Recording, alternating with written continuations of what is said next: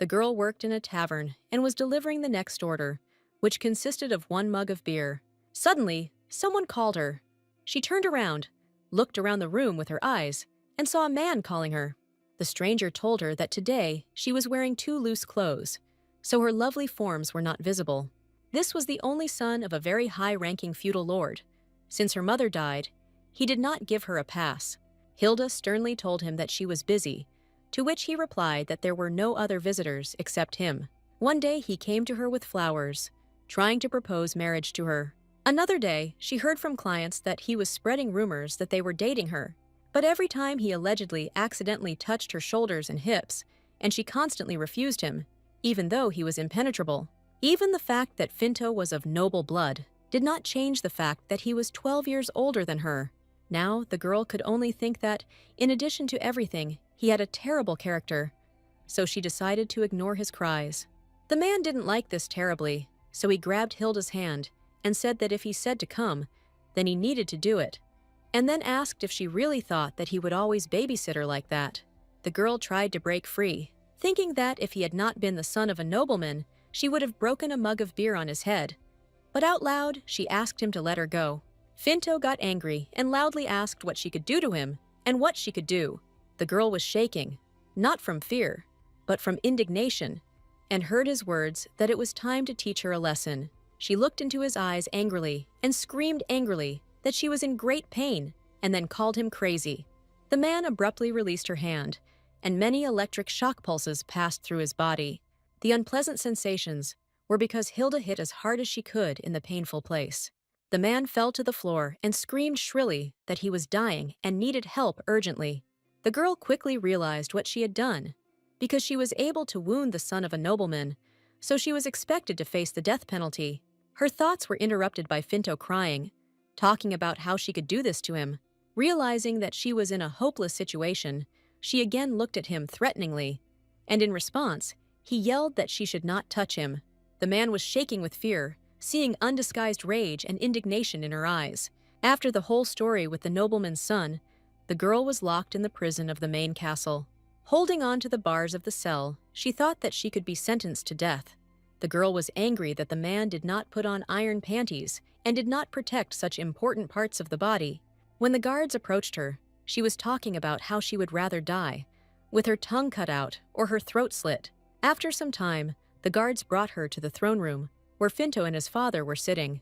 Looking at the offender, Hilda thought about why he was not in the hospital now, and then decided that he wanted to watch her be sentenced to execution. Looking a little to the left, she saw a man standing next to them, whom she had never seen before. The stranger was well-built, with broad shoulders and skin as white as porcelain. The guy had bright black hair and very expressive eyes, which the prisoner's gaze focused on. The girl was indescribably delighted that at least before her death, she would be able to look at something beautiful. She thought that she took after her mother, with blonde hair and violet eyes, so she was often called beautiful. Looking at the unfamiliar guy, she reasoned that his calm and serious face was much more beautiful than her appearance. The silence was interrupted by Father Finto, who cried out about whether she understood what wrong she had committed. Realizing the hopelessness of her situation, Hilda bowed her head and asked the master to save her life. The nobleman's son enjoyed the repentance of his offender, who said that she did not want to do this at all. In her defense, the girl said that it was an accident, the same as when the nobleman's son began to grope her.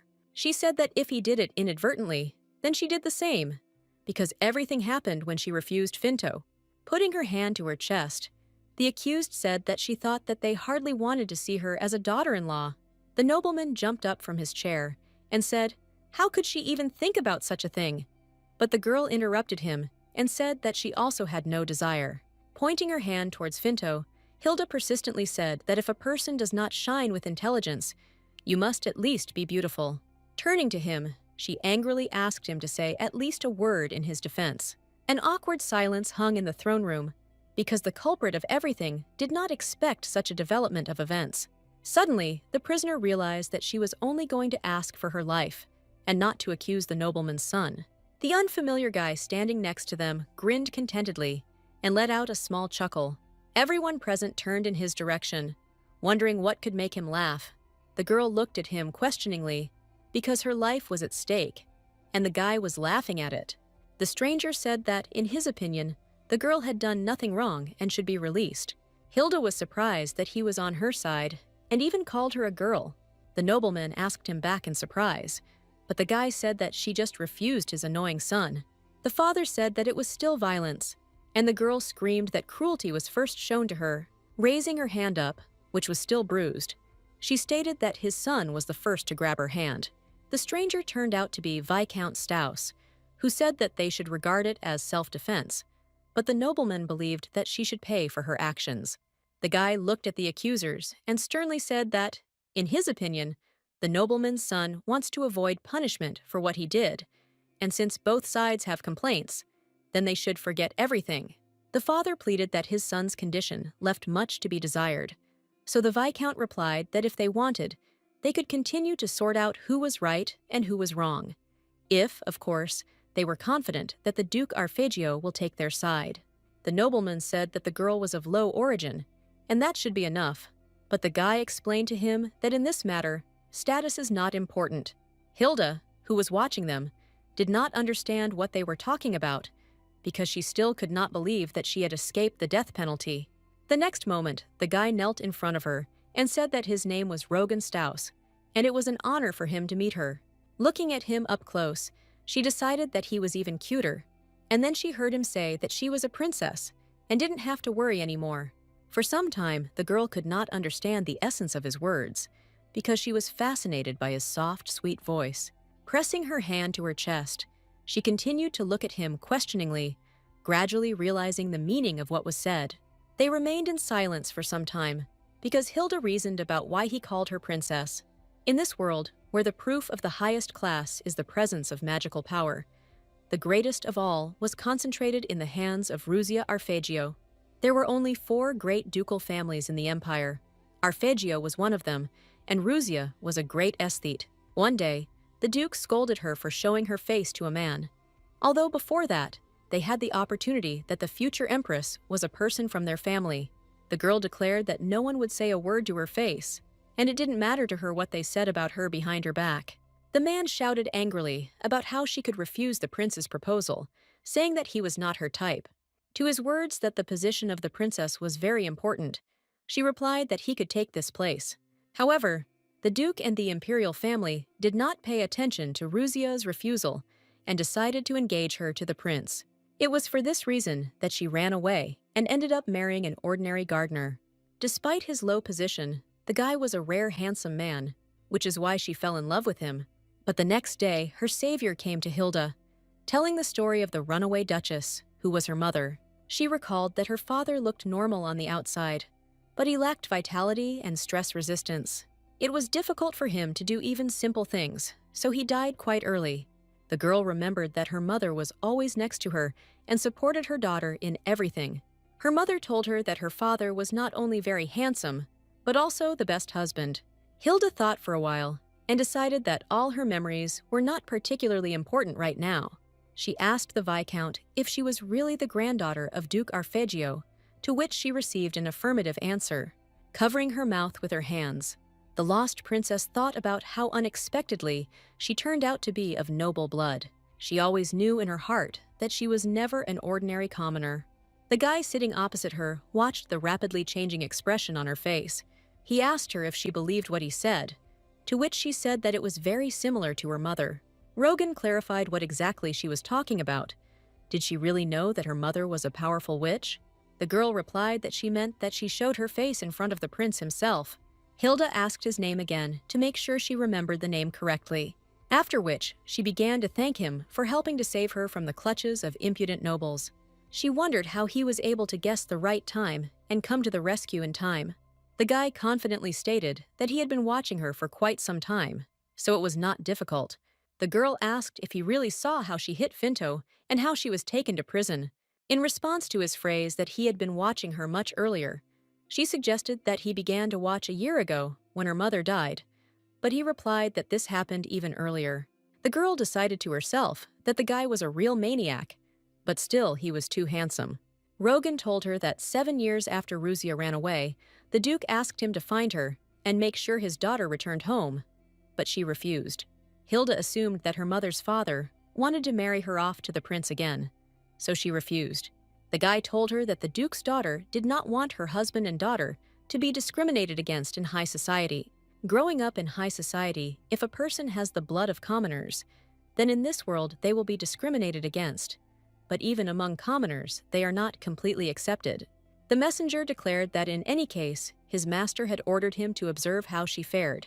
She told him with sadness in her voice that her mother had been diagnosed with lung cancer, but when this became known, she could not even move her hand. She was interested in the question of why they didn't offer their help earlier, and now they were showing up to check on Ruzia's daughter. But the guy answered that the gentleman decided to meet her, but he was against it. Hearing his words, Hilda was very surprised and asked why he made such a decision. Rogan explained that the duke's daughter was unhappy living in high society and did not want to have anything to do with the duke's family, so she did not want her daughter to remove her origins. Looking sternly into his eyes, she said that her dreams were very different from her mother's, after which he asked her if she really wanted to become part of the duke's family. To her question about whether someone really doesn't want this, he replied that the life of aristocrats is not what she could imagine. The guy sternly told her that many of the high society would not be happy about her presence. The girl said that first, it would be fair to give her a chance to form an opinion about this. Rogan continued to talk about how no one would take her side. Everyone would mock and call her names, which is why aristocrats often have to risk their lives for the sake of their family. Her answer was that she was perfectly aware of everything. He said that if this were so, then she would not have talked about it. The girl wondered why he was angry with her and did not want her to become part of the duke's family. Hilda decided to ask him if she were from high society, Finto would behave so basely with her. Then she asked if he were not a viscount. Would the nobles listen to him and let her go? After all the questions, she firmly said that this is exactly what she wants. Power. Because he does not know how much power he has. Because he has always owned it. The girl explained to him that the young girl is scared to live alone, and every day she goes through a lot. After listening to her speech, the guy dryly stated that he perfectly understands how difficult it is for her to live. He said that the duke wants to see her, because he wants to check whether the power was transferred to her from his daughter. The girl noted with interest that if everything was so, then she would be warmly welcomed into the Arpeggio family. Rogan said that if she doesn't have the powers, Tan won't be able to watch her anymore, which means he won't come to her aid anymore. Hilda understood that he was asking her to weigh the pros and cons, but, in her opinion, he did not understand anything at all. Looking wearily at her hands, she reasoned that if she did not have the strength, she would return home. The girl involuntarily recalled the words about her mother, that time cannot be turned back. Sitting in the room opposite the Viscount, she firmly decided that she should at least try. The guy tried to explain to her that the Duke did not want to see her out of warm feelings, and then asked if, even knowing this, she still wanted to meet. Hilda raised her gaze to him, and confidently replied that she was absolutely ready for this. The Duke of Arpeggio's possessions were nearby. With a crew, it would take 4 days to get there. But Rogan drove the horses so hard that they did not even stop for the night, but slept in the cart. Since the girl was of high class, they even provided her with a pillow and blanket. But she still felt uncomfortable, sleeping on the uncomfortable seat in the shaking carriage. Rising from her sleeping place, she looked carefully at her companion and thought that a strange atmosphere reigned in the crew. After examining the guy, the girl realized that everything was because of him, because she could not sleep peacefully, being in a cramped place with a stranger. Hilda thought that it would be better if they both tried to sleep, but he didn't think about doing that. Now she looked at him angrily, realizing that he didn't even look sleepy. The girl decided to ask him why he wasn't going to sleep, and the guy looked up from his book and repeated her question. Rogan calmly informed her that it wouldn't affect him much if he didn't sleep for a couple of nights. She thought about how she wasn't worried about him at all, but just didn't trust herself with herself. She felt like she might start snoring or chattering her teeth in her sleep, and she couldn't sleep because he wouldn't take his eyes off her. After a moment, the girl was still able to fall asleep, but, as luck would have it, her fears were justified. The guy looked up from the book because he constantly heard snoring and sniffling from the girl. Hilda felt eyes on her and woke up abruptly, asking if she was really snoring. Rogan buried his head back in his book and told her it was no big deal, confirming her guess. embarrassedly hiding in the blanket. She thought that it would be better for him to answer that she was snoring. When they first met, she thought that this would be the last shameful story he would hear. But now she was even more ashamed. Hilda showed only the bad side of herself, but did not see a single unsightly detail in him. Looking at him more closely, she wondered why his skin did not shine, although he also had not washed, and his hair was clean and shiny. The girl threw these thoughts away, deciding that she would no longer show herself from the bad side. As she fell asleep in an uncomfortable place, she thought about letting him see all her negative details. The carriage finally arrived in the city, where people took to the streets to greet the new day. The Duke's granddaughter watched with interest everything that was happening from the window of her carriage. While looking at people on the street, she suddenly realized that the place where she lived was indeed a hole. Deciding that in such a city, even the working class gets a lot, Hilda tried to push these thoughts away from herself, remembering that she was now the granddaughter of Duke Arpeggio. The guy politely explained to her that she need not worry, because they had not yet arrived at the place. The inspired girl said that since she was now an aristocrat, she should be elegant, to which he replied that she had better start with herself, putting her tangled hair in order. Touching her head, she noticed that her hair was really tangled and needed to be combed urgently. Looking embarrassed, Hilda said that her mother said that elegance comes from within. It cannot be created by external attributes. Rogan smiled contentedly, began to stand up in the moving carriage, and headed towards the girl. Sitting down next to her, he bent down and began to look for something under her seat. Watching everything that was happening, she thought that the guy was too handsome, and her heart could not stand it if he sat down so unexpectedly every time. Taking a comb from under the seat, he told her to turn around so he could comb her hair. Hilda turned obediently, but admitted that she felt great shame about her appearance. The guy didn't answer and began to comb her tangled hair. She thought about how gently he did it. She remembered that the last time her mother combed her hair, but since she died, no one had done this. After some time, the girl dared to ask if it was not the first time he had combed someone's hair, to which he answered in the affirmative. Trying to turn to him, she asked about how many girls he had before her, to which the guy turned her head back and told her to look forward. After calming her down, he added that he once had a dog with long hair. In response to his words, Hilda displeasedly asked if he was really comparing her to a dog, and Rogan said that he was just answering the question. Closing her eyes, she thought that she had no idea what to do, breathe a sigh of relief or be offended. Her thoughts were interrupted by the guy's voice, saying that he had finished combing his hair. The girl touched her hair and couldn't believe how soft and silky it became. She told him that he was very good at it, and then asked if there was anything he was bad at. At his negative answer, she tisked and thought that one day she would find his weak spot. Deciding to change the topic, the girl asked him if she would meet other relatives in the duchy, because she had heard that her mother had older and younger brothers, as well as a sister. The guy confirmed her guess, saying that they would all be in the townhouse at that time, and the Duke received his report, so he should be in the main residence. In response to her question about whether she would really not meet with her relatives today, but only with the Duke, he responded by asking her if she was offended. Hilda replied that she was both offended and not at the same time, and Rogan advised her not to be upset. He coldly added that it was better for her not to meet with them, because no one would be happy about this meeting. She rudely asked him if he had to say such a thing, because they might like her very much, to which he replied that it was good to have hope. The girl looked at him with an incomprehensible gaze for a long time, trying to figure out why he was so cold towards her. Turning away from him, the Duke's granddaughter decided that she shouldn't give up so early. At least the Duke would be glad to see her. Even this thought of hers was in doubt, because everything depended on whether she received the power from her mother. Hilda enthusiastically watched everything happening outside the window. Everything around her seemed very beautiful. Upon arrival at the Duke's castle, the door of her carriage was opened by the Viscount, who came out from the other side.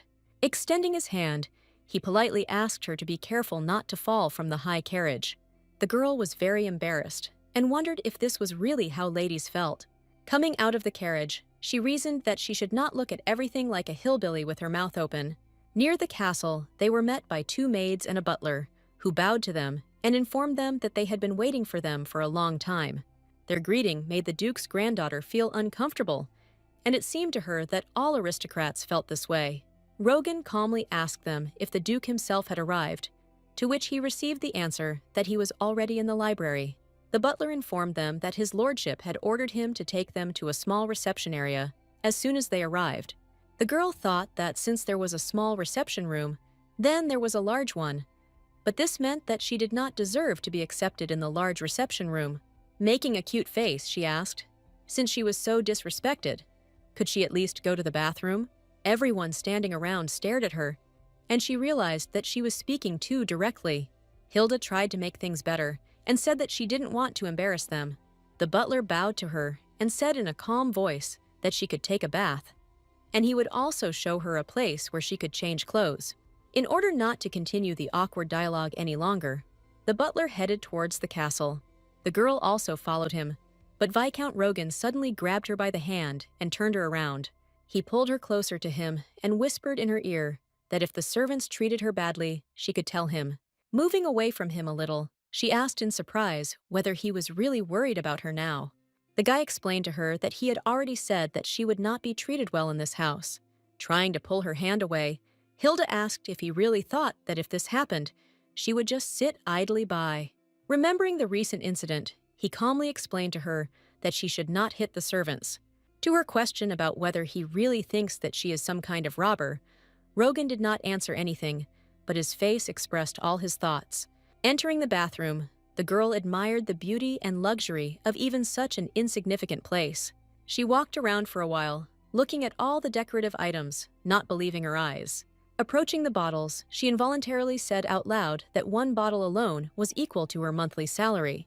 Approaching the bathroom, the girl touched the water and thought that the Viscount had completely intimidated her, so it seemed to her that there would be cold water in the bath. She took off her dirty travel clothes and sank into the warm bath, enjoying the moment. Hilda thought that the life of aristocrats was wonderful and was determined to become one of them.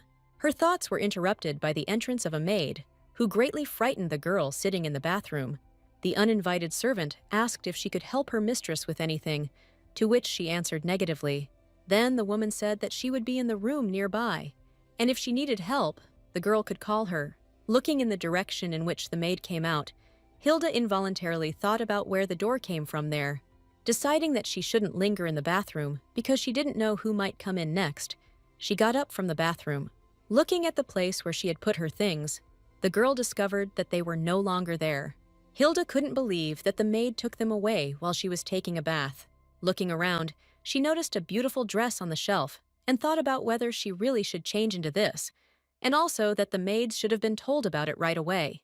As she put on the new dress, she realized that it was several sizes too big for her. Trying to cover herself, Hilda thought that it was too big and that she couldn't go out in it. She realized with horror that if she did not hold the dress, it would completely fall off her. Turning towards the door, the Duke's granddaughter screamed that she needed the maid's help. Help was not long in coming, and a maid appeared at the door, asking what had happened. The girl told her that the clothes were too big and asked where her old clothes had gone.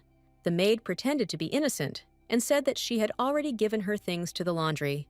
To Hilda's question about where her suitcase went, the maid replied that she also sent all the things from it to the dry cleaner.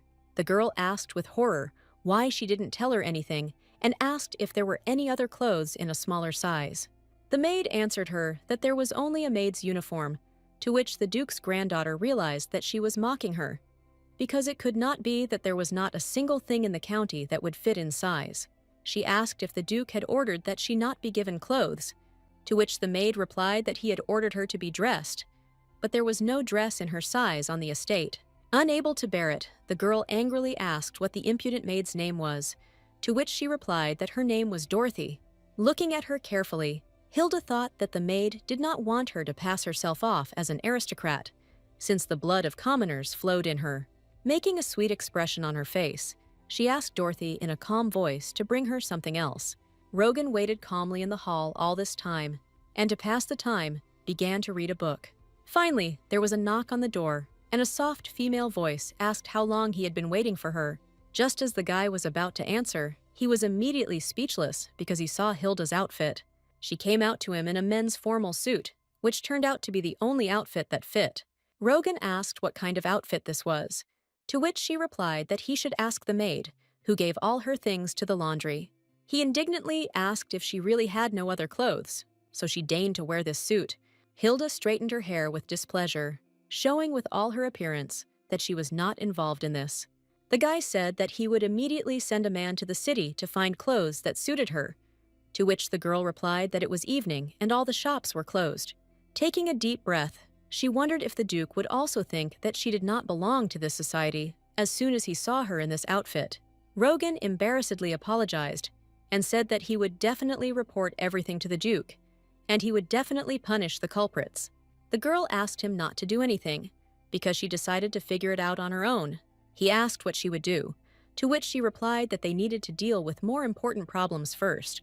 Approaching the door, Hilda called him with her, saying that his lordship had been waiting for them. The guy sighed with displeasure, but realized that he was unable to change anything in this situation. Approaching the girl, he began to straighten her clothes, thinking that at least in these clothes, she should look perfect.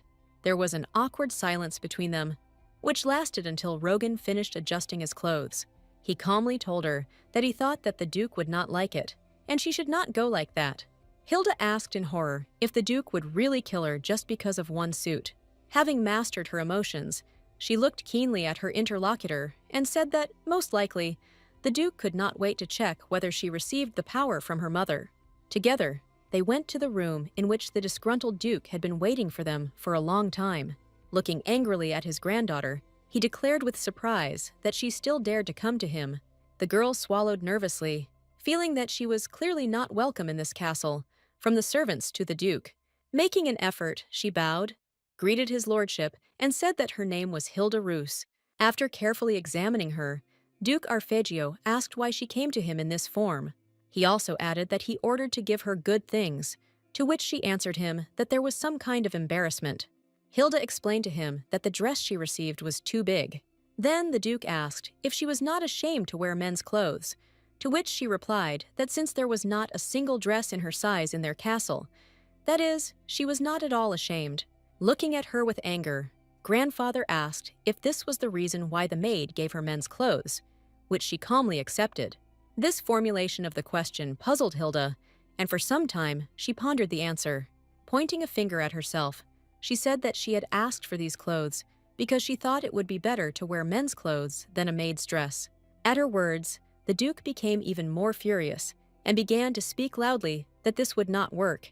His speech was interrupted by Rogan, who sheepishly said that it was only his mistake. Covering the girl with himself, he said that he had to make sure that she had clothes. Duke Arpeggio tisked displeasedly and said that, in any case, she was the spitting image of her mother. She thought it didn't sound like a compliment, but said out loud that she had heard it quite often. Her grandfather clicked again and suggested that since she was so similar in appearance to her mother, then she should take after her in strength. He tiredly covered his face with his hand, and she thought that he was not wasting his time.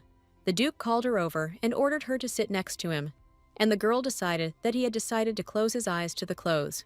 He asked if she knew how great a sorceress her mother was, to which she replied that she knew very well, but she had never seen her mother use magic.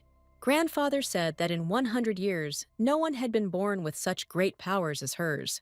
Hilda knew very well that the basis of the Melbarn Empire was magic, so all the aristocrats possessed it.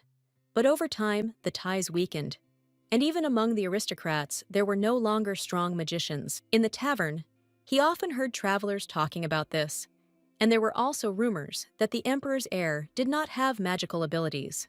The Duke explained to her that if she proves that she has the blood of a real aristocrat, then he is ready to accept her into the family. The girl asked how she could prove this. Did she really need to learn magic and show her abilities? Her grandfather told her that there was a faster way to find out, and then told her to look at the scroll. The Duke told her that runes were a language used in magic, and what was written was a spell of light.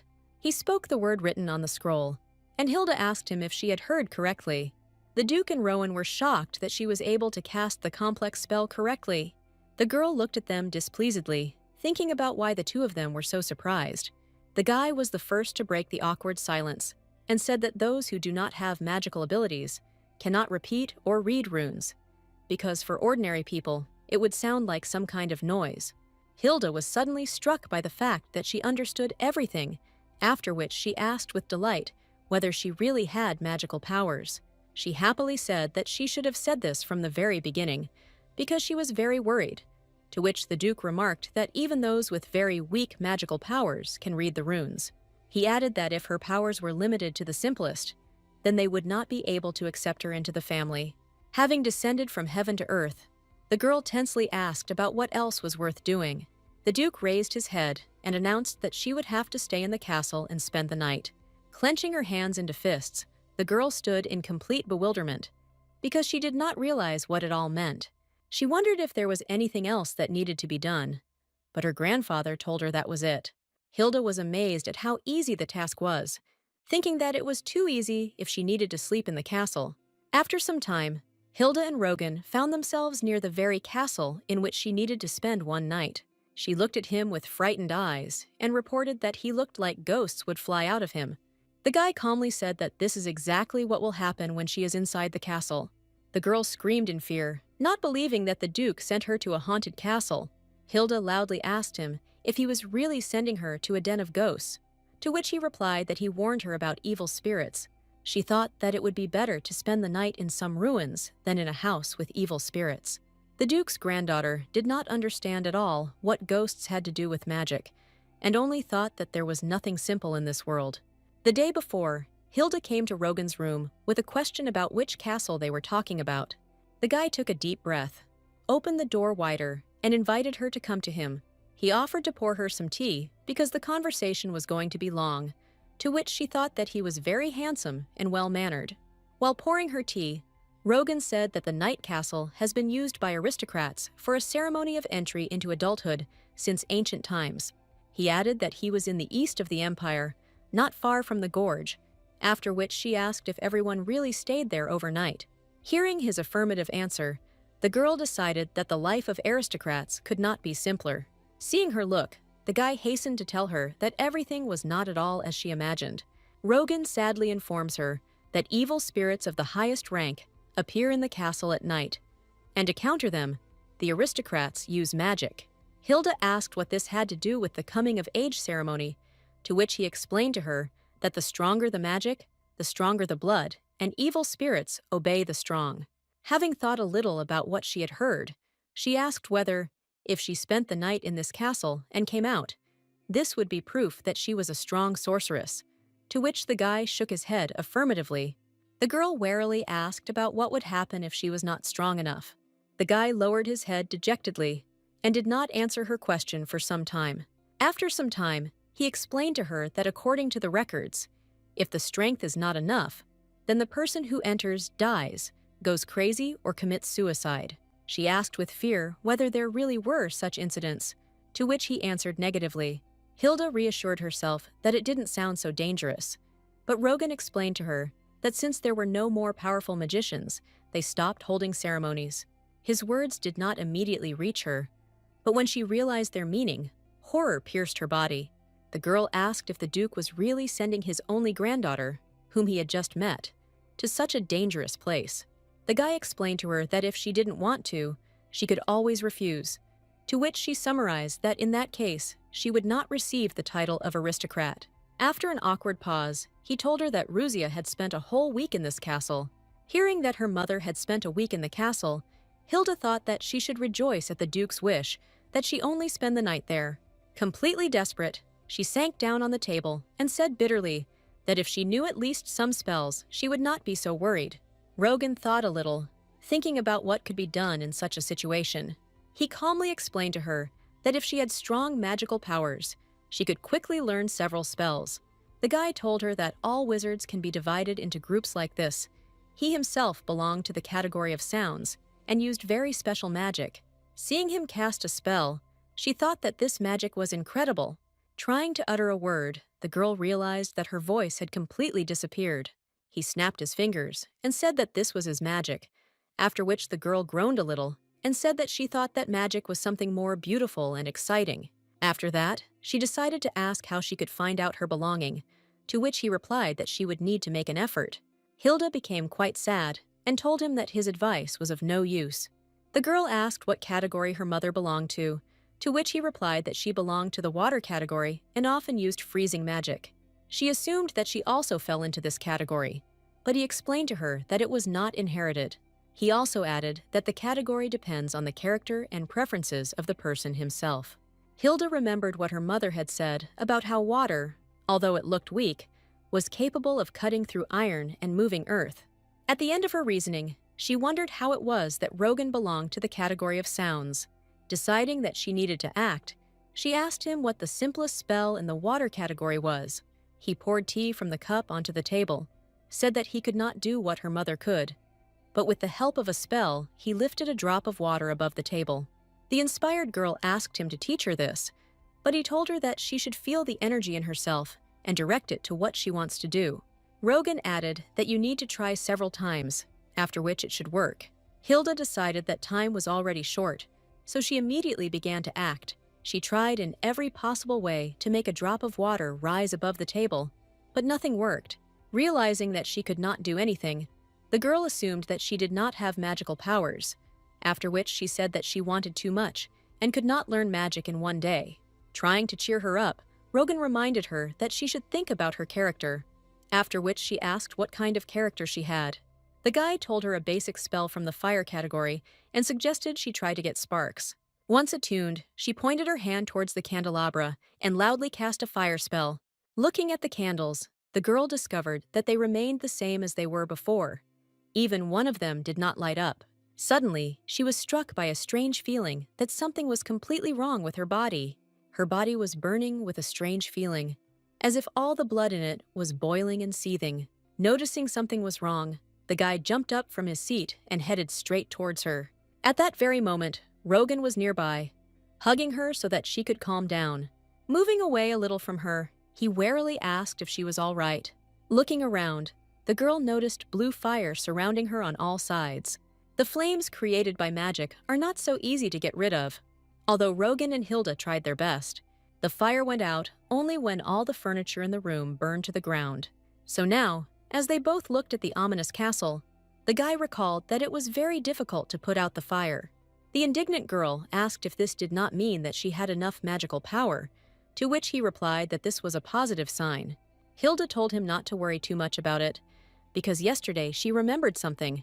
The guy was interested in her words that her mother said something about the night castle. Turning to her, he asked if Ruzia had given her any clues. The girl said that her mother said that when she entered the castle, she would be able to tear everyone apart with her fist. She happily announced that while working in the tavern, she carried several beer mugs at a time, which is why she was so confident in herself. Rogan threw his cape over her and said that, in any case, he hoped that she would return in good health. He pulled his cloak over her, and she thought that she had the feeling that she was going to war. Waving him goodbye, she firmly informed him that she planned to return soon. Entering the ominous castle, Hilda loudly said to forgive her for the unexpected invasion. Moving towards the stairs, she said that she thought that the castle would be much more beautiful. As she climbed the stairs, the girl thought that she needed to look carefully at her feet. Rising to the middle, she saw a huge picture and decided that it was a portrait of the owner of the castle. Walking further, Hilda decided that there was nothing terrible in the castle, and she was worrying in vain. Walking deeper into the castle, the Duke's granddaughter suggested that she needed to go to bed quickly, because the sooner she fell asleep, the sooner the morning would come. Approaching the window, the girl wondered why it was so dark in the castle and decided to look outside. Rogan's carriage was parked outside the window, and Hilda didn't understand why he still hadn't left. Touching the cold window, she thought that the guy was worried about her. She asked herself if he would really stand outside the castle all night, watching to see if she was okay. Hilda sadly decided that he didn't believe in her that much, but suddenly her thoughts were interrupted by a mysterious voice asking what was so interesting in the window. She quickly realized that she was not alone in the castle, and there was someone else right behind her.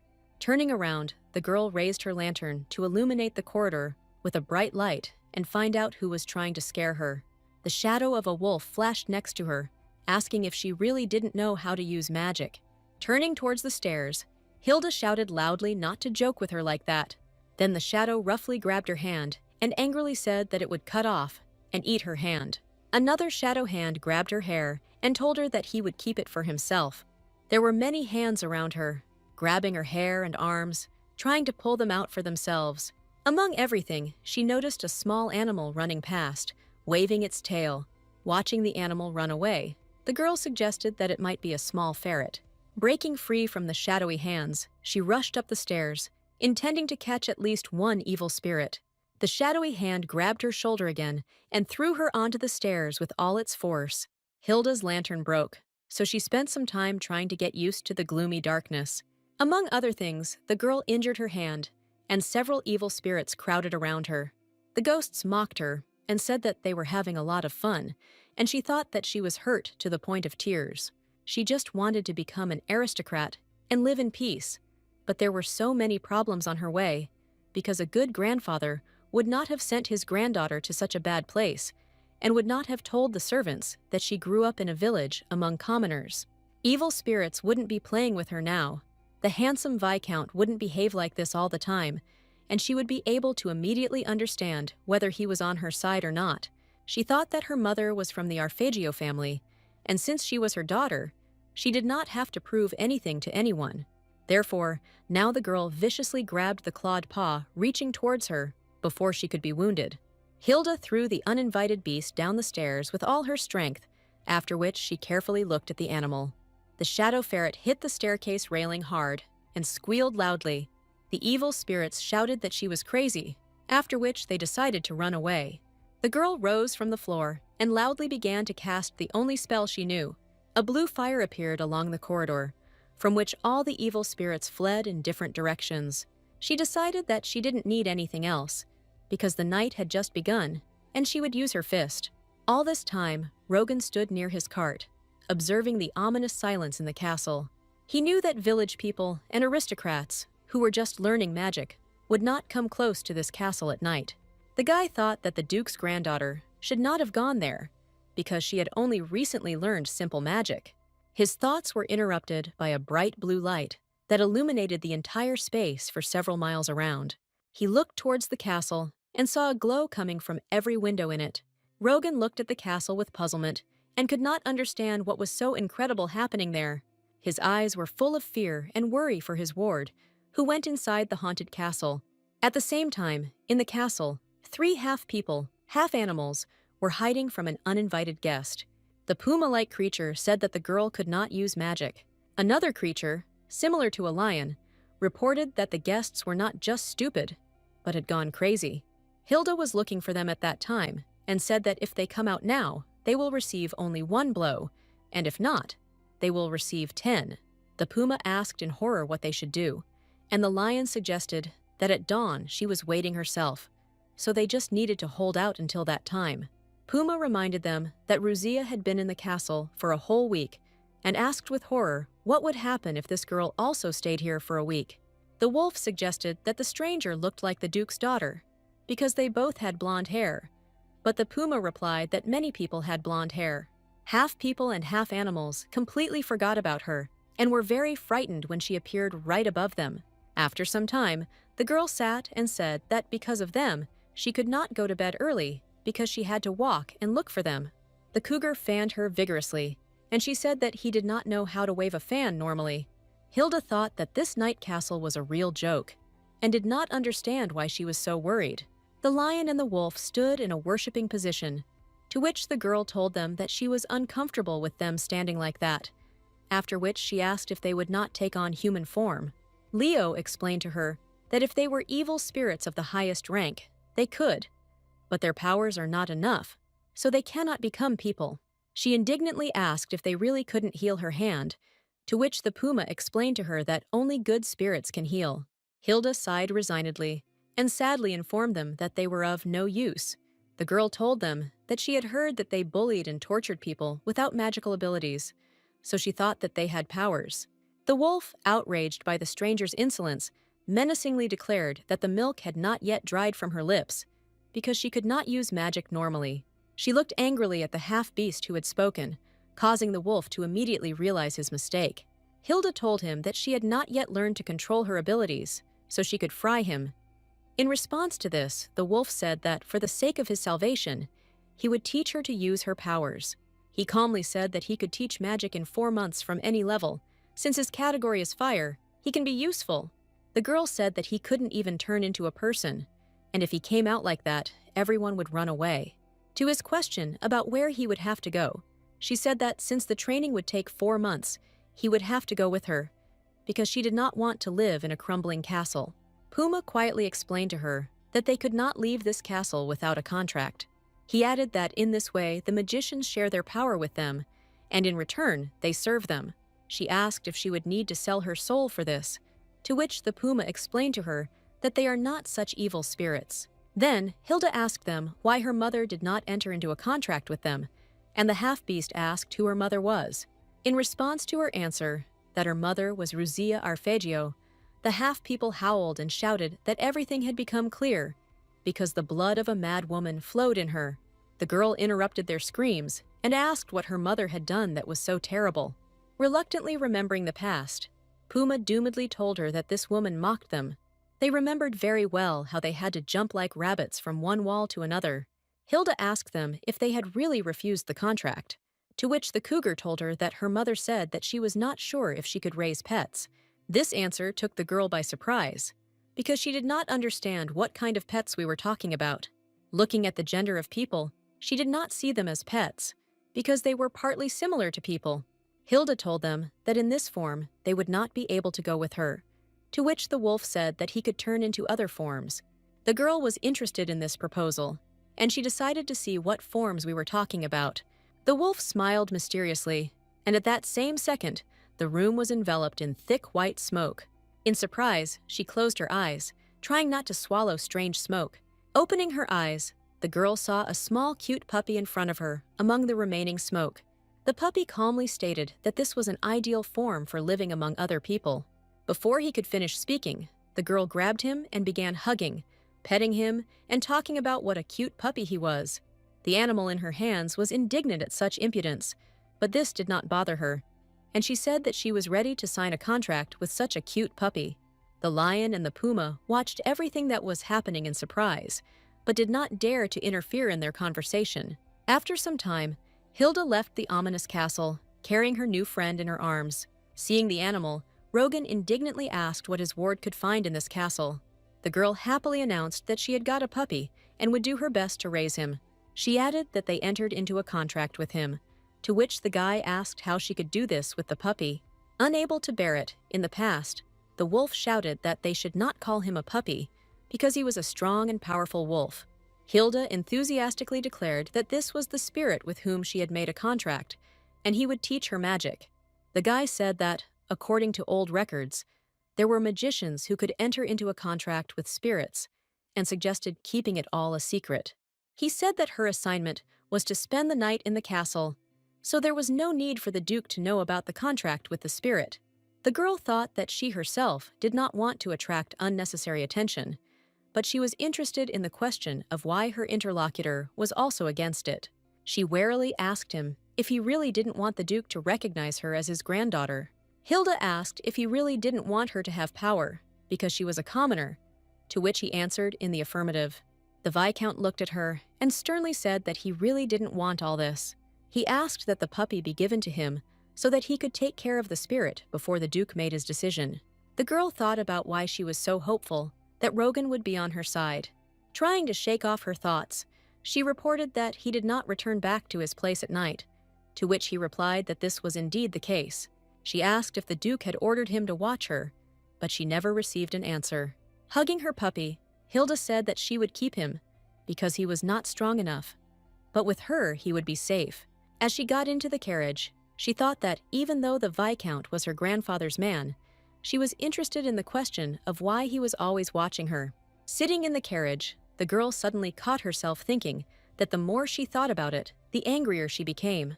The next day, she went straight to her grandfather's office, who clearly did not expect to see her again. He said in surprise that he had no hope of actually seeing her again. The Duke invited her to sit down and said that he did not at all expect her to succeed. She was infuriated by his every word, but she said that the Viscount had already reported everything to him. Her grandfather told her that Staus had not yet visited him, to which she asked how he knew that everything worked out for her.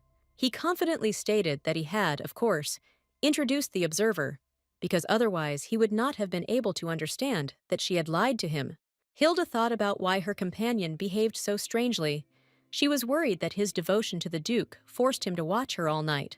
The girl believed that the Duke treated Rogan as a slave, and sharply declared that he should not do this to the Viscount.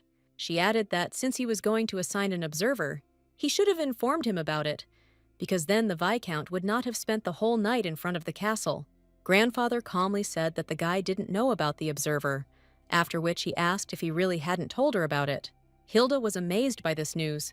She did not understand at all why he stood near the castle all night. The girl saw him through the window at the beginning of the night, and in the morning, leaving the castle, the first thing she saw was him in the same place. The Duke's granddaughter suddenly realized that perhaps he really cared about her, and she didn't even know it. She remembered that she even dared to say a caustic address to him, without knowing anything. Now she was burning with shame and indignant, because he had not told her anything. The Duke calmly praised her for being able to spend the night in the dark castle. He looked at her not as a granddaughter, but as someone who was beneficial to work with, and talked about how she deserved to become arpeggio, but she would need to learn magic. She asked him if she would now officially become part of the Duke's family. Grandfather answered her that he had already ordered a room to be prepared for her, and would soon call a person who would enter it into the register, and also report this to the Emperor, after which he would introduce her to other family members in the capital. He added that she should study diligently so that no one would understand that she grew up among commoners. The Duke said that she must prove that she is arpeggio, not only by her abilities, but also by her outfits, speech, and even her gait. After his speech, he stood up, bowed to her, and told her to enjoy the life of aristocrats. Coming closer to her, Grandfather bent down and quietly announced that she was now Arpeggio's daughter. The girl thought that she had finally become an aristocrat, as she had wanted for a long time, so she still couldn't believe that it had turned out very simply. She just needed to get the Duke's recognition, and the proof was not based on family ties, but only on abilities. But for some reason, she felt empty inside herself. Hilda quietly asked if he really wouldn't give her some kind of reward. Getting up from her chair, she said that this time she tried very hard, so she wanted to get 2 awards. The Duke was surprised by her tenacity, so he asked her what awards she was talking about. The girl thought a little, gathered her will into a fist, and firmly said that she needed a little to begin with. She wanted to take over the Night Castle, which no one wanted. If she had asked for another, there might have been trouble with family members, but no one would be offended by the Night Castle. And besides, no one would have any doubts that she had magical powers, and this would be to the benefit of both parties. The Duke informed her that the Night Castle belonged to the imperial family, to which she replied that she had heard that ceremonies were no longer held in it, so the imperial family did not care about it, and it could be bought at half price. Her grandfather, surprised, told her that he would think about it, and then asked what other reward she wanted. The girl had only one thing on her mind as soon as she came to the Duke. She was interested in the maid who took her things and offered her ducal clothes. Hilda decided to show everyone who was the boss here, and asked her grandfather to allow her to say a few words to the servants. After some time, all the employees of the ducal castle were brought to her, including the butler. Another butler stated that he had gathered all the castle employees, with the exception of those who were currently in the capital. The Duke's granddaughter said that they must have heard a lot about her since the day of her arrival. She recalled that they had sent all her clothes to the laundry, which caused trouble. The girl stated that she understood perfectly well that they would not leave her alone, and they wanted her to put on the maid's clothes, going to the Duke in this form. Dorothy was the first to loudly declare that it was indeed an accidental mistake. Hilda looked at her angrily and asked who gave her the right to interrupt her mistress. She added that there was no forgiveness for them going into her bag without permission. Unable to find a place for herself, Dorothy fell to her knees and screamed that this would not happen again. The girl looked at her displeasedly and asked if she really regretted her action. The trembling maid said that she had committed a mortal sin, after which she asked to be forgiven. Hilda said that she would give her another chance, because it was not only her fault, she simply agreed with the others. She had the lowest status, so the newly minted aristocrat was sure that someone else had taken care of this plan. The Duke's granddaughter suggested who could come up with such a cunning plan, but did not publicly accuse her. The girl decided that the culprit of the whole celebration was Henry's maid. who was more important than everyone else. Hilda said she would give a chance to the person who took her bag and the person who received her laundry back. She also offered to give a chance to Stand, who was monitoring everything and reporting to the main conspirator. The Duke's granddaughter menacingly told them that if they had anything to do with this, then they had a chance to apologize before midnight, and she would forgive them. She added that Anna would give each person who confessed 10 coins. Although it was not much, it was quite a lot for the maids. Hilda knew that this would not be enough, and for 10 coins they would not sell their relationship with the head maid. Then she announced that if they were denounced, then 20 coins would be deducted from their salary, and if they did not come for hours before midnight, then 50 coins would be deducted. The Duke's granddaughter watched as negotiations began among the maids, because 50 coins was half the maid's salary. At the end of her speech, the girl threateningly announced that the one who comes to her last will be fired, after which she turned around and headed out, telling them to think carefully. Suddenly, Hilda remembered that she had forgotten to say something that would completely dismay all the servants. Turning to them, she announced that the Duke had approved all of this, so if they were going to talk to him about this, it was better not to do so. After a while, sitting in the waiting room, waiting for the maids to arrive, she told Rogan what she had done. Dorothy was the first to crawl to her, so as she promised, she was immediately forgiven. But after that, no one appeared for 2 hours. The Viscount worriedly wondered whether the maids would come to her to repent of their actions.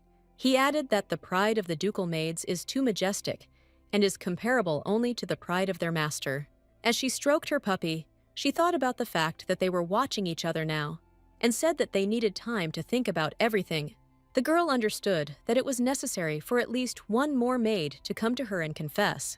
Hilda realized that everyone would think that they had been reported, and accordingly, the more they walked, the stronger the pressure would become on those remaining. Her thoughts were interrupted by a loud knock on the door, which she never expected to hear so soon. Smiling contentedly, she invited the knocking man to enter the room. Rogan was very surprised that she was able to carry out her plan. Immediately, 2 maids came together, after which rumors spread throughout the castle. One of the maids said that she carried the bag, but did not know what the plan was, and the other confessed that she prepared the maid's clothes. Hilda told the third maid that the head maid, Henry, had said that there were no other dresses in the castle. The Duke's granddaughter sighed displeasedly and suggested that they should have come one at a time. The next knock on the door was not long in coming, because only a few minutes had passed since the last maid left. The main culprit of everything that happened, Henry's maid, entered the room and politely bowed to the new mistress. Without raising her head, she said that she was wrong and offered to punish only her and forgive others. While stroking the dog, Hilda told her that she was acting nobly because the worst person sacrifices himself for the sake of other people. The maid humbly replied that she perfectly understood the gravity of her offense. The girl calmly told her that she had already been reported, so 20 coins would be deducted from her salary. The woman could not believe that she would not be fired, after which she asked if this was all a punishment. To the new mistress's affirmative answer, Henry asked if she had asked her if she had come first. Hilda explained to her that it didn't matter to her whether the main entertainer came first or not, because after midnight, everyone would lose 50 coins. The woman left silently, because she still could not believe that she could simply be pardoned. After her, the rest of the maids immediately came, because the eldest forced them. Rogan constantly watched her, and until that time thought that she was making too drastic a decision. During the trial and denunciations, he realized that Hilda made the right decision. The guy couldn't take his eyes off her, not understanding why she attracted him so much. The next day, he was scolded by the Duke for causing a lot of noise with his newly made granddaughter. The grandfather said that she had only recently been in the Arpeggio family and was already behaving as she pleased, to which the guy replied that she had not caused much of a stir. The Duke said that since even he heard about this from the butler Graham, it means there is a big commotion. He then asked him what she was going to do with the head maid, to which the Viscount replied that Hilda had asked for 20 coins to be deducted from her salary. Grandfather decided that this was not a very big punishment, but quite reasonable, after which he added that he hoped that Tarina would not make an enemy out of her. Rogan grinned good-naturedly and nodded respectfully to the Duke in response, understanding what was going on. Henry serves the Duke's wife, Thurine, so by firing the head maid, his wife would treat her granddaughter as an enemy before even meeting her. The Duke asked the Viscount to teach Hilda everything, because it would be difficult to find a better teacher. Rogan was very surprised, to which the grandfather remarked that they had become quite close friends. But the Viscount denied this. Grandfather sighed heavily and said that he knew that the guy was not one of those who would be up to something. After this, he asked that the letter be given to the butler to be sent to the emperor. The Viscount clarified whether this letter concerned his ward, to which he received the answer that she needed to be included in the house register. Leaving the office, the Duke said that he was glad that Rutia's daughter was so like her, because if she had taken after her useless father, nothing would have worked out. Heading towards the butler, the guy carried the letter in his hands, thinking that it would be painful for Hilda to hear these words. He suggested that she probably would have even turned her table over, and then wondered whether he should have responded to the Duke's words himself. With these thoughts, Rogan went to the window and mysteriously began to look at the branches swaying in the wind. Having given the letter, he quickly returned to normal, thinking that he could not change anything because of some feelings.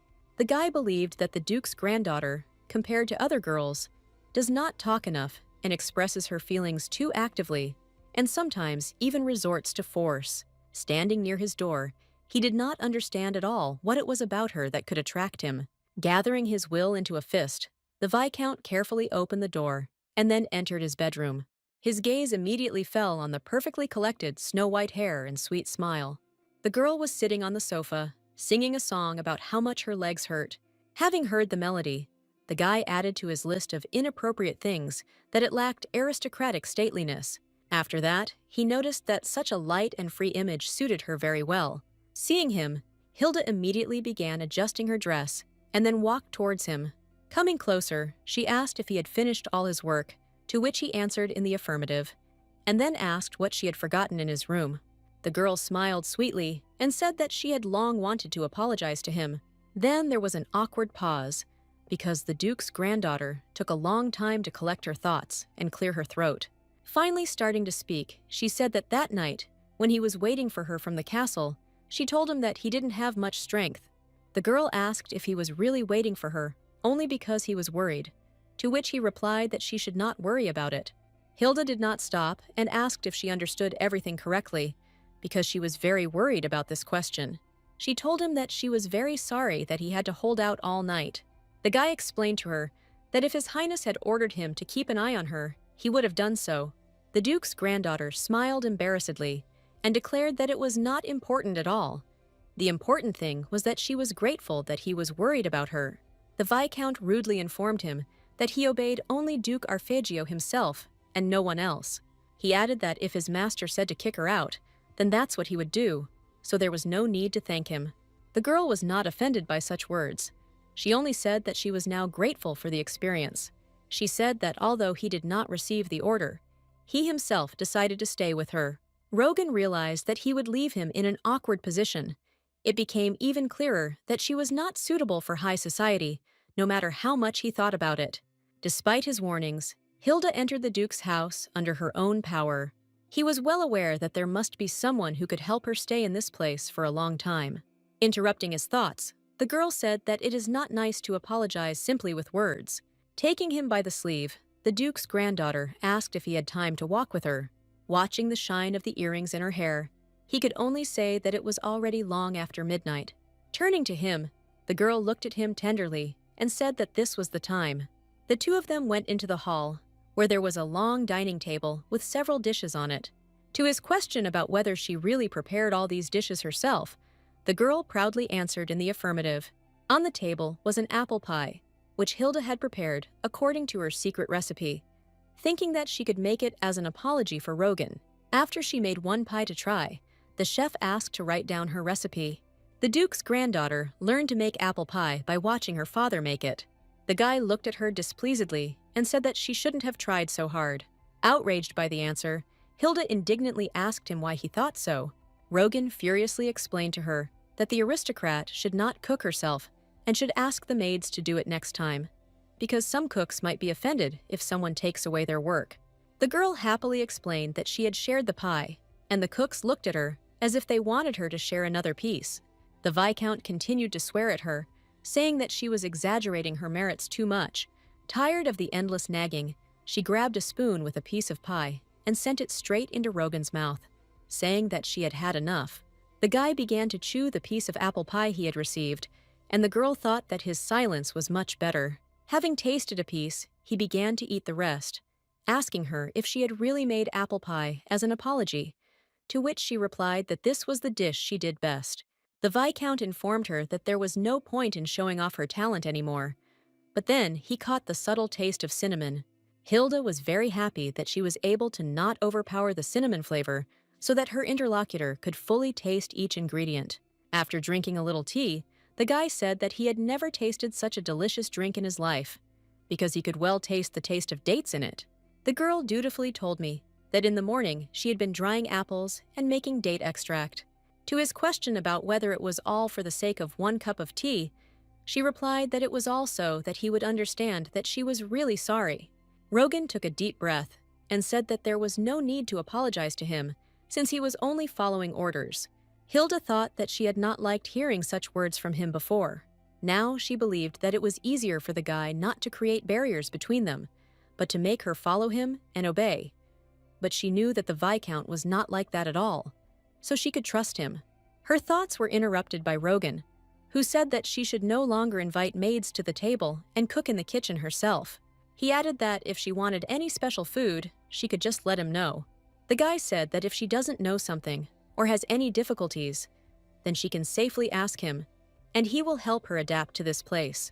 The girl boldly asked him if this was really the Duke's order, to which the Viscount could not answer.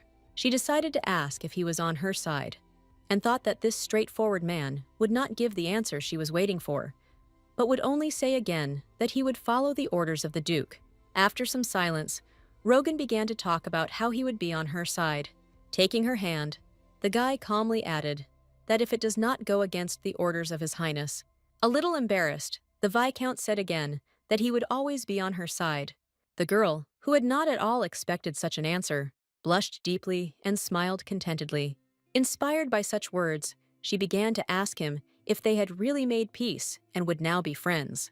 The guy smiled happily and said that he still had not thanked her for the most delicious pie he had ever eaten. After a surprise dessert for dinner, Rogan headed to his bedroom to take a shower. Remembering what had happened, he thought that when he ate the pie, he might not have been a Viscount to her.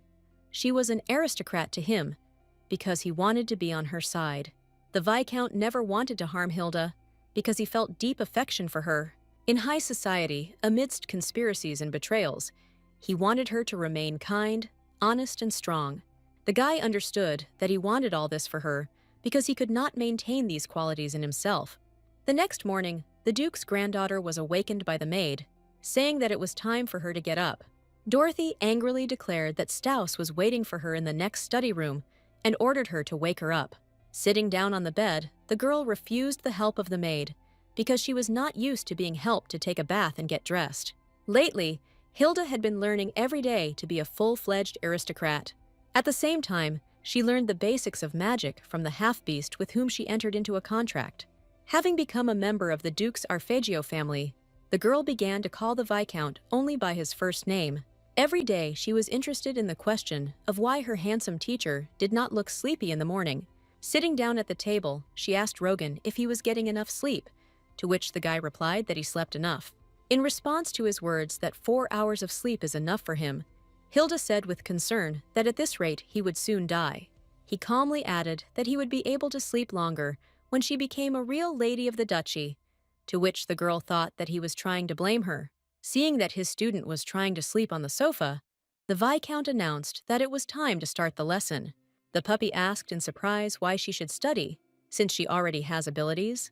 The Duke's granddaughter reasoned that in order to become an aristocrat, she needed strength, but she did not want to learn how to be one. The half-beast climbed onto the mountain of books and proudly declared that she had absolutely no ambitions, although they played an important role. He tried to explain his idea by citing the example of conquering the entire world. The puppy, in a mysterious voice, told her that there is a spell that builds and destroys cities in just 1 day. There was complete silence in the room, which Hilda was the first to interrupt, asking her teacher what he was thinking. Seeing the question in his eyes, She asked the question differently, asking if she would become a great witch. Half-Beast said that she could not fight at all, but simply burn the entire empire. The guy said that even if she has great hidden abilities, if she does not get used to using magic, then there will be no point. The girl jumped up and loudly announced that from now on, she was interested in learning. The Viscount made a dissatisfied face and sarcastically said that of course he believed her. Hilda, full of enthusiasm, thought that she would study hard and become a great sorceress, and then make sure that her teacher respected her as an equal. For some time, the girl tried unsuccessfully to use at least some magic. She couldn't do anything, so the puppy asked her if she still didn't understand. He stated that he had already said several times that runes are the language of the witchcraft world, and the world is like a person with whom she must learn to speak. After that, the half-beast squealed loudly that she should feel her hidden strength and believe in herself, to which the Duke's granddaughter asked even louder that she did not understand how this should be. Rogan raised his hand to stop their senseless yelling at each other and declared that they would end it there, since her teacher was just a little puppy. The girl became even more angry because they were now working together. Having calmed down, she listened to the Viscount's words, that in order to discover the abilities in oneself, it is worth trying again to remember that incident and try again. But Hilda said that she would not call that result successful.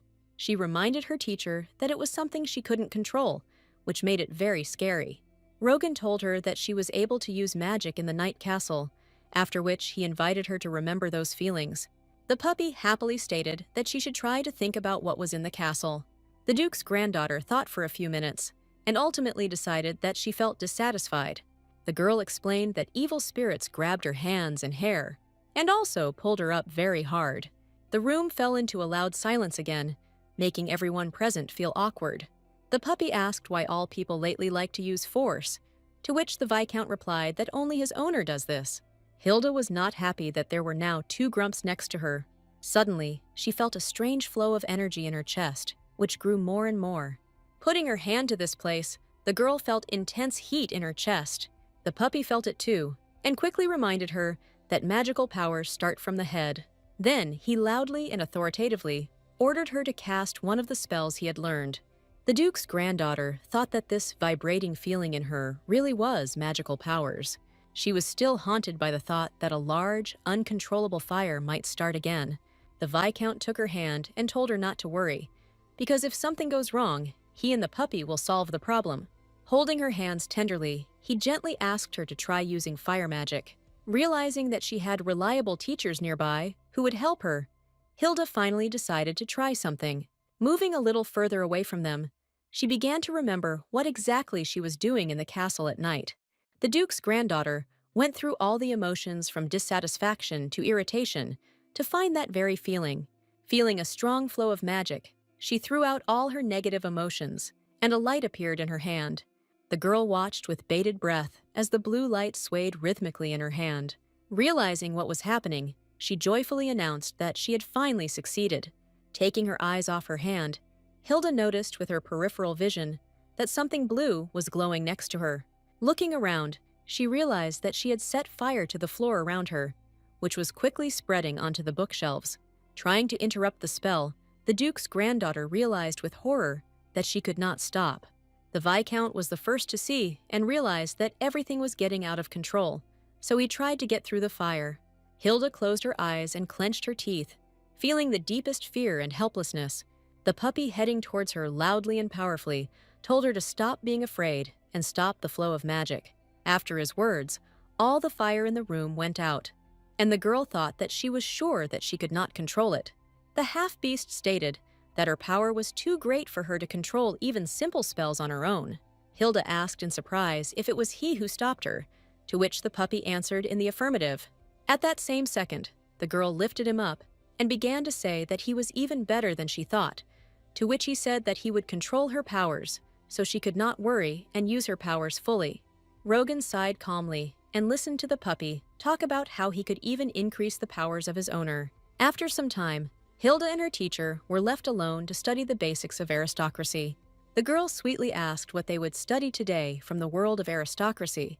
The dissatisfied Viscount asked her to sit down correctly, to which she replied that there were only the two of them in the room. Taking a book and a pointer in his hands, the guy calmly explained that their lesson would be devoted to the Arpeggio family tree. He added that since she belonged to the upper class, the family history must be impressive.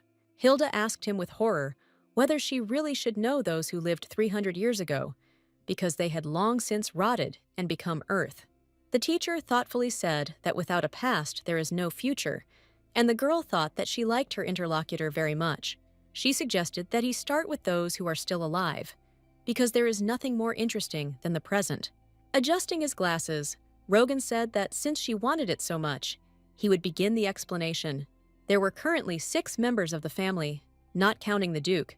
His wife was Terina Arpeggio, but before her marriage, the woman was the Marchioness of Galeta. Hilda asked if this was her grandmother, to which the teacher explained that the Duchess was the second wife of His Highness.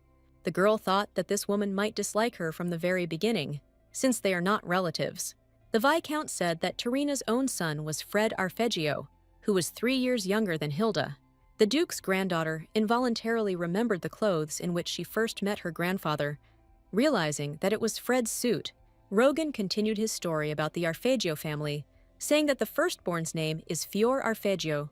He further mentioned Hilda's mother's twin sister Ruzia, Cleo Arpeggio.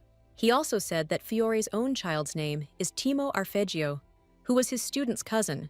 Fior Arpeggio's wife, as well as the mother of their son Timo, was Ortigia Arpeggio. Hilda did not expect such a flow of information, so she asked to give her a little time so that she could remember it all.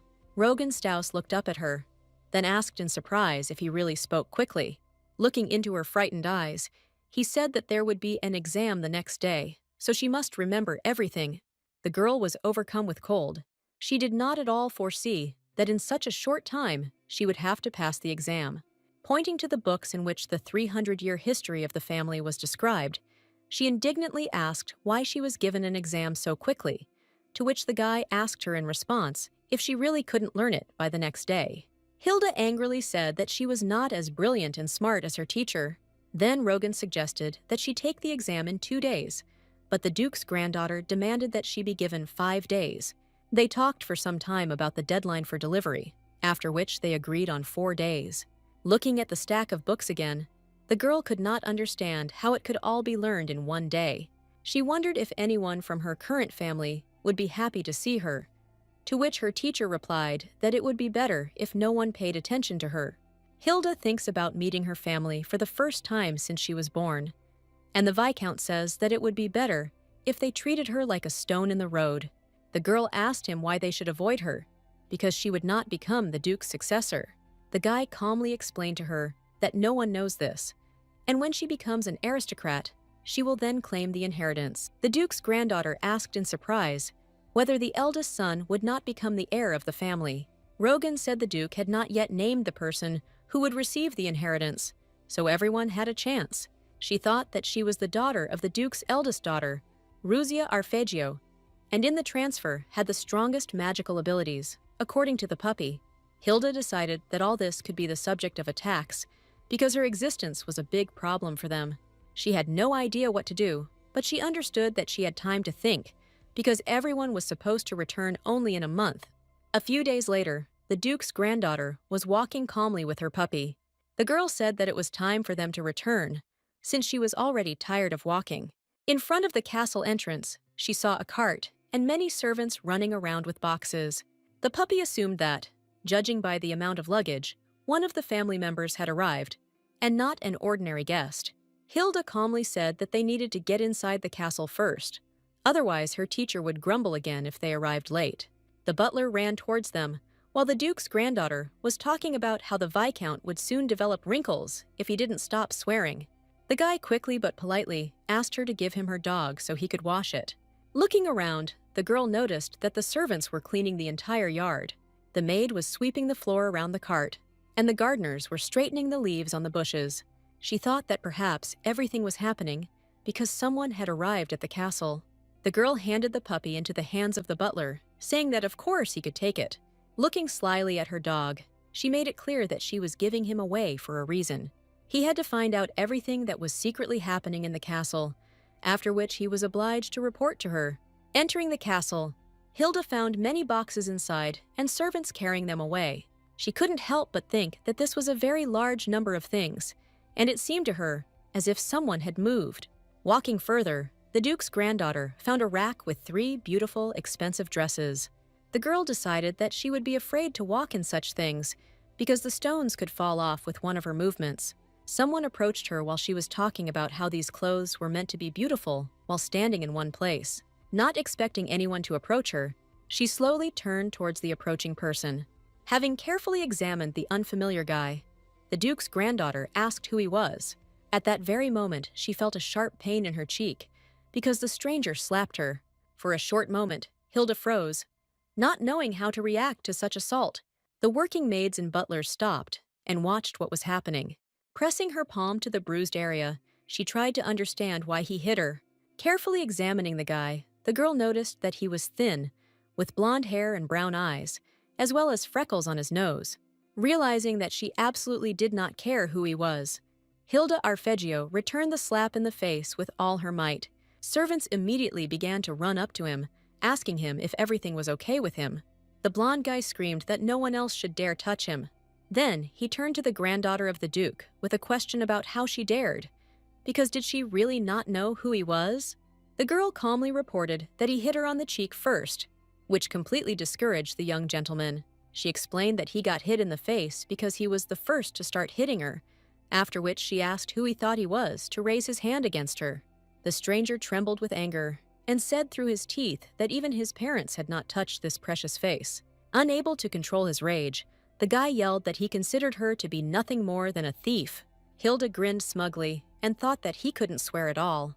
Walking past him, she quietly announced what she would do with him if he showed off. The young master had never heard such vulgar words and had no idea what they meant. Trying to calm down his fear, the stranger asked in a trembling voice how she dared to talk to him like that. Suddenly, one of the maids addressed him, calling him Mr. Fred. Remembering the entire Arpeggio family lineage, Hilda quickly realized that she had just threatened her uncle. Fred Arpeggio was the son of the Duke's second wife, which means he was clearly superior to her in importance. The guy was with Hilda's mother's water brother, so he was clearly more important than her. Looking at him in fear, she realized that she had made an unforgivable mistake, almost a mortal sin. The girl thought that she had recently almost given up her life, but did not think that she would be able to do such a thing. She began to approach Fred, asking if he was okay, to which the guy began shouting that she should not come and touch him with her dirty hands. Hilda calmly said that she had no way of knowing that they were relatives, to which the guy exclaimed that he was not going to bear the same last name as the girl who was born in an unknown place. The Duke's granddaughter said that in this case, he would have to change his surname, and then asked why he raised his hand to her. The Duke's son screamed that he had punished the vile girl who dared to touch his things. Only after asking about when she touched his things, the girl immediately realized that they had reported to him about that very suit. Hilda assured him that the Count had given his personal permission for that outfit, and after wearing it, it was thoroughly washed. Fred shouted that no one would wear clothes that had been touched by her dirty hands, so now they should only throw them away. Seeing that he was still holding on to the bruised area, she tried to come up and offer her help, but the guy shouted that she should not touch him. She saw how he began to swing again to hit her, so she closed her eyes, realizing that she had no right to touch him. Suddenly, someone grabbed the Duke's son's hand, preventing him from carrying out his plan. The Viscount held Fred's hand tightly, telling him that he had better stop his rampage. The angry guy shouted at Rogan, asking how he dared contradict him. After his words, the Duke's son hit the Viscount with his fist right in the face with all his might. Hilda screamed in fear and headed towards her protector Rogan. At the same time, Henry's chief maid was talking about his mistress, Terina, saying that the Duke's granddaughter had cut everyone's wages, saying that she had received permission to do so from the Count. The Duke's second wife said that he could not give so much power to her, who had just come into the family. Then she turned to the maid, asking her what she thought about this. Henry dutifully said that the Duke himself did not take any part in this. Terina explained to her that there was no point in him interfering, but if those of lower status interfered in their own affairs, they would get what they deserved. The maid asked if there was no permission from the Count, then why she could get away with this. The Duke's wife suggested that either Hilda was a little dog, who did not yet know the fear of a tiger, or she was very resourceful and cunning. The woman decided that it would be better if she were a little dog, because the Count hates ignorance. Tarina was well aware that it was not the girl who should be afraid of the girl who grew up in abandoned slums, trying to earn money for food. The only one to be afraid of was Viscount Rogan Staus, who was as cunning as a fox. The Count, for an unknown reason, treated him as his child. In response to this, the Viscount was ready to do anything for the sake of his patron, even sacrifice his life. The Duchess asked the maid if Staus was really looking after the girl, to which she replied that he was helping her get settled in the castle and also teaching her everything.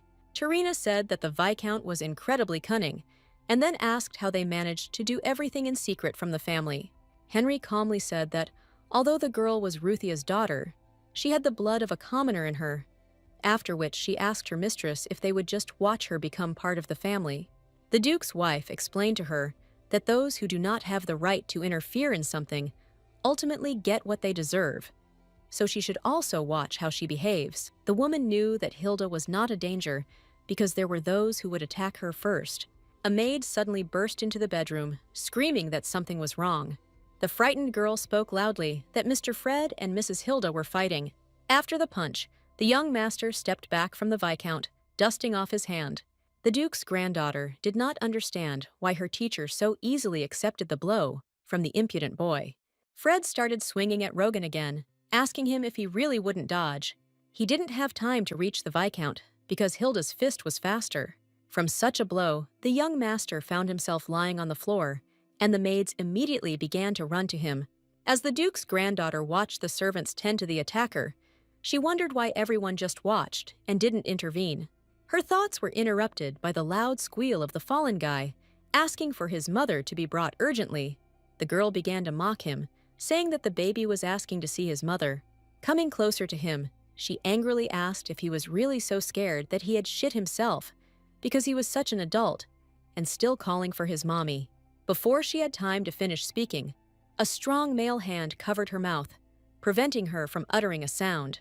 Hilda was indignant, because just as she was getting the hang of it, she was interrupted so rudely.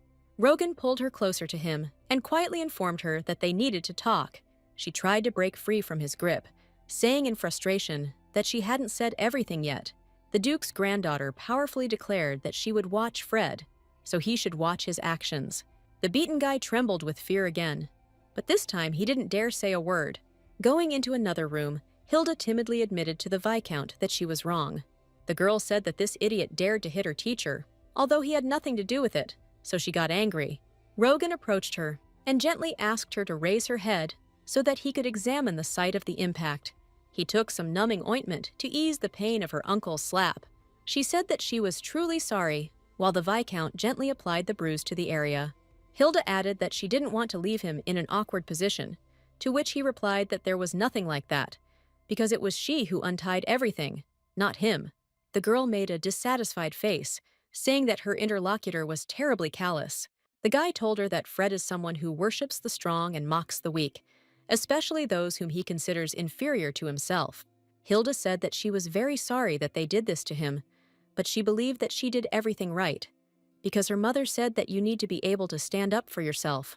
The Viscount explained to her that she should not have been angry that he had been hit. She said that she would like him to be on her side, but she does not force him to do this, and does not want him to sacrifice himself for her. At the end of her speech, the girl enthusiastically added that she would protect those who were on her side. Rogan sadly stated that she did not protect him, but only worsened what was already a difficult situation. Looking at him, she thought that the guy was so cute on the outside, but incredibly callous on the inside. Opening the box of medicine, Hilda exclaimed that now it was his turn to be treated. Reaching into the jar of ointment, she grabbed his chin to apply it to his cheek herself. Touching his skin, the girl involuntarily thought that she was very tender, and under the pretext of helping, she was still able to touch him. Then she mentally began to curse Fred for ruining such a beautiful face. Dorothy knocked on their door and came into their room, apologizing for daring to disturb their conversation. The maid nervously announced that the mistress had invited them to have dinner together in the evening. Hilda thought that the Count's wife was going to scold her for touching her precious son. Rogan suddenly grabbed her hands and sheepishly asked if she was ready to meet her. Realizing that the guy was on her side, she happily announced that she was ready for this. That evening, they sat at the table with Tarina and Fred, thanking them for the invitation. The Countess politely asked if she knew correctly that her guest's name was Hilda Russ, to which the girl answered in the affirmative. The Viscount sitting next to her coughed quietly, giving some kind of signal to his student. The girl quickly realized her mistake and said that at the moment she was using the surname Arpeggio. An angry Fred furiously asked how she dared to take such a great surname. His mother asked him to observe etiquette and reminded him that this was an order from the Count himself. The guy did not let up and asked with annoyance how the Duke could decide on this without consulting other family members. The Viscount intervened in the conversation, saying that the head of the family is not obliged to ask anyone's opinion. He calmly added that he said this to put everything in its place. Pretending to be serious, he asked if the guy really wanted to challenge the Count's decision, but he answered in the negative. Tarina affectionately reminded those present that her son was still very young. Hilda thought that at his age she was already working hard, but she agreed out loud with the Countess. The woman said that she was a little amazed by the situation, because she had heard that she was Ruzia's daughter, but she had never met her. The Duke's wife said she had nothing against his granddaughter, but she wanted to know about this decision before rumors spread. Tarina sternly added that, after all, she is the mistress of this castle. The Viscount calmly explained to her that he thought it would be wrong to interfere and asked her forgiveness. Watching their dialogue, the girl thought that this was much more interesting than waving her fists. When asked by the Duke's wife what excuse she would find for the situation with her son, Hilda triumphantly declared that she would better ask the culprit about it. Pointing at Fred, the girl loudly announced that he was the first to give her a pumpkin. Her teacher was not at all pleased that she was using such primitive speech. The young master screamed that she was the first to take his things without asking. Hilda explained that the Count had given her permission, and if he was dissatisfied with something, then she should contact him. Fred, turning to his mother, again shouted that her guest had rolled her eyes and was saying such things to him. The Duchess suddenly joined their dialogue, saying that there was some sense in the words of the Duke's granddaughter. She then added that the girl cannot hit her uncle because of her teacher. The Viscount tried to start making excuses for his student, but she took his hand in time and asked if they really wanted her to apologize. Hilda stated that if her son asked Staus for forgiveness, then he would not apologize to him, to which the Countess said that this should not depend on each other. The girl explained to her that this was precisely connected, because her son hit Rogan because he was angry with her. There was silence in the room, after which Tarina asked her if she really wanted Fred to bow his head before the Viscount. The woman angrily added that her son belongs to the Arpeggio family and cannot afford this. Hilda understood that the Duke's wife was hiding her true nature behind a sweet smile, and she was also obsessed with family history. Fred's mother said that her guest should choose the right side in this war. She said that other family members would soon arrive, and although she had nothing against her, the others were different from her. The Duke's granddaughter asked if she really wanted her to be on her side. Tarina covered her mouth with her hand, pretending to be innocent, and then said that she had misunderstood her words. Hilda stated that she understood that the woman wanted the Viscount on her side, not her. Rogan Staus looked at the speaker with horror, not understanding why she came to such a conclusion so quickly. Seeing the Countess's eyes, Hilda realized that she had hit the nail on the head, but turning her gaze to her son, she saw an expression on his face that said that he understood nothing at all. Tarina made a sweet smile, leaned her elbows on the table, and said that she was very interested. After dinner, the Viscount escorted his student to her chambers, while she spoke of how infuriated she was by this attitude. The guy explained to her that she should get used to it, since no one among the aristocrats would ever tell her directly, because it was not in accordance with etiquette. Hilda grabbed her head, saying that at this rate she would quickly go crazy.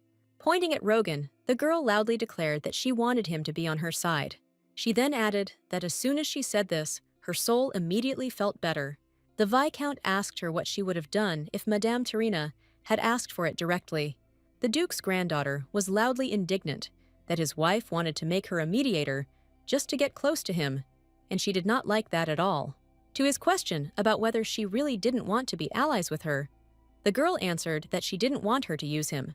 Rogan looked at her confusedly and stated that he didn't know she would worry about him so much. With her hand on her chest, Hilda chanted that he was on her side. That means she was her man, so only she could command him. The guy looked at her questioningly and said that he didn't know that she was in charge of him. Seeing his face, the Duke's granddaughter fell into indescribable delight, because even so he looked very handsome.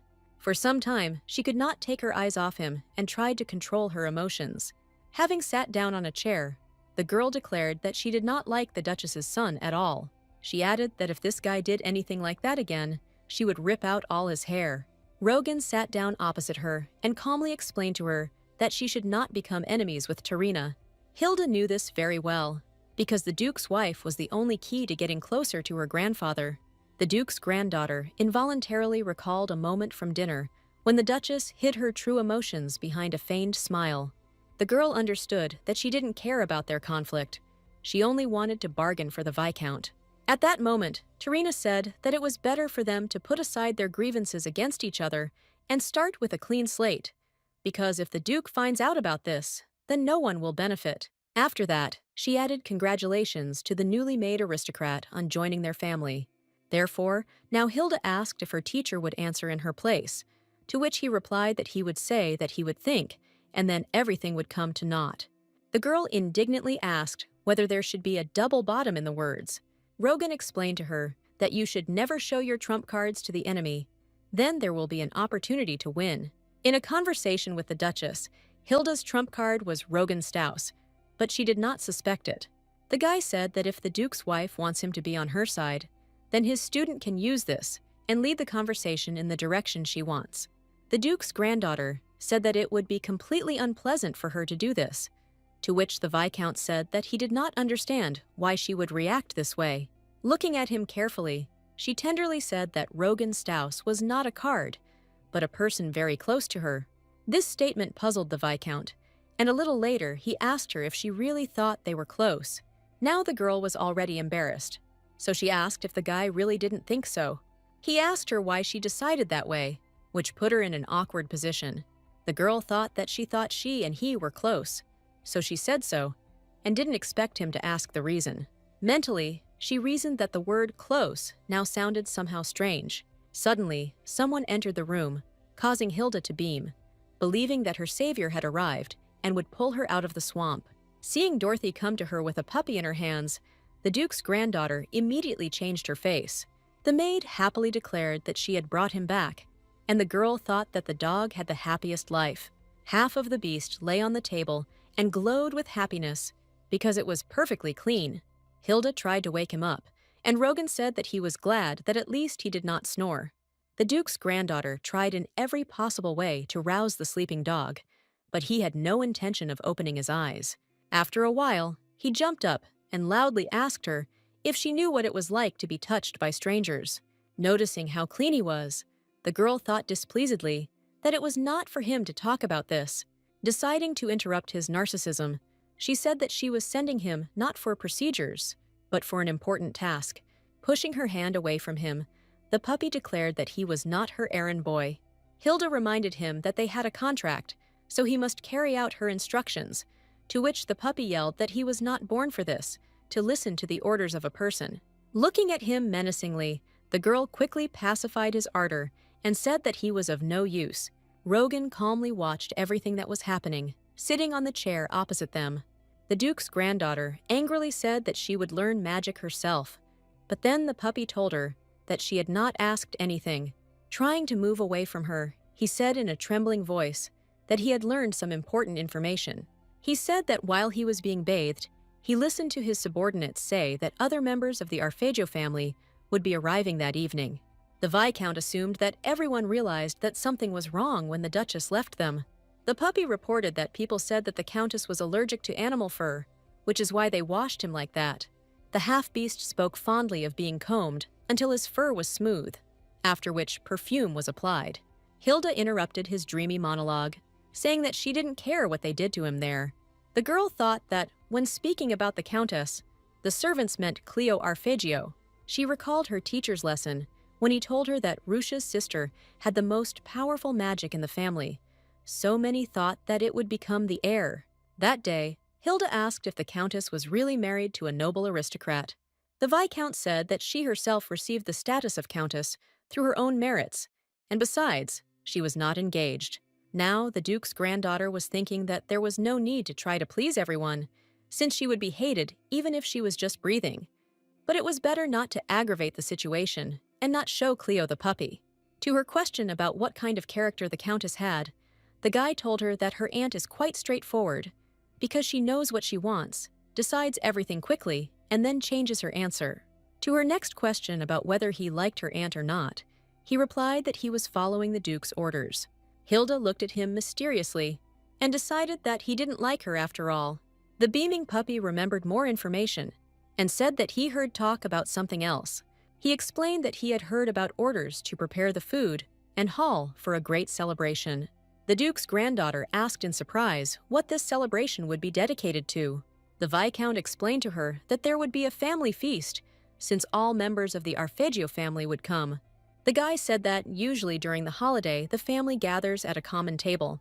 He reasoned that since there was no holiday tomorrow, it meant that the celebration was suggested by one of the family members. Hilda tensely suggested that it was not at all in her honor that they had decided to have a dinner. Rogan said that family members are definitely not happy to see her, so they will arrange some kind of check. He asked if she knew how many forks were used during the festive dinner. Then he asked what kind of wine should be asked for fish, and which would be better with meat. The girl answered embarrassedly that whatever wine they served her, that's what she would drink. The guy looked at her disapprovingly and didn't say a word, but his whole appearance said that she was hopeless. Hilda happily said that she understood what kind of test they would give her, but he would sit next to her and tell her what to do. The puppy asked in surprise whether she really hadn't heard, because the Viscount had expressed himself clearly. He loudly declared that this would be a family dinner, so the dark-haired man would be prohibited from entering. She looked indignantly at her teacher, asking him what she should do, to which he replied that he would teach her everything. The Duke's granddaughter sadly realized that she would not be able to sleep that night, and her life was too difficult. The Viscount immediately organized a training dinner for her, telling her that the Arpeggio house served 8 courses during a family dinner. The first dish was soup, followed by a fish dish, salad, main course, poultry dishes, dessert, fruit and tea. He talked about how cutlery should be used starting from the very end, and the maids would remove everything. But before the meal began, the Duke would give a sign that dinner could begin. He also added that her inspection will begin exactly when all the guests gather at the table. Rogan then showed her how to eat the soup without making any noise. Trying to do like him, Hilda thought about how handsome her teacher was, which is why the soup almost spilled past her. But she managed to force herself to keep her posture in time so that nothing would flow past her mouth. The girl did everything according to the rules, so she sat proudly waiting for approval. Noticing that her plate was empty, the Viscount told her that she needed to eat only 1/3 and half as slowly. She explained her behavior by saying that leaving food was simply rude to the cook. Rogan said that aristocratic girls should not have a big appetite, because they will be reproached for this. Hilda indignantly asked what was wrong with her having a good appetite. The Viscount informed her that at the upcoming dinner, she would not be able to enjoy the food. In addition, she would have to wear uncomfortable clothes. He explained to her that her clothes would be tight, so she would not be able to eat much, because this was in accordance with the etiquette of a family dinner. The guy then asked her how she was going to eat the bread, to which she replied that she would first cut it in half and then spread butter. Realizing that she couldn't find the oil, Rogan Staus wearily pointed to the iron pot. Seeing how he extracted it, the Duke's granddaughter discovered that the oil was in the shape of a beautiful flower and could not contain her delight, for which the teacher scolded her. She tried to repeat the same movement, but for some reason, the pot did not give in to her. Suddenly, her teacher approached her, put one arm around her shoulder, and with the other, began to show her how everything worked. Noticing the confusion on her face, he said that she was too tense and should relax her shoulders. He called her name several times, but she did not respond, after which he reminded her that she needed to breathe. The Viscount realized that the girl was not feeling well, so he took the chair with his hands and turned it in his direction, asking her if she was okay. Hilda looked at him and thought about how it took her breath away when he touched her. She reasoned that she really liked his touch, but it made her forget how to breathe.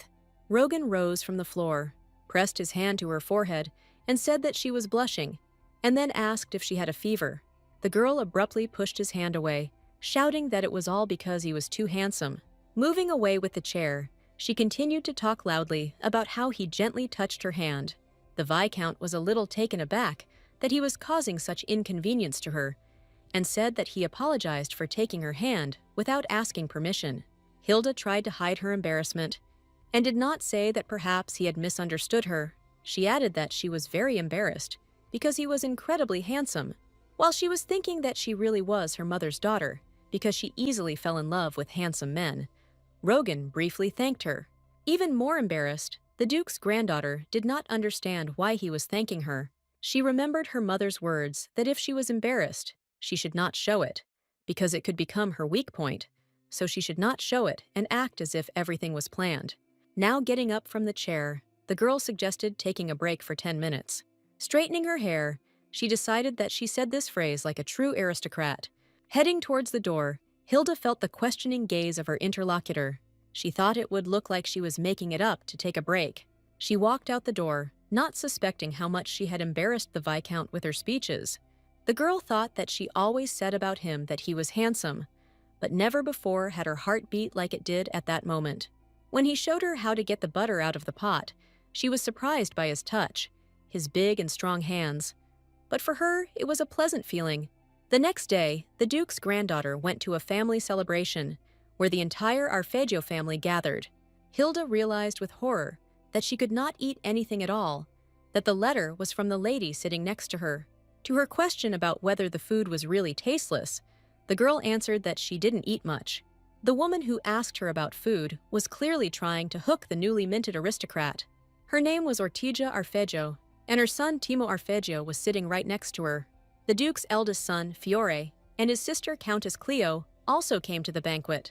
The Duke's granddaughter remembered the words of her teacher, that you, the eldest son of Fiore, have no magical powers. He also said that Cleo has the most powerful magical powers, but now Rutia's daughter has appeared, who has even greater powers. Now her mother's sister was caustic about how she didn't eat, not because she had no appetite, but simply couldn't enjoy the food because she'd never eaten it before. Hilda quickly decided that this woman wasn't even trying to find her words at the table. Fiore turned to his father, telling Hilda to choose the wine herself that evening, since she had become a new member of the family. Turning to her, he asked how much she knew about wine and what she could offer them. The girl smiled good-naturedly at him and agreed to help him choose alcoholic drinks. She said that she had seen Caledicin wine in the cellar, so she decided to offer it. Fiore grinned smugly and asked if she really wanted to offer red wine with the fish. Hilda said that she saw that the white wine in the Duke's cellar was kept in oak barrels, and she thought that the aroma of the wood would give the fish an unpleasant taste, and since trout was for dinner, the chosen wine would be perfect. The Duke's son was clearly not happy that she was able to get out of the situation so easily. Countess Cleo said that those who know nothing about wine always say that white should be served with fish.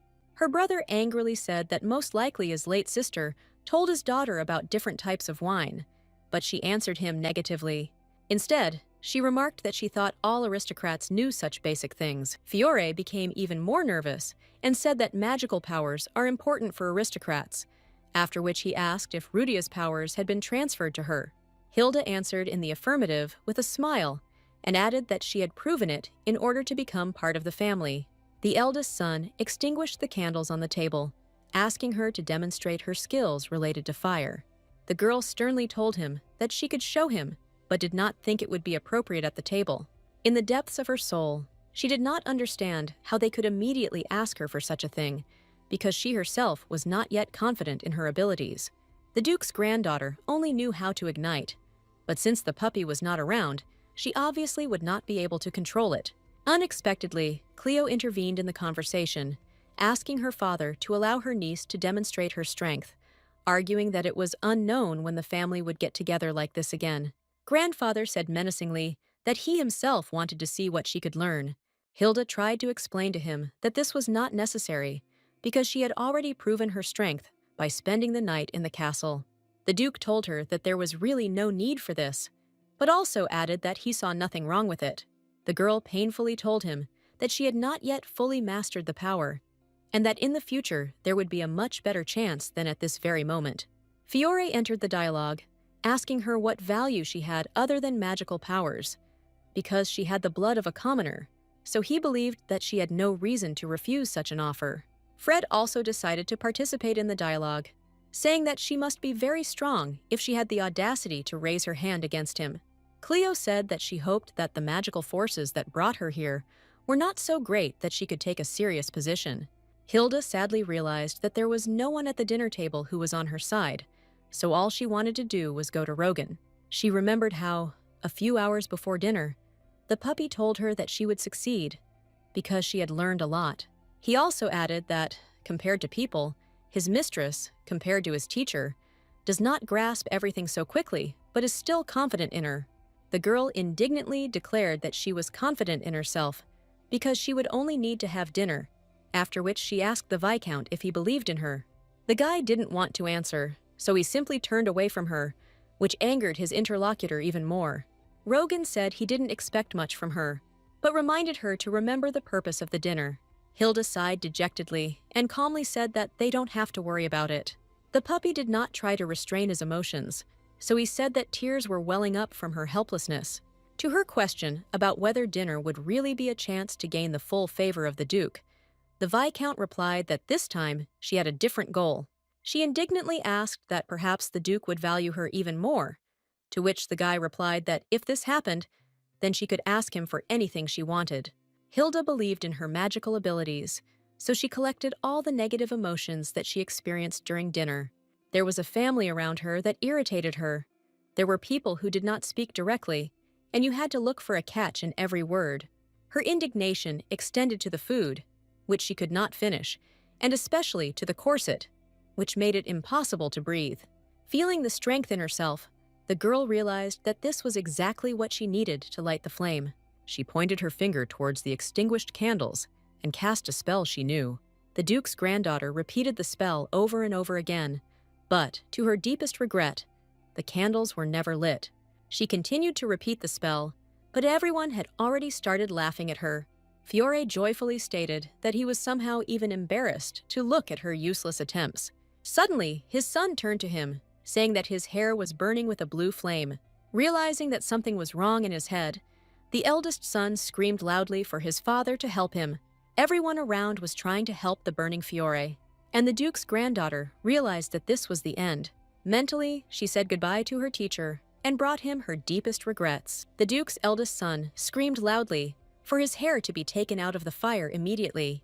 Hilda noticed with horror that she did not know the spell to get rid of the flames. Everyone tried to put out the fire with improvised means, but as you know, magical fire is not so easy to put out. Sister Cleo slowly drank wine from her glass and watched with indignation at what was happening. Standing up from the table, she snapped her fingers, and magic began to accumulate around her. The woman cast a spell that caused all the water in the room to gather into one large ball. Hilda could not believe her eyes, because it was the first time she had seen such beautiful magic. Cleo did not waste any time, snapped her fingers again, and the magic ball headed straight to the place of the fire. Over Fiore, a ball of water burst, flooding burning hair and everything that was around. The Duke's eldest son fell to his hands and knees and nervously tried to catch his breath, while his wife asked him if he was okay. The man was glad that, at least in this way, they could save him from the flame. Meanwhile, his sister Cleo dusted off her hands with displeasure and sat back down at the table. Hilda really hoped that Fiore would simply ignore her for the rest of her days. Instead, the man screamed loudly that she had planned all this to humiliate him or even kill him, to which she replied that she had warned him that she had not fully mastered the powers. The Duke's eldest son wanted to slap her, shouting that he was ready to kill her. He was stopped by his grandfather's voice, ordering him to immediately stop this outrage. Fiore turned angrily at his father, but he told him that he himself asked her to show her powers, although she said that she had not yet fully mastered them. His son continued to scream that the girl did this on purpose because she wanted to humiliate him. The Duke calmly reported that he perfectly saw strong magic, which his son did not have. The grandfather smiled contentedly and stated that he was very pleased with his granddaughter's abilities. He added that he had not seen such abilities since Ruzia left, but he still worried that she could not control them. Hilda promised him to study harder, to which he replied that he was glad to see her strength, after which he asked if there was anything she would like. She quickly realized that this was her chance, but said that she would answer this question later. At the questioning glance of her grandfather, the girl explained that she first wanted to think everything over carefully and then decide. The Duke's granddaughter said that this is a rare case, so she will be careful about this opportunity. The Duke asked what she wanted, to which she calmly assured him that it would not cause him any trouble. There were 4 duchies in the kingdom, and the strongest among them was the Duchy of Arpeggio, led by Duke Arpeggio. She reminded her grandfather that he had the most extensive, rich, and fertile lands in his power. Therefore, whatever she asked, he would have the means and strength to do it, to which he replied that he could do everything. Deep down, the girl was jubilant, as her flattery worked perfectly and never failed her. The Duke slowly sipped his tea from his cup and said that the longer he looked at her, the more she reminded him of his daughter. Hilda thought that grandfather was talking about it again. She didn't understand whether he was praising her or scolding her. After dinner, the Duke's granddaughter caught up with Countess Cleo to speak with her alone. First of all, the girl apologized for the fact that because of her, the dinner had turned into real chaos, to which the Countess replied that it was not entirely her fault. The woman said indifferently that her older brother got what he wanted. Realizing that her sister's daughter had come to her for a reason, Cleo asked what she wanted to ask. In response to her question about whether she hated her, the Countess restrainedly asked if she really had reasons to love her. The girl naively suggested that the reason for love could be the fact that she is Rudia's daughter. Cleo dryly stated that she and her sister were not that close, even though they had similar facial features. Hilda noted with interest that their abilities fell into the category of water. Magical powers depended on character and personal preferences, so Cleo was similar to Rutia not only on the outside, but also on the inside.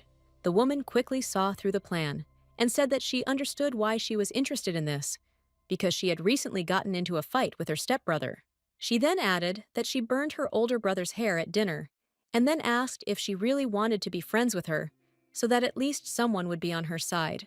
Approaching her, Cleo declared that the girl was not a mistake at all, and Hilda thought that she had been seen through so quickly. Her mother's sister said with a smirk that she hated her sister, so she had no reason to treat her daughter well. This statement puzzled the girl, so she could not answer. Hilda realized that Cleo is not one to beat around the bush, but she always says what she thinks. Leaning towards her, her mother's sister asked to know when the Duke's granddaughter would receive the gift. She honestly admitted that she was very curious about what she could ask him for. Returning to her bedroom, the girl remembered the words of her teacher that there was no one in the castle who would be on her side, and everyone would insult and bully her. Hilda didn't want to think about why Rogan's words came to her mind at that moment. Having changed her clothes, she headed towards the Viscount's bedroom, hoping that he was still awake. Entering the dark room, the girl spent some time getting used to the darkness, after which she headed towards the silhouette on the sofa. There was a sleeping teacher on it, holding an open history book in his hands. Hilda tried to move silently so as not to wake him, because she knew that he did not have enough sleep. She decided to sit next to him, thinking that he, as before, was constantly tired. Landing on the sofa next to him, the girl gently laid her head on his shoulder. Rogan asked her how their dinner went, which greatly scared his student, but later reported that he woke up as soon as she entered. He interrupted her cries and again repeated his question about how this meeting went. The Duke's granddaughter was too ashamed to talk about what happened at the banquet. The guy said that, seeing how she doubted, he could assume that he had won the argument, to which she replied that the Duke really liked it and would even give her a reward. The Viscount asked if she was telling the truth, to which the girl answered in the affirmative with a drooping voice. Rogan asked why she was not happy, to which she sadly remarked that, although the Duke praised her, other members of the family clearly hated her. He reminded her that he had originally said that no one would be happy to see a new member of the family. The girl confirmed that she knew perfectly well about this, and therefore did not understand why she was so unpleasant. Trying to calm her down, he gently touched her hand as it lay in her lap. The next day, 3 maids walked from the laundry, discussing who the Count would make his heir. One of them believed that it was more profitable to support the eldest son. The other said that the influence of the new Duchess was too great, so you need to be on the side of her son, but they agreed that the Count would not pass on the inheritance to his granddaughter. Their conversation was quietly overheard by the newly made aristocrat's puppy, who was very pleased with what he heard. Arriving at his mistress, he conveyed exactly what the subject of their conversation was about. The angry Hilda was furiously interested in why they had such a sour reaction, because she showed enormous abilities, to which the puppy replied that strong magic shows the strength of the family, but does not mean that she will be a good duchess.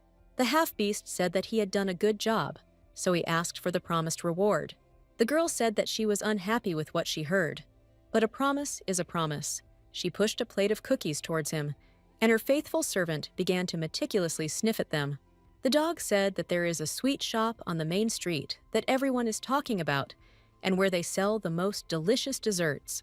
Without going into details, the puppy began to intensively devour the cookies, and the Duke's granddaughter thought that since he was so cute, she would not swear at him.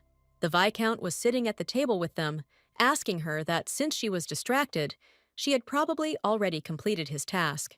Hilda indignantly stated that of course she managed to do everything before her servant arrived. The Viscount asked her to bring him her work, and then said that she was only thinking about playing. Seeing that the guy was carefully reading something, the Duke's granddaughter asked what they were writing there.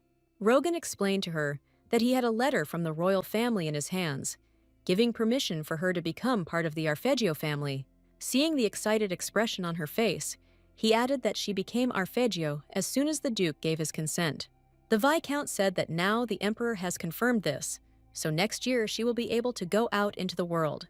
He stated that until then, she should diligently study spoken arts and culture, as well as conform in appearance. Hearing the latter, Hilda indignantly asked if there was something wrong with her.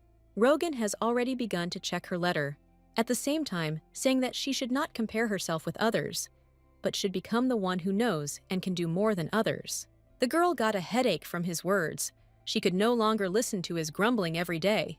Pointing to a letter lying on a stack of books, the Duke's granddaughter asked if it had all come from the palace. The guy told her that this was a response about the Night Castle, which said that the Empire wanted to discuss this issue. The Viscount suggested that this was a house that was of great importance, so it would not be easy to obtain it. Hilda said that the imperial family did not have magical powers, after which she asked if it would not be better for them to get rid of the Night Castle. She added that in the event of a sale, someone might dispute that magical blood flows in the imperial family, to which he replied that that is why, if something is missing, it should never be shown to anyone. Deciding to change her anger to mercy, Rogan took out a large chest completely filled with gold. The Duke's granddaughter ran up to him and asked with delight what it was, to which the guy replied that it was money for her maintenance until the summer. For a long time, the girl could not believe that all the money in the chest belonged only to her.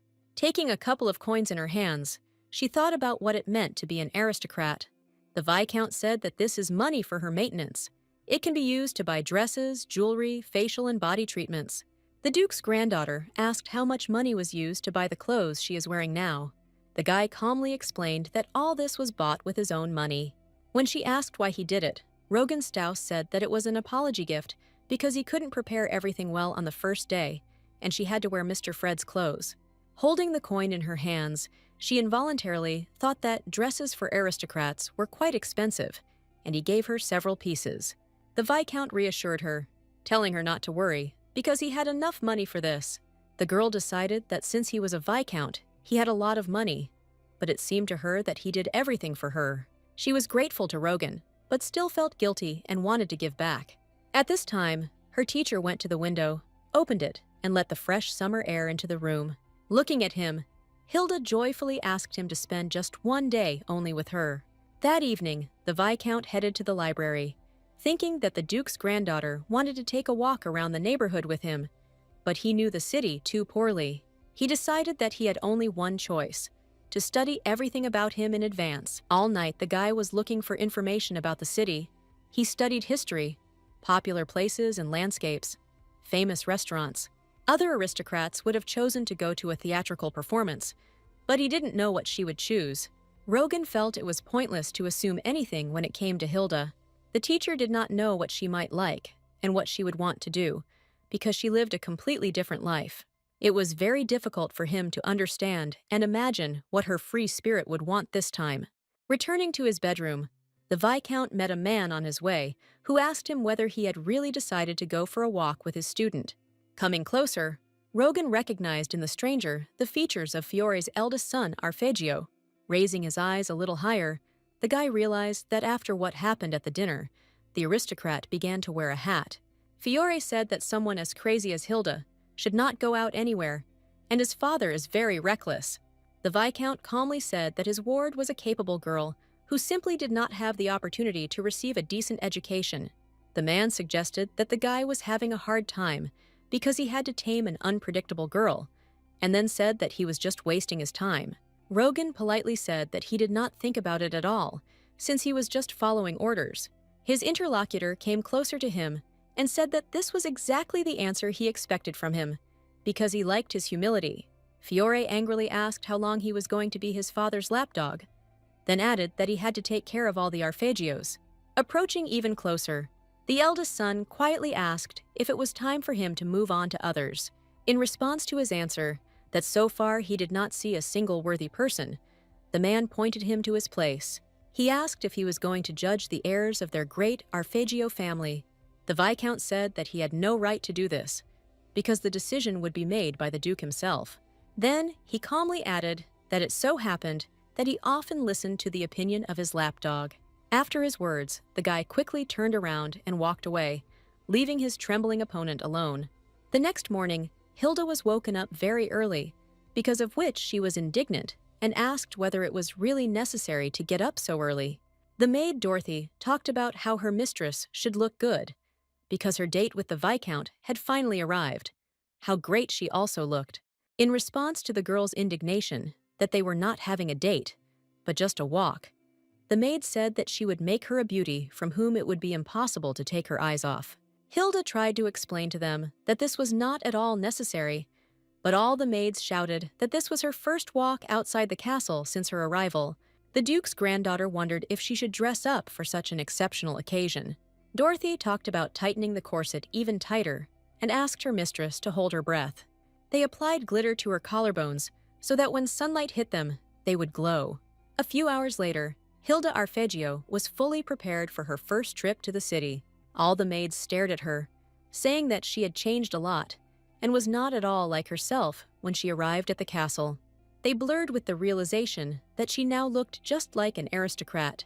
Even though she didn't like what they said, she was still happy that the girls could laugh and act happy around her. Dorothy asked with interest what perfume the Viscount wears, because he always smells so nice.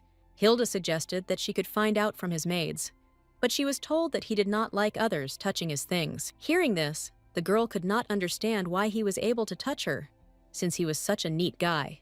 She suddenly realized that her teacher also had some feelings for her. Her thoughts were abruptly interrupted by an unexpected knock on the door, and a maid appeared behind her. The girl announced that it was time for her mistress to leave, since the Viscount was waiting for her in the reception room. Having looked at her assistants one last time, Hilda happily thought that as soon as he saw her, he would be speechless. Holding her dress, the Duke's granddaughter ran as fast as she could along the corridor towards the reception room. She was very happy from the realization that he was also not indifferent to her. Rogan Staus stood relaxed by the window, waiting for his companion to come to him. Hearing footsteps approaching, he looked in the direction of the sound, and the first thing he saw was a beautiful dress. Because of the sun's rays, he could only see the silhouette in the dress, so he covered his eyes with his hand. The girl came closer to him so that he could see her through the fingers of his hand. When she asked what she looked like, the guy asked in surprise whether she would really wear it. Hilda asked, embarrassed, if he thought she looked strange or ugly. Rogan immediately realized that he had asked his question completely wrong, because he did not want it to sound so rude. Blushing, he said that she looked incredible, but it would be too much for a walk around the city. Seeing that she was seriously upset, the Viscount asked her to wait a little and headed towards the door. To her question about where he was running away, her companion mysteriously answered that he would return soon. Inspecting her dress, the girl decided that she thought it would be too much. She remembered how 3 maids carefully tried to make her a real aristocrat. While she was thinking, Rogan returned to her, saying that it would be enough to change her shoes. In his hands were low-heeled shoes, looking at which Hilda confidently announced that they were not hers. The guy bent down at her feet, intending to change her shoes, saying that she did not leave the castle and therefore did not see them. In response to her cries that she could change her shoes herself, the Viscount explained to her that it would not be easy for her to change her shoes in such a dress. She suggested calling the maids for help, to which he said that this was not necessary. The girl felt very awkward, but she saw from his face that for him this was the norm. Thinking that she might misunderstand something, the Duke's granddaughter stopped him. Hilda asked if her teacher really treated everyone in the castle so kindly. The guy always told her that he was following the Duke's orders, but this time he acted for his own reasons, so he answered her negatively. The Duke's granddaughter did not at all expect such a manifestation of concern for her person from him. After the incident, they boarded a carriage that took them straight to the city. The puppy went with them and said that he was ashamed that some people dared to put a pink cap on him. While the Viscount was talking about how they had almost reached the Square of Roses, the girl was thinking about what the dog must like, since he doesn't take off this hat. Looking out the window, Hilda was surprised by so many people, but noticed that she did not see a single rose. Rogan asked her if she knew what the family coat of arms of the Arpeggio family looked like, to which she replied that she already sees all these family stories in her dreams. Suddenly, the Duke's granddaughter remembered that the Arpeggio family coat of arms depicted a rose, which is why the square was called that. This city belonged to her family, and if she had continued to live as Hilda Roos, she would never have been able to see this place. Now she understood how different the world in which she grew up was from Arpeggio's. After the carriage stopped, the Viscount stepped out first to offer her his hand. The coachman told them that he would return for them only in the evening, after which he wished them to have a good time. As soon as the carriage left, the puppy immediately began to sniff the smells around him. The girl asked him what he felt. The half-beast answered that he smelled a weapon. Rogan stated that there was a gun store nearby that could emit such an aroma. Hilda happily stroked the dog, saying that he sensed such a distant smell, just like a real dog. While they were walking down the street, he continued to shout that he was a wolf and not a dog, but first cast a spell so that all the people around him would hear only barking. Tired of listening to him, the girl asked whether he wanted to go to the sugar bomb or not, to which the puppy happily answered in the affirmative. Jumping from her arms, he declared that he would go ahead of them to the smell of delicious desserts. The Viscount sighed heavily, saying that they had just arrived. "I was already going to the candy store." He added that this is a good chance to walk around famous places and learn history. The puppy was absolutely not happy with this, so he asked him to shut up and follow him. Watching them, the Duke's granddaughter thought that her teacher himself should be glad that they were going to the store. Last night, Hilda and Dorothy went to the castle's cook to ask what Rogan liked. The only things that came to the girl's mind were books, studying, memorizing, and making fun of her. Dorothy also thought about this question, trying to understand what exactly he liked. Hilda was surprised that even her maid did not know this, so she asked if he was really human, and if so, then he must like something. The Duke's granddaughter's suggestion that he might like gems and money was rejected by the maid, who said that he didn't spend much of it, so he didn't care about it. The cook laughed at them and asked if they had ever seen a man without an appetite. He added that he had been preparing food for the Viscount for a long time, and of course, knew what dishes he liked. The man looked carefully at the girls and mysteriously told them the treasured information. Now Hilda, Rogan, and the puppy were sitting in the main candy store in the city, watching her companion. The girl thought that he looked very cold, but he should like black tea with sugar and very sweet chocolate cake. As soon as they were brought all kinds of desserts, the Duke's granddaughter first invited him to try them. She put some sweets on a separate plate and placed it on the puppy's table. While she was doing this, the Viscount broke off the first piece of sweetness and put it into his mouth. Hilda immediately asked if he liked it, but instead the puppy answered that these were real sweets. Wiping crumbs from his face, the guy calmly said that he really liked everything. The girl realized that the cook was absolutely right, because her companion really liked sweet desserts. The Duke's granddaughter said she didn't know he liked sweet food so much. The guy was a little embarrassed, and she thought that perhaps it was his secret. He said quietly that he seemed to always try to restrain himself so that no one would notice. She explained to him that she had only heard this from the cook, to which he asked if she thought it was strange. Rogan clarified that he meant whether it was strange that a man really liked sweet food, to which he received her answer that there was nothing strange about it. The girl asked him what gender might have to do with taste preferences, because although she looks cute, she really likes to drink. Hilda modestly asked if there was anything else he liked besides desserts. In response to his misunderstanding, she clarified that it could be something very small. The guy made a thoughtful face and looked carefully at his interlocutor. The Duke's granddaughter thought that she just asked what he liked, and he thought so seriously about where it came from that he didn't think about himself at all. After some time, Rogan said in a serious tone that he liked compliments. He added that he likes it when his merits are recognized, because then he understands that everything was not in vain. The girl noticed that he was already very smart, and therefore worthy of eternal praise. She knew things could have been different, but he tried his best to be the best and get praise. Hilda admired her teacher more and more every day, gradually falling in love with him. The puppy suggested that his owner should also try hard to receive compliments. He added that it's like the ugly duckling, because he will live longer if at least he receives praise and support from someone. Licking his paws, the dog finished his thought by saying that this makes him move on. The Duke's granddaughter was very indignant at the puppy's words and wanted to answer him something, but she understood that he was right, because she only caused everyone inconvenience. Suddenly, the Viscount took her hands and said that she should not worry, because she was coping with everything very well. Hilda looked up at him shyly and was deeply grateful for his gesture. She thought that it didn't matter what her position was, because she was very happy to receive approval from him. After lunch at the candy store, all three of them went on to walk around the city. The girl joyfully looked at the numerous beautiful dresses standing along the window of the store. Her teacher, in turn, did not forget to visit the library to teach her a lesson. In the evening, a carriage arrived for them, in which they were finally able to rest from an active day. Rogan asked if she was happy about how she spent the day with him. Hilda said that she had a lot of fun, to which he replied that he had not gone for a walk in the city for a long time. The puppy said that he also had fun, because people had never treated him that way before. Before he could finish speaking, the cart came to an abrupt stop, causing all three to hit the interior walls. The guy quickly rushed to the Duke's granddaughter, asking if everything was okay with her. He said that he would come out to look and ordered her to stay inside the cart. Hilda told him that it was dangerous to go out alone and suggested that he take the puppy with him and use it as a weapon. Taking the puppy with him, the Viscount headed outside, telling her not to go out.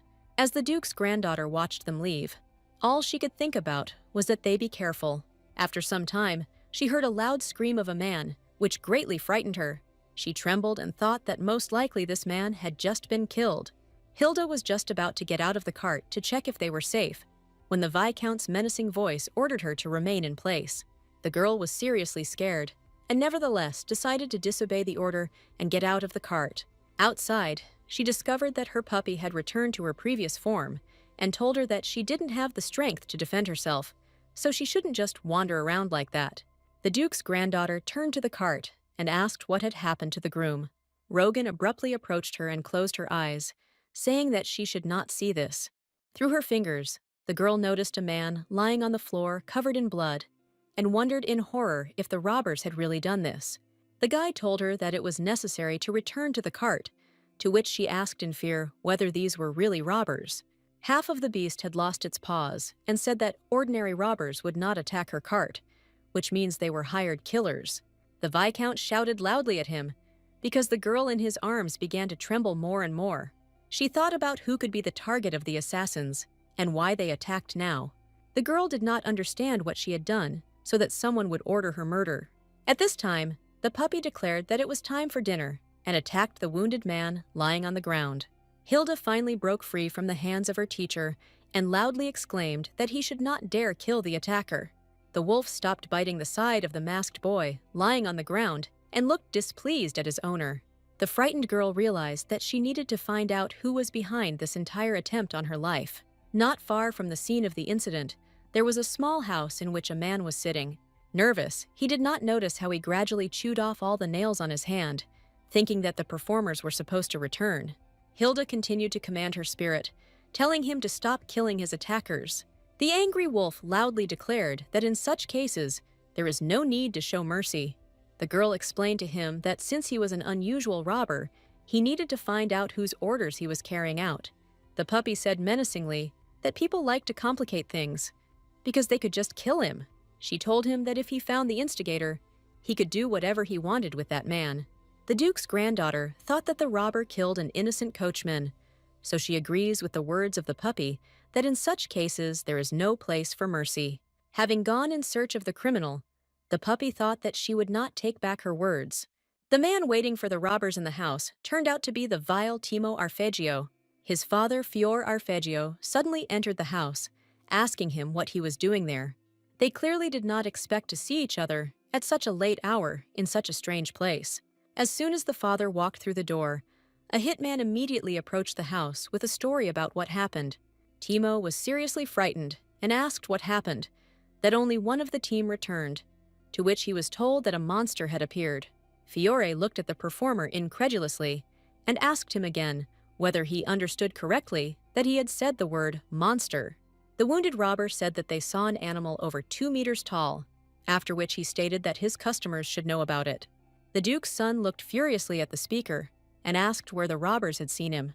The guy said that he attacked them at the foot of the sloping road that leads into the city. Before he could finish speaking, Fiore, with a quick movement of his sword, tore his head off his shoulders. Having sheathed his sword, Timo's father walked up to his son, hit him in the face, and told him that he was a fool. He assumed that the guy couldn't come up with such a plan alone, so he asked whose idea it was. The Duke's eldest son put a lot of pressure on the frightened guy, and he told him that it was Madame Terina's plan. Fiore became even more angry and shouted about how he could be such a thoughtless fool. Timo said that this girl, who has dirty blood mixed in, demoted them and is trying to gain recognition from her grandfather with some insignificant magic. The formidable man asked if he really couldn't kill this girl with his own hands, so he turned to the mistress for help, to which Timo replied that she knew several people who could do this job flawlessly. The puppy overheard his father say that if it had been a professional, he would have committed suicide the moment things went wrong, rather than crawling around leaving his blood everywhere. Fior explained to his son that if that girl died, then Therina would pin all the blame on him and get rid of everyone involved without lifting a finger. The half-beast headed even deeper into the house, where it could hear more useful information for its owner. Timo talked about how no one except him and Therina knew about this plan. Fiore told him to pray that Rutia's daughter would live, because if she did not die, then neither would he. The father added that he made his father get covered in blood, after which he called him a fool. Having calmed down a little, the eldest son of the Duke began to remember what the dead robber had told him about. He looked closely at his son and angrily declared that this girl was clearly hiding something, but the monster could become Hilda's huge weakness. At the same time, the Duke's granddaughter and the Viscount calmed the horse, after which the guy asked if everything was all right with his companion. The girl said that everything was fine, despite the pain in her stomach, and then asked if one of her family members was behind all this. Rogan calmly suggested waiting for more accurate information from the scout pup. Suddenly, something moved in the bushes. Her teacher turned around and saw something flying in their direction. He quickly covered Hilda with himself, so the dagger flying towards them lightly brushed his hand. The girl fell to the ground and screamed in pain and surprise, but quickly came to her senses. Raising her head, she saw the Viscount heading towards the bushes with a sword in his hands. In the darkness, she could not see anything, only heard the sounds of intense battle. A man dressed entirely in black furiously attacked Rogan as he ran up to him. The Viscount was not inferior to him, but felt that he was a little lacking in strength due to the previous fight. The girl understood that at this rate he could suffer because they were trying to protect her. Deciding to correct the situation, she cast a fire spell on the cart, thanks to which the forest around was filled with blue light. Turning her head from side to side, Hilda could not see the assassin in the shadows. The robber wasted no time and, jumping up, quickly began to attack the Viscount. Finally seeing her attacker, the Duke's granddaughter began to gather mana around her. A few seconds later, a strong stream of magic was directed at the robber, causing him to fly several meters away.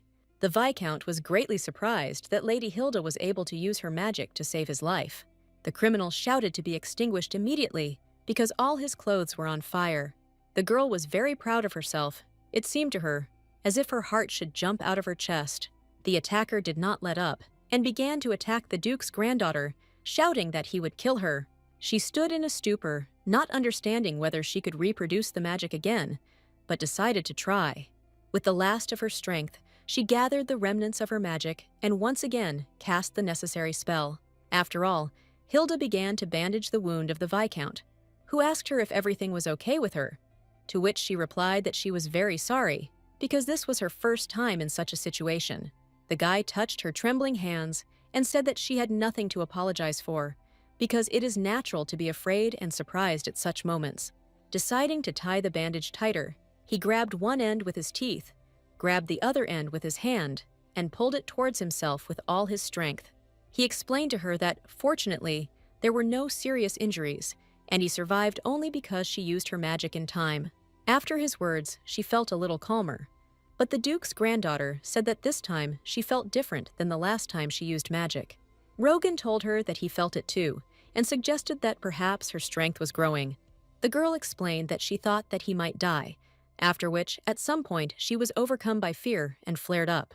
She said that the innocent coachman was killed, he was wounded, but the killer was unharmed, so she became very angry. Seeing the fire in her eyes, the Viscount assumed that her magic was born from collected emotions.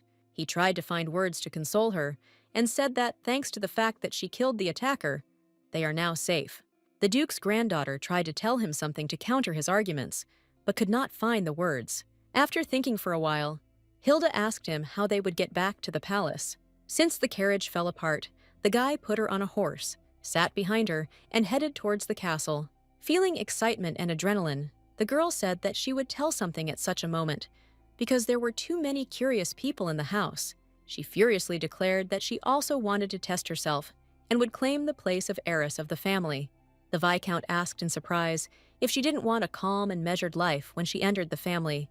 Hilda explained that since they send an assassin, seeing her as a threat, that is, it is worth truly becoming one for them.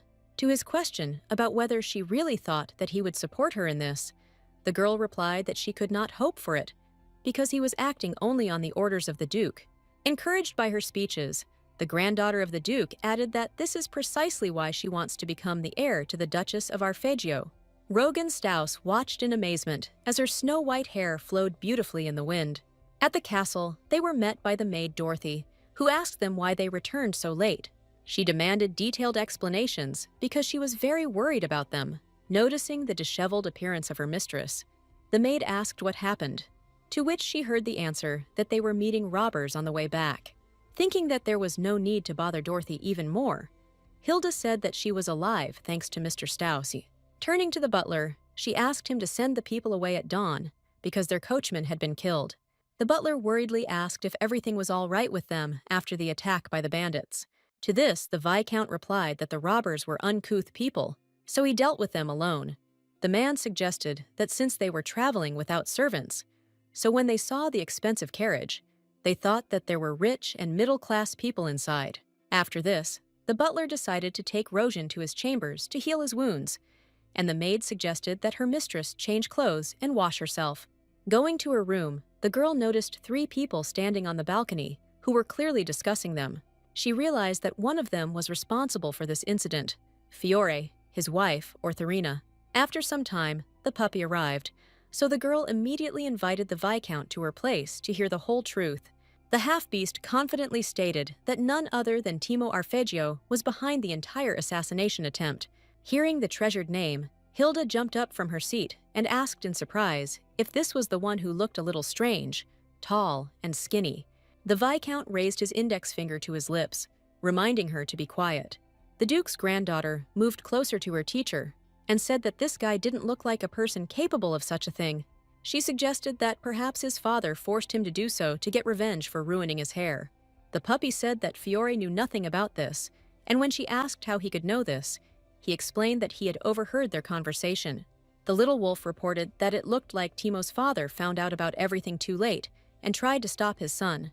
He added that a completely different person was behind all this, after which Rogan suggested that Mrs. Terina was to blame. The girl asked in fear whether she really had a good relationship with the Fiore family, because before that, they were at enmity. The Viscount reported that Mr. Timo was a bit weak-willed, so he could not do this job alone. He added that if someone supports him, he can easily agree to the deal. The guy said that if she wanted to get rid of 2 birds with 1 stone, then this option was quite possible, to which the Duke's granddaughter asked if Fiore and she were really these two birds with one stone. The puppy explained that Fiore had said the same thing to his son, then added that he actually thought he was a fool, seeing that hair was burned. Hilda was outraged that Tarina was using Timo, but he didn't even suspect that he was digging a hole for himself. She thought that there were too many people who wanted her to die quickly. Out of fatigue, the girl covered her face with her hand, took a deep breath, and thought for a while. In her opinion, she needed to get rid of both Tarina and Timo at the same time. However, she understood that she would not be able to get the position of heiress if she was at enmity with everyone. She was overcome with madness from the realization that she had set herself an impossible task. After some time, Hilda, having thought it over carefully, suggested using Fiore. The Viscount asked if she really wanted to use this incident to her advantage. The girl explained to him that they should at least try to do just that. The guy asked what would happen if he pretended that he didn't know anything, because they didn't have any solid evidence. Hilda enthusiastically stated that they would not need evidence, but only a witness. They sat at the table for a very long time and discussed how they should act correctly in this situation. That same evening, the Duke's granddaughter could not sleep at all due to the emotions she had experienced during the day. She didn't understand how she got here and why she still decided to become the successor to the Arpeggio family. The girl thought that she simply wanted to live in prosperity and peace, but no matter how brave she was in front of Rogan, she was not sure that she could become an heiress. Turning from side to side, Hilda still could not fall asleep. Even the sound of the slightest wind emanating from the slightly open window scared her. It seemed to her that she would never be able to sleep peacefully again. Having dozed off, she immediately jumped up in bed, thinking that someone might attack her. Hugging the pillow, the Duke's granddaughter tried to calm her fear and free herself from obsessive, terrible thoughts. Raising her head, she saw that a warm light was shining slightly just outside her door. She was frightened by the thought that perhaps they could be hired killers again. The girl realized that most likely the maid was already asleep, so there was no point in calling her for help. Shaking with fear, Hilda heard a very quiet male voice asking if she was sleeping. After catching her thoughts, she realized that her teacher, Rogan Staus, was standing outside her door. The Duke's granddaughter wondered why he came to her at such an hour. She thought that the Viscount himself had said that it was not proper for a young man to frequent a young lady's chambers, but now he himself stood at her door. Seeing that the light was slowly moving away from her room, Hilda rushed to the door, shouting that she was no longer sleeping. She managed to stop him and loudly declared that she was not sleeping at all, but quite the opposite. The guy turned towards the loud sound, and the first thing he said to her was the question of why she wasn't wearing slippers. The girl looked down and thought that she ran out in a hurry and forgot to put them on, but decided that in such a situation, she needed to behave confidently, as befits an aristocrat. Raising her head proudly, she asked if the Viscount really had something to do with her, to which the guy replied that he just wanted to check if she was sleeping. The Duke's granddaughter said a little embarrassedly that she couldn't find a place because of insomnia. Rogan added that he just wanted to tell her to go to bed as soon as possible. The guy explained to her that one of the main principles of the aristocracy is good sleep. Pouting a little, Hilda asked how many such principles they had. Without listening to her, the Viscount put down a candle, picked up the girl in his arms, and declared that it was not proper for a lady to walk around the house barefoot, to which she replied that she knew that this was against the rules of etiquette, after which she asked to let her go. He calmly carried her to bed, not intending to comply with her request to put her on the cold floor with his bare feet. Rogan looked at her carefully and informed her that, despite the etiquette, she could simply get hurt, so he did not let her go. Having put her in bed, he covered her with a blanket, which completely embarrassed the Duke's granddaughter. She quietly thanked him, to which he smiled sweetly and told her to go to sleep. Stroking her hair, the Viscount said that he would be there until she fell asleep. Hilda only thought about whether this concern really came from the Duke's orders. The Duke's granddaughter asked quietly if he could hold her hand until she fell asleep. The guy, without hesitation, complied with her request and took her cool hand with his warm palm. She looked at him carefully, after which he told her that he remembered very well how he almost died as a child, so he also could not sleep at night, thinking that he would be killed. He reported that, spending the night with his eyes open, the shadows on the ceiling in the room became more and more like monsters. Imagining this picture, Hilda thought about who held the little Viscount's hand when he was scared. The guy explained that in the end, no one could kill him, so he advised her not to be afraid and to fall asleep. She thought about what it would be like to have someone you could trust. The girl decided that as soon as she became a duchess, she would immediately be able to make him completely hers. With these thoughts, she calmly fell asleep, continuing to hold his hand. The next morning, Hilda happily opened the window to let cool air into her room. Inspired, the Duke's granddaughter wondered whether she should begin to put her plan into action. Last night, she suggested using the sound magic that her teacher taught her last time. He explained to her that the spell was quite complicated, but that couldn't stop her idea. The girl said that as evidence, she would collect the voice of Tarina, who speaks of Timo as the culprit. The Viscount asked how she was going to do this, since the lady would not say such a thing so easily. Hilda said that the most important thing is that she says Timo's name, and then they will correct the recording a little. The guy insisted that gathering magic was possible, but he never said that it could be tweaked simply because such a spell didn't exist. The Duke's granddaughter found a way out of this situation by proposing to simply create a new one. So now she sat in the greenhouse with Tarina and thanked her for agreeing to have tea with her. The woman replied that at this time it is best to have a tea party in the greenhouse, to which the girl asked her if she didn't mind sometimes devoting time to her in this way. Sipping her tea, the Duke's wife briefly replied that she was ready to do this very rarely. Bringing a mug of tea to her, Hilda said that the drink had a very pleasant aroma. Tarina said that she heard that something terrible happened to her recently, after which she stated that she was glad that she had already recovered. Changing mercy to anger, she asked if they managed to catch the culprit of the attack. The Duke's granddaughter assumed that the woman would agree to the tea party, only to find out more details. She said that, unfortunately, the body was burned without a trace, so it could not be identified, to which the Duke's wife stated that recently the robbers had become completely unruly. Tarina said that Hilda was very lucky to be alive, to which she replied that heaven was on her side. Having decided that it was time to collect information, the girl said that, sitting in the greenhouse, she involuntarily remembered her father, who was a gardener by profession. She then said that she had heard from the servants that her father used to work at the castle as a gardener, after which she asked if the woman knew him. Tarina answered with a soulless look that unfortunately she did not know him because she had never met Rutsia. Hilda said that she was very sorry because her father was really very handsome. Using cunning, she assumed that her father was as tall as Mr. Fiore's son, after which she assumed that his name was Fred. The Duke's wife was clearly unhappy that the newly made aristocrat had not yet learned all the names. She displeasedly explained to her interlocutor that Fiore's son's name is Timo Arpeggio. The girl pretended that she had learned all the names incorrectly, to which the woman replied that this was very bad, because if she made such mistakes in front of other people, then she would have a hard time. Tarina looked at her mockingly and said that she still had a lot to learn, and it must be very difficult for her teacher. Hilda thought that she could laugh as much as she wanted, because soon the reasons for laughter would disappear, but she confirmed her words out loud. That evening, she went to the Viscount to reproduce everything she had recorded, using the magic of sounds. Rogan wrote down all the words on a piece of paper, and the girl was interested in why he uses such complex expressions, because it would be better to remove them so that the sentence becomes shorter. The guy explained to her that the effectiveness of magic lies in how beautiful and impressive the spell it creates. She asked her puppy if this was true, to which he replied that a word can cut worse than a knife. The Viscount said that the language of the runes is a tool for creating a dialogue with the universe, and she prefers to respond to more polite words. Seeing that her teacher had finished writing down all the words, she invited him to try to perform the spell. He took out a pendant with a rose, attached it to the written letter, and began to cast a spell.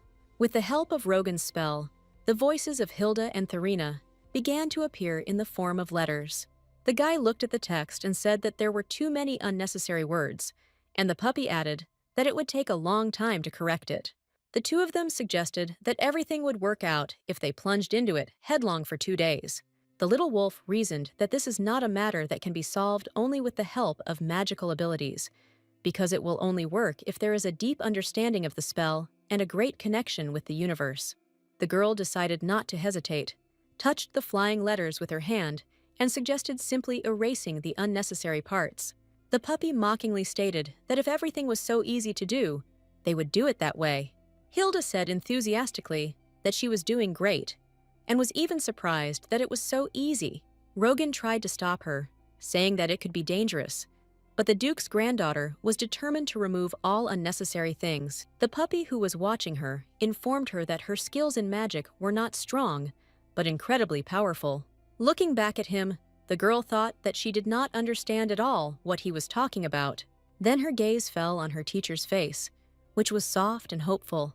Hilda decided that since he was smiling, it meant that she was really very good. Thus, they received false testimony, and all that remained was to figure out the time and place to blackmail Timo. But after the incident with the attack, Fiore stuck to him and did not even think of leaving him alone. The girl was well aware that she needed to pick the moment and meet Timo alone. Walking one day in the park, the Viscount told her that the next day Mr. Fiore would not be in the castle. Hilda was stunned by the news, but realized that this might be her only chance. Before that, she had been tormented all night by thoughts, and even secretly watched Fiore's son. But she just needed to discuss everything with Rogan. The guy said that early in the morning he would go to the estate of Baron Raguel, so he would probably return only the day after tomorrow morning or late in the evening. The Duke's granddaughter asked how he knew so much, and suggested that he had the gift of foresight. He explained to her that he had heard out of the corner of his ear that there would be a billiards meeting at the Baron's house, and Mr. Fiore never misses such meetings of high society. Hilda asked with interest whether he really loved entertainment that much, to which the guy replied that the billiards meeting was not just for fun. Rogan added that the people on it, pretending to be close friends, looked closely at the enemy forces and showed off themselves, and of course, collected information. In response to her question about whether he would take his son with him, the Viscount suggested that he would not waste money and pay a fee for the participation of two at once. Her teacher said that many tea parties also have a participation fee or some other conditions, to which the girl thought that the aristocrats were going crazy. They didn't know what to do with their money. She calmly stated that, be that as it may, everything worked out perfectly, because the meeting was organized at the most opportune time. The Viscount smiled mysteriously and said that this was indeed a lucky coincidence. Watching him, Hilda caught the strangeness in his behavior, but quickly guessed everything. Running up to him, she assumed that he had done something to make this billiards meeting take place. Turning to her, the guy said that he had only prepared the place, and then asked if she could handle the rest herself. The Duke's granddaughter happily declared that he need not worry, because she is a master of threats. The next morning, as the Viscount had predicted, Fior Arpeggio went to the meeting. Watching him through the window, the girl thought that, for this man, access to high society was much more important than supervising his own son. At the same time, the butler came to her, informing her that she could go to Timo. Hilda realized that Fiore had advised his son not to meet her alone, but Timo arrogantly decided that he could cope with her himself. In any case, for her, it was only for the better. Timo rudely said that she didn't even know when to bow her head, after which he called her an uneducated girl. The girl calmly declared that he should bow his head to her. When she asked why he thought she came, the guy suggested that if she came to apologize for the incident when she set fire to his father's hair, then she should bow her head to the floor. The Duke's granddaughter was outraged by such impudence and menacingly said that it was he who should apologize. Looking straight into his eyes, the girl stoically said that he should apologize for trying to kill her. Fiore's son immediately started screaming that she had no evidence. If he were truly innocent, he would be confused or ask what kind of nonsense she was talking about, but at least he would not talk about evidence. Hilda sadly realized that the Duke's grandson had actually tried to kill her in secret. The girl asked him if he really thought that she came to him without evidence, to which he shouted that she was lying. She took out the medallion and began to cast a spell to the wild, incomprehensible exclamations of Timo. From the medallion came the words of Mrs. Thurina, who said that she heard that a few days ago she experienced something truly terrible. She had to use sound-gathering magic and editing magic to intimidate him. She had to learn so much at an accelerated pace that she did not understand whether she should be grateful for it or vice versa. The recording said that Timo Arpeggio was the culprit, but since it was all fabricated, the girl felt a little insecure. Hearing his name, the guy fell to his knees and began to say that he was not the criminal at all. Removing the pendant from her neck, Hilda slowly walked towards him as he shook in fear. Approaching him closely, the Duke's granddaughter announced that she was going to give this recording to the Duke. On his knees, Timo begged her not to do this, because otherwise he would be finished. She indignantly asked why on earth she shouldn't do this, to which he replied that it wasn't him who did it all. The girl asked if he really thought that Mrs. Torina was just testimony. Hilda added that the Duke's wife said that she had evidence and promised to testify before the Duke with her. Desperate, the guy began to sob and scream that Mrs. Torina herself had personally given him this order. He said that she was the real criminal, but was trying to shift all the blame onto him. Exhausted, Timo stopped saying anything, causing an awkward silence to fall in the room. After a while, Hilda looked at him piercingly and broke the silence. She slyly asked if he really thought that she came to him without knowing this information. The girl explained to him that Mrs. Torina would never willingly help her and give evidence. Having received everything she needed, the Duke's granddaughter mockingly explained to him that it was not the mistress who came to her, but she was the first to come to the mistress. Timo continued to shake with fear, but had already stopped sobbing, asking her why she had come to him. Hilda explained that she already knew everything, that the real instigator was her grandfather's wife. The girl said that she knew very well that the woman was simply using him, planning to make him out to be a criminal in order to evade responsibility. In response to his question about how she knew about all this, the Duke's granddaughter remembered that she had a cute puppy who was very good at secret surveillance. She stated that she was not obligated to explain her secrets to him, after which she said that if she provided this evidence to the Duke, he would become a criminal, plotting the murder of his own relative. Having said this, Hilda headed towards the exit under Timo's inaudible shouts. Halfway there, she turned around and smiled good-naturedly, saying that she was ready to give him a chance. The girl explained that if he apologized to her and confessed to what he had done, writing down what happened in detail, she would destroy the evidence and not tell the Duke anything. The Duke's granddaughter said that she did not want to team up with such a person, which meant that if she had to cooperate with one of the two, she would choose his father. After her arguments, she affectionately announced that now the choice was only his.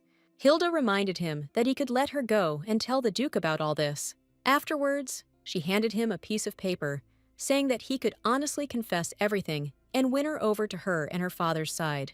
A day later, Mr. Fiore Arpeggio arrived, greeted by a maid and a butler. Entering the castle, the man was a little taken aback because he saw in front of him someone whom he did not expect to meet at all. Hilda was on his way, offering him tea if he was not busy, to which he replied that he was not going to waste time drinking tea with someone like her. She handed him his son's confession, saying that he would most likely change his mind when he read it. Taking the sheet of paper in his hands, Fior quickly ran through what was written and immediately tried to tear the sheet. Noticing this, the Duke's granddaughter asked if he really thought that she had not left any spell on this paper. After a while, she repeated her question, inviting him to have a cup of tea with her.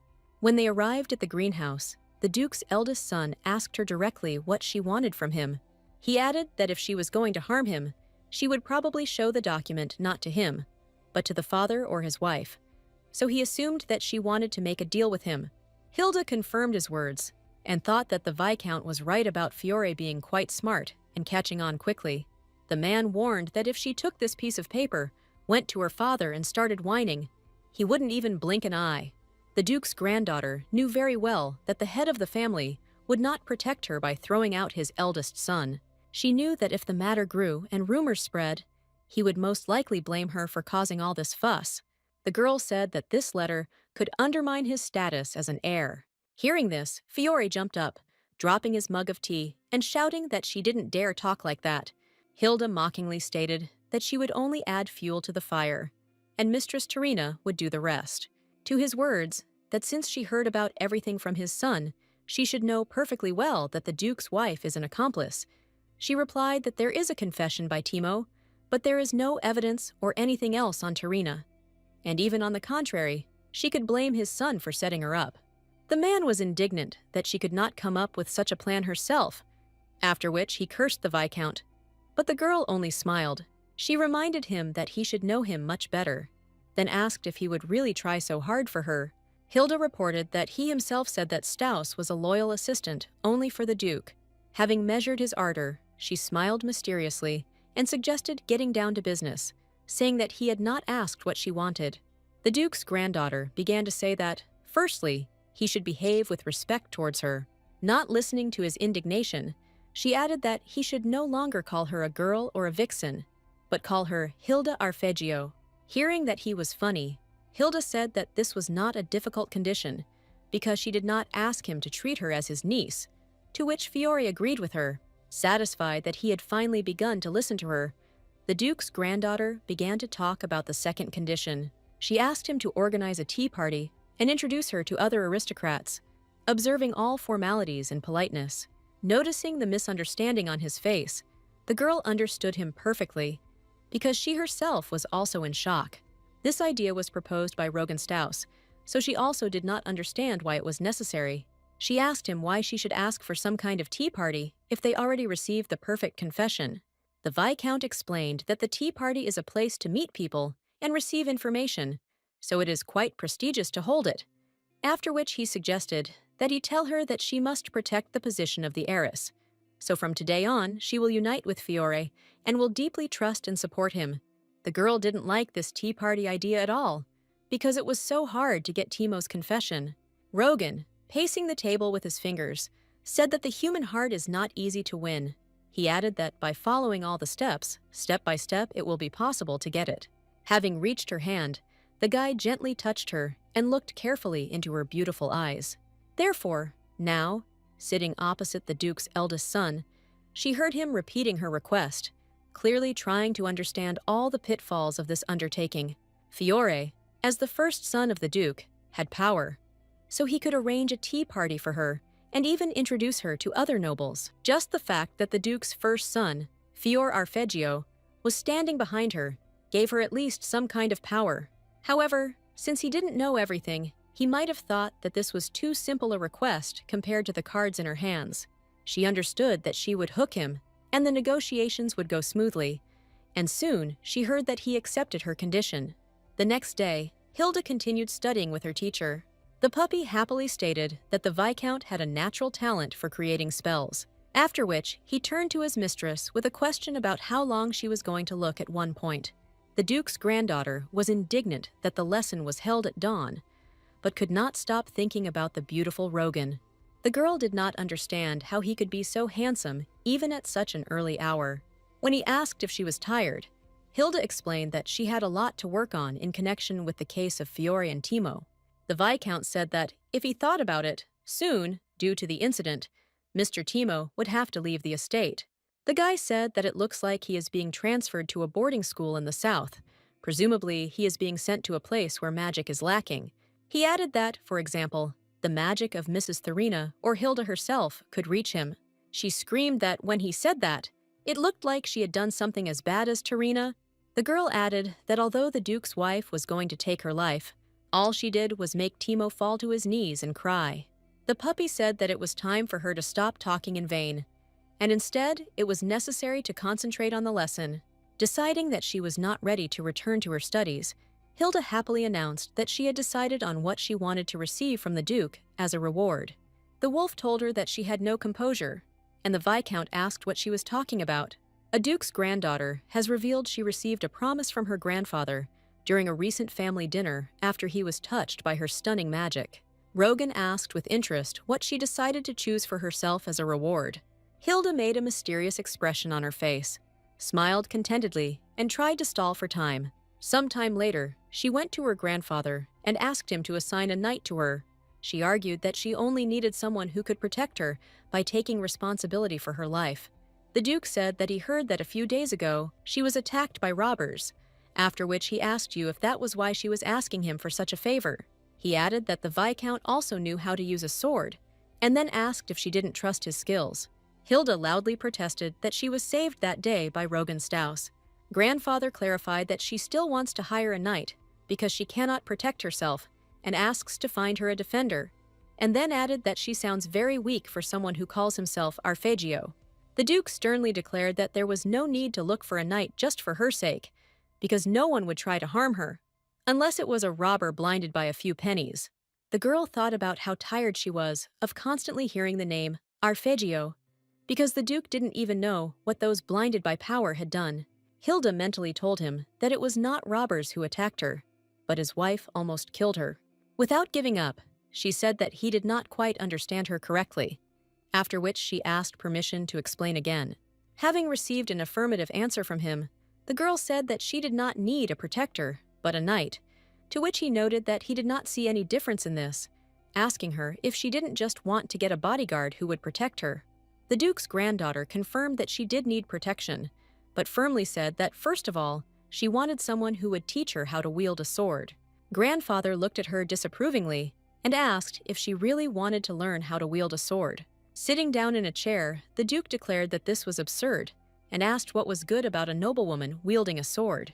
Hilda explained that if she learned to wield a sword, at least among noble ladies, she would become the most skilled in this matter. She stated that when it comes to the sword, then she, Lady Arpeggio, would be number one, because she should learn playing musical instruments, singing or embroidery, like the daughters of other families, and then asked if the Arpeggios were the family that follows rules created by others, or a family setting new rules. The Duke looked at her displeasedly and assumed that she had decided to arrogantly test him using some small magical power. Hearing his words, she felt like a small bunny in front of a large and angry tiger. The girl understood that if she gave in, everything would come to an end, so she said that she was not doing this because she hoped for magical powers. Gathering her will into a fist, Hilda Arpeggio loudly declared that they believed in the influence of the Duke, who gave her the surname Arpeggio. The anger of the head of the family changed to mercy, which was reflected well on his interested face. His granddaughter continued to talk about how, once the lady of their family picked up a sword, all the young ladies would soon do the same. There was an awkward silence, after which the grandfather announced that he would provide her with a knight. The joyful granddaughter thanked the Duke, to which he asked her to leave the room. Walking out the door, she exhaled easily. I thought that, fortunately, she did not die from nerves. Hilda imagined a knight who would take her side and protect her with his life. After some time, the Duke's granddaughter walked barefoot on the green grass, reasoning that she should have held back, because she had nowhere else to go. She thought that she had always known that the Viscount was demanding and stingy with praise, but he was the only one who was on her side. Shortly before this, the guy very carefully tested her knowledge, saying that if the process did not lead to an ideal result, then it was useless. The girl argued that not all people can be ideal like him, and she is also an ordinary person. She loudly stated that instead of just telling her what she was bad at, she wanted him to also look at what she was good at, to which he replied that if he wanted to hear praise, he would ask the Duke to give her teacher who was generous to her. Seething with indignation, the girl pointed her finger at her teacher and said that he was a zero as a teacher. After Hilda repeated her words again, she headed straight to the exit from the hall. To speed up, the girl simultaneously took off her uncomfortable shoes, to which the Viscount noticed that she could not walk around barefoot. Now she was thinking about whether she should apologize first, because this was the same academic stress that she had heard about before. Shaking her head with displeasure, the Duke's granddaughter decided that this time she would definitely not be the first to give up. She also firmly decided that from this day until the end of her life, she would call Rogan the king of the grunt demons. After thinking it over, she loudly shouted with all her strength that Rogan Staus was the king of the grumbling demons. Having shouted, the girl noticed out loud how her soul felt very light and serene. Suddenly, she heard uncontrollable laughter coming from the top of the tree next to her. Hilda saw that there was a guy with blue hair sitting on a branch who was laughing uncontrollably at her words about the grunt demon king. From wild laughter, the stranger began to fall to the ground, and in order not to see this, the Duke's granddaughter closed her eyes.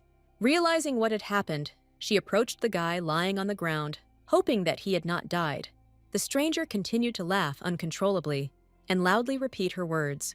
At the same time, Rogan Staus's butler came to him and asked him what he was doing. The man apologized, saying that the door was open, to which the Viscount asked him if something had happened. The butler said that it may not matter, but a servant from the Raken family had arrived. He added that the servant, his face pale with horror, asked if their third young master had come to see them. The arrival said that on the way, he suddenly disappeared without saying a word, and no matter how much they looked for him, they could not find him anywhere. The guy became thoughtful and began to remember what he knew about the third young master of the Rakan family. Ilya Rakan was known in social circles for his unpredictable behavior. He was the complete opposite of Rogan, who insisted on the right path. The only advantage of Rakan's son was that he was excellent at fencing. But despite this, he was expelled from the Imperial Knights 6 months after joining, because with his character, it was difficult to be subordinate to anyone. The Viscount calmly stated that the guy was old enough that he would certainly be able to find his way home. The butler said that the problem was that he was heading to their estate. Thinking about what a joker could have forgotten in their duchy, he suddenly realized that the Duke himself had invited him. His guess was quickly confirmed, because immediately he heard Hilda screaming, running down the corridor towards him. The girl was almost on the verge of tears and screamed that some crazy person was chasing her. Rogan felt uneasy about the commotion, so he tried to make sense of her ramblings. The Duke's granddaughter hurriedly talked about how a strange guy had fallen from a tree in the garden, after which she said that apparently some madman had broken into their castle. The Viscount looked at the butler, indicating with his gaze that they had found a fugitive.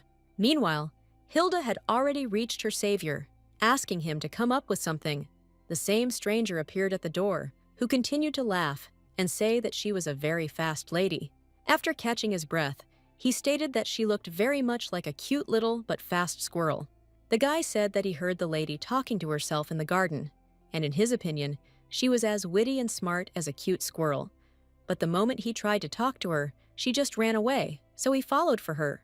Hiding behind her teacher, the Duke's granddaughter, with fear in her voice, asked him not to come near her. The girl begged the Viscount to do at least something, because she believed that the guy was completely out of his mind. The stranger reported that he was completely normal, and added that his mind was clearer and calmer than ever. He triumphantly declared that when he heard her voice, he understood everything at that very second. Getting down on one knee, the handsome young man announced that his whole heart longed for a lady. Hearing his words, Viscount Rogan Staus began to pierce him with his cold gaze. Deciding to stop the farce, Rogan loudly shouted that this circus was enough. He tiredly put his hand to his face, took a deep breath, and thought that he now had to explain everything. After a short silence, the guy said that it would be very difficult if they both started making so much noise in the mansion.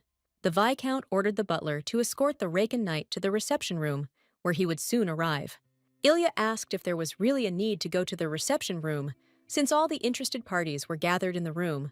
Seeing Rogan's cold gaze, he quickly changed his mind and asked the butler to take him to the reception area. When they left, Hilda, without looking into his eyes, asked if he would give him the opportunity to justify himself.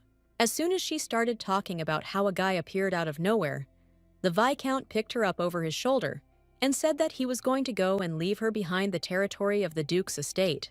The girl couldn't believe that he wanted to throw her out of the castle because she didn't think that she had angered him so much. Luckily, instead of throwing her off the estate, Rogan took her to Dorothy, who thoroughly washed her feet. After that, a new acquaintance came to her chambers, saying that it was time to formally introduce himself. He politely took her hand and kissed it gently in greeting, as was customary in high society. The guy said that he was the third son of Count Rakan, Ilya Rakan, and that it was an honor for him to meet her. Hilda reasoned that he turned out to be a normal person, after which she also introduced herself. Opposite them sat the Viscount, talking about how Lord Rakan is the man whom His Excellency the Duke hired for his granddaughter, so from now on he will help her and be responsible for her safety.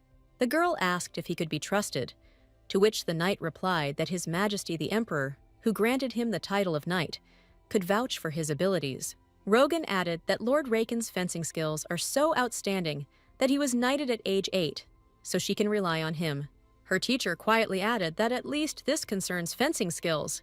The Viscount said that in any case, it was a great fortune for both of them that the Duke was not on the estate. He suggested that if he personally saw all the chaos going on, it would not bode well. The guy added that he ordered the servants to keep their mouths shut, but this incident will not be completely hidden, so it is better to prepare before the Duke reprimands. Elijah and Hilda both wondered what exactly preparation meant. Rogan said he was giving them until the end of the day to write a 5-page letter of remorse.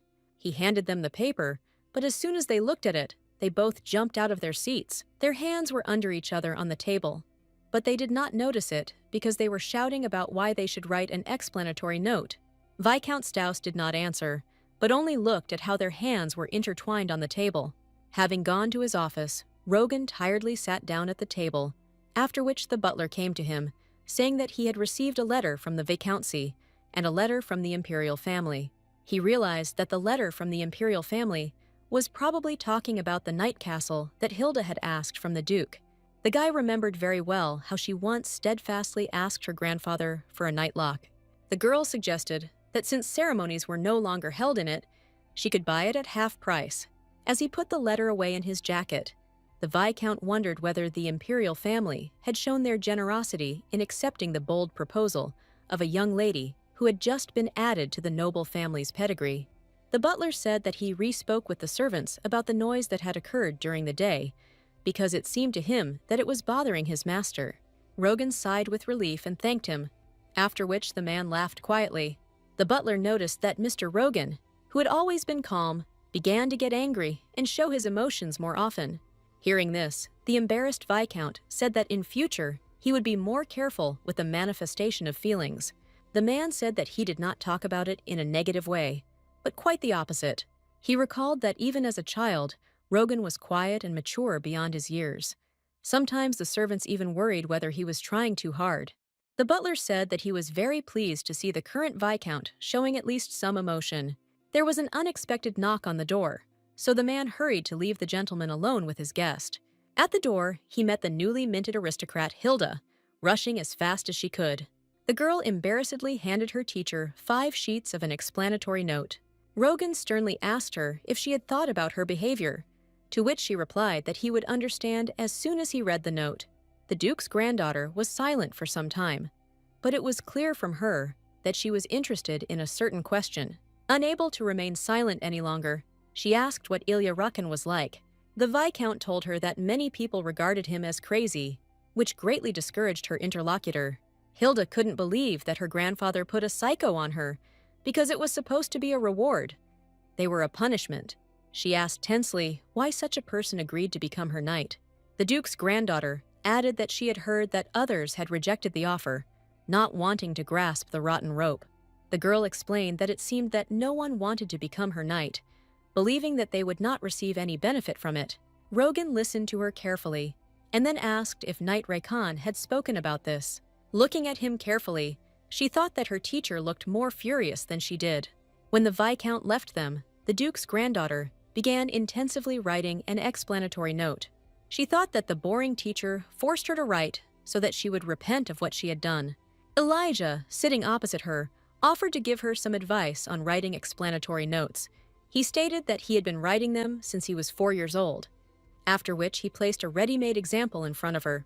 She thought that this guy would not only fall out of the blue, but would also talk nonsense if I followed her.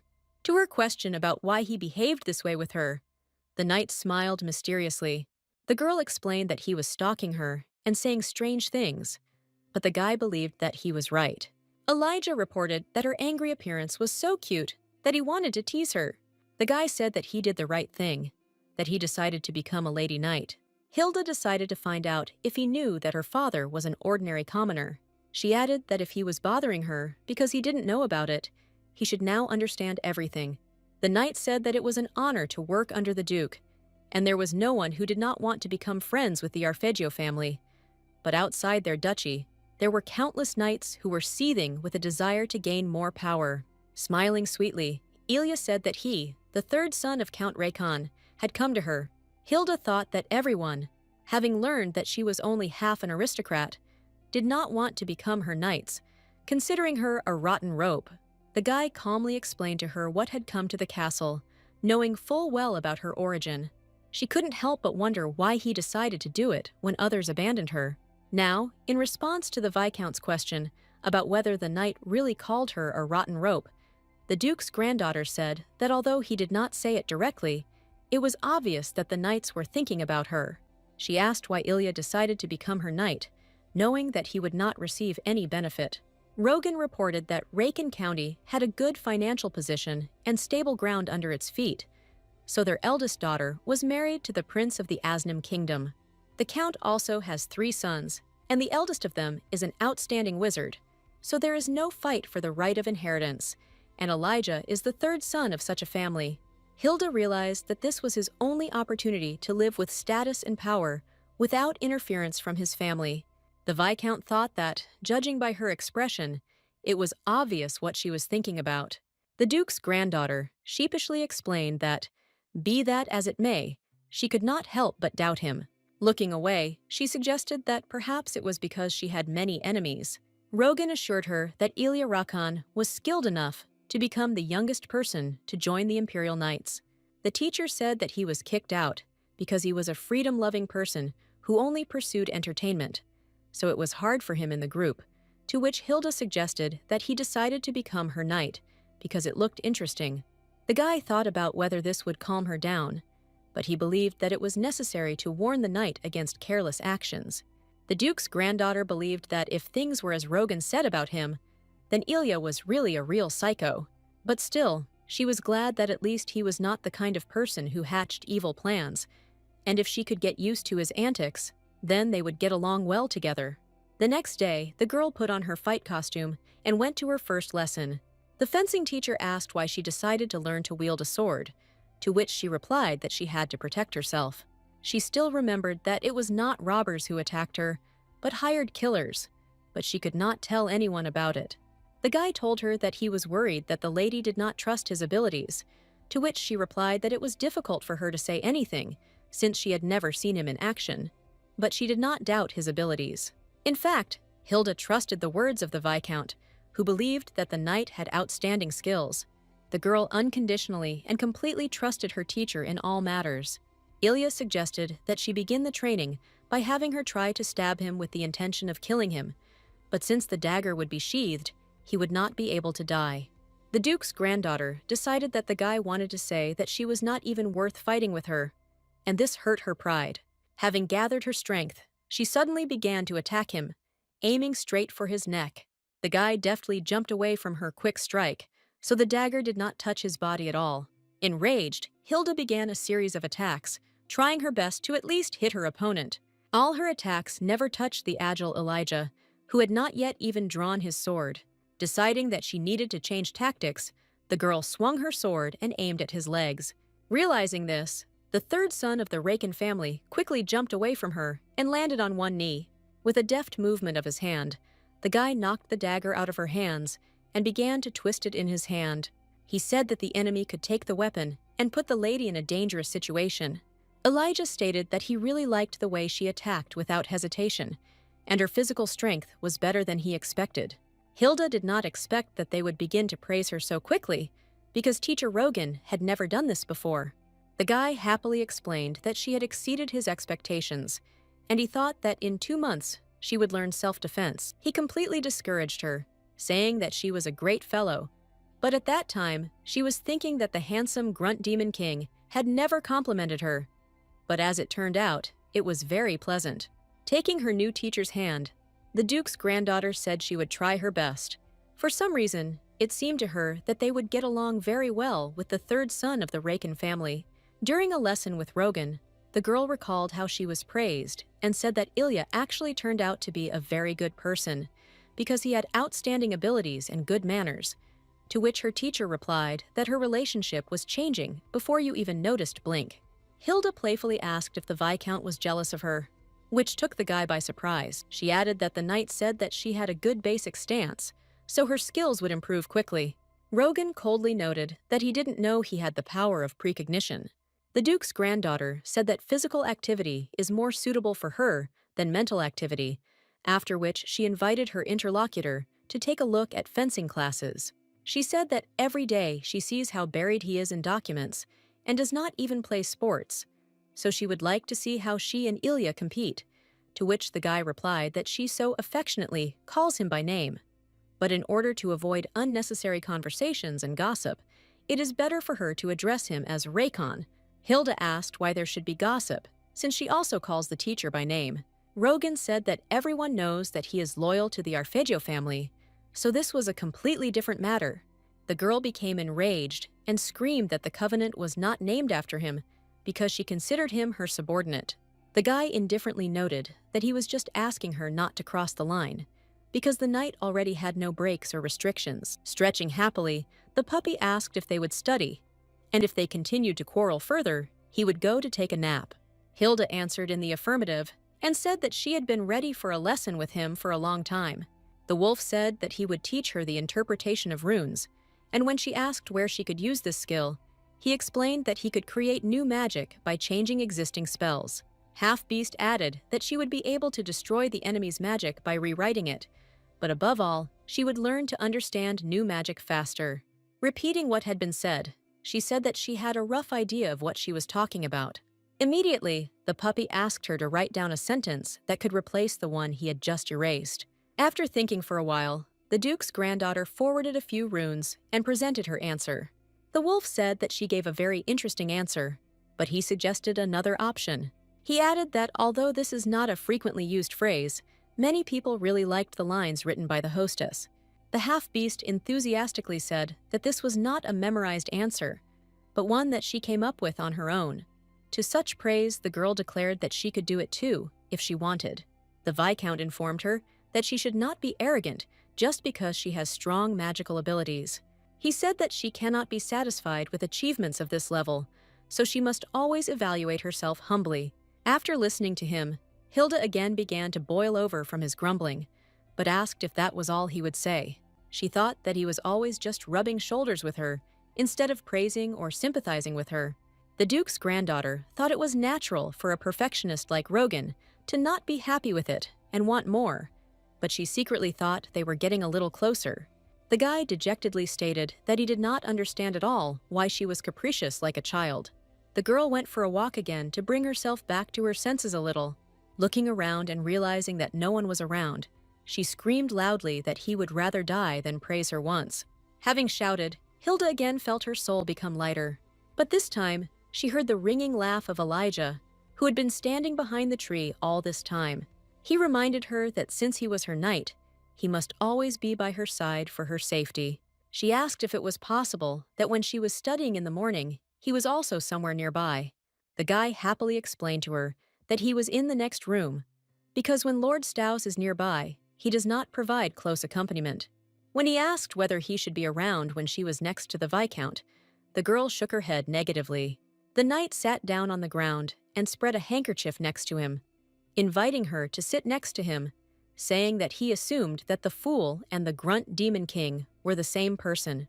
The Duke's granddaughter was greatly embarrassed by his pressure and said in a trembling voice that it was a secret.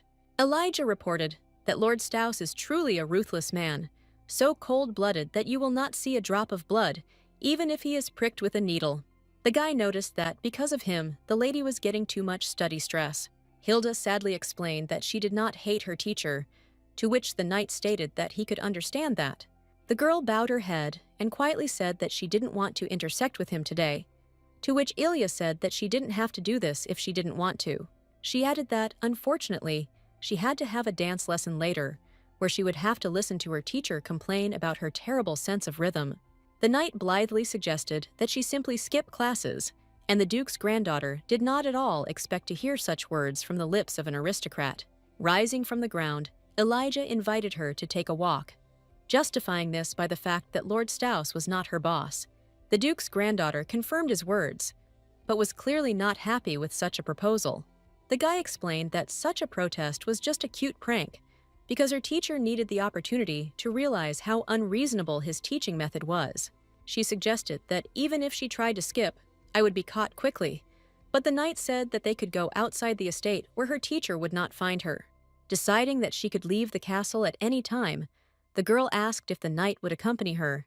Ilya smiled sweetly at her and said that he would kindly accompany her, because after all, he was her knight. While they were talking, he took a sparrow from a branch, but after their conversation, he let the bird fly freely. The guy extended his hand to his lady and invited her to escape from the castle with him. Hilda succumbed to his charm, took his hand, and completely trusted the chartering teacher. Elijah pulled her along, saying that they would only go where she wanted. At the same time, in the castle, the Viscount asked Dorothy whether his ward had really gone for a walk at such a time. He asked why she didn't notify him, and if she really left all alone. The maid said that her mistress begged her never to tell anyone about this, but she left about an hour ago with Sir Raken.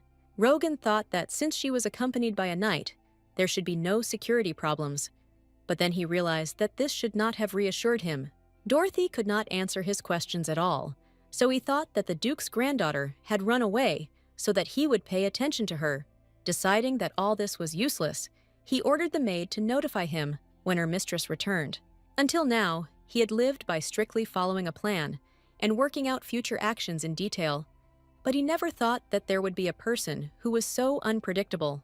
His thoughts were interrupted by the Duke's wife, who suddenly appeared in the corridor. Tarina reported that he looked very tired and told him that working a lot was good, but he also needed to rest. The guy thanked her modestly, to which she noticed that Lady Hilda had gone for a walk and asked why he did not go with her. The Viscount said that today she was accompanied by a knight, to which the Duke's wife clarified whether he really meant the knight whom his grace had brought. She slyly added that the Duke's granddaughter personally asked her grandfather about this. The woman asked which member of the Raken family responded to his request, suggesting that it was the youngest son. Rogan said that the third son, Ilya Rakan, had arrived, to which Tharina suggested that Lord Staus was not having an easy time. The Viscount explained that no matter what kind of person he was, his main task was to ensure that no dangerous incidents occurred in the future, such as a bandit raid or attempted murder. There was an awkward silence in the corridor, because the Duke's wife immediately realized that he suspected her. She said that recently he was very worried because of the attack of robbers that happened to his ward. The woman said that he was worried about the attempt on the life of a man who did not even pose a threat to anyone, but it seemed to her that the knight was a suitable match for the granddaughter of the Duke. The guy asked in surprise what she meant by the word suitable. Tharina explained that they were both freedom-loving, not subject to the general rules and manners of high society, and it was possible that Hilda just needed someone like Ilya Rakan. The woman finished her thought by saying that the Viscount was not at all a suitable match for a newly made aristocrat. He knew that the Raken family was high enough to marry one of their sons to Arpeggio, and Ilya, their third son, was a man who could easily marry Hilda, who had the blood of a commoner.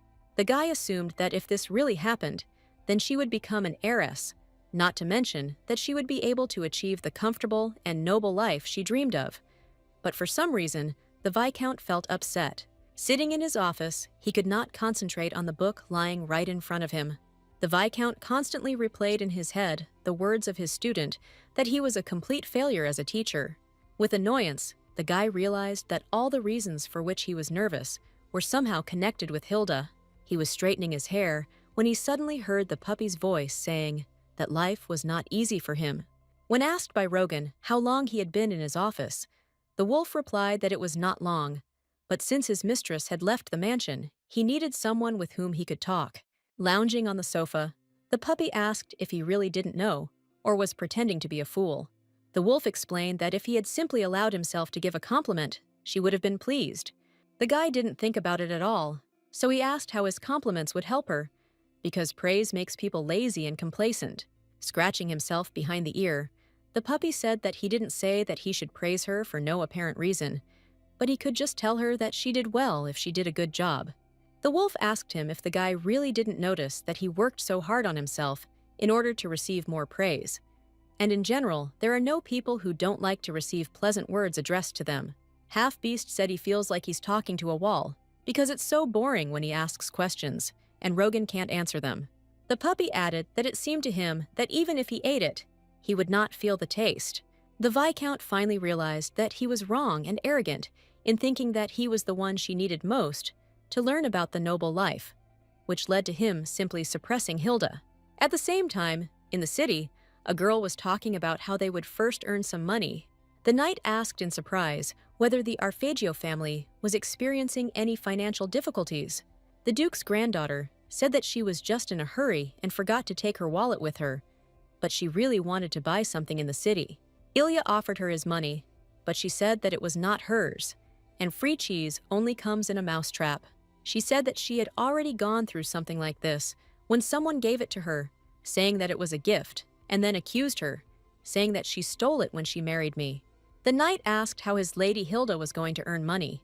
Without thinking, The girl immediately pointed towards the gambling table, on which several suspicious individuals were moving glasses. Watching them, the guy couldn't believe that they were about to play a game of chance. He tried to stop her, saying that this was pure fraud, but she noticed that he was apparently already familiar with the game. Ilya laughed quietly in embarrassment, which confirmed her assumption. Turning to him, the girl told him not to worry, because she would double the amount he had in his hands.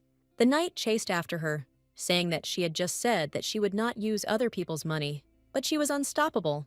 At this time, a sharper noticed them, thinking that another rich dupe had arrived. No one in this market knew what his trick was, but he invited everyone to try it anyway. After the duke's granddaughter won a bunch of coins, she said that it was extremely fun and then said goodbye to them. Ilya was enthusiastically interested in how she was able to know that the cube would be exactly under a certain glass.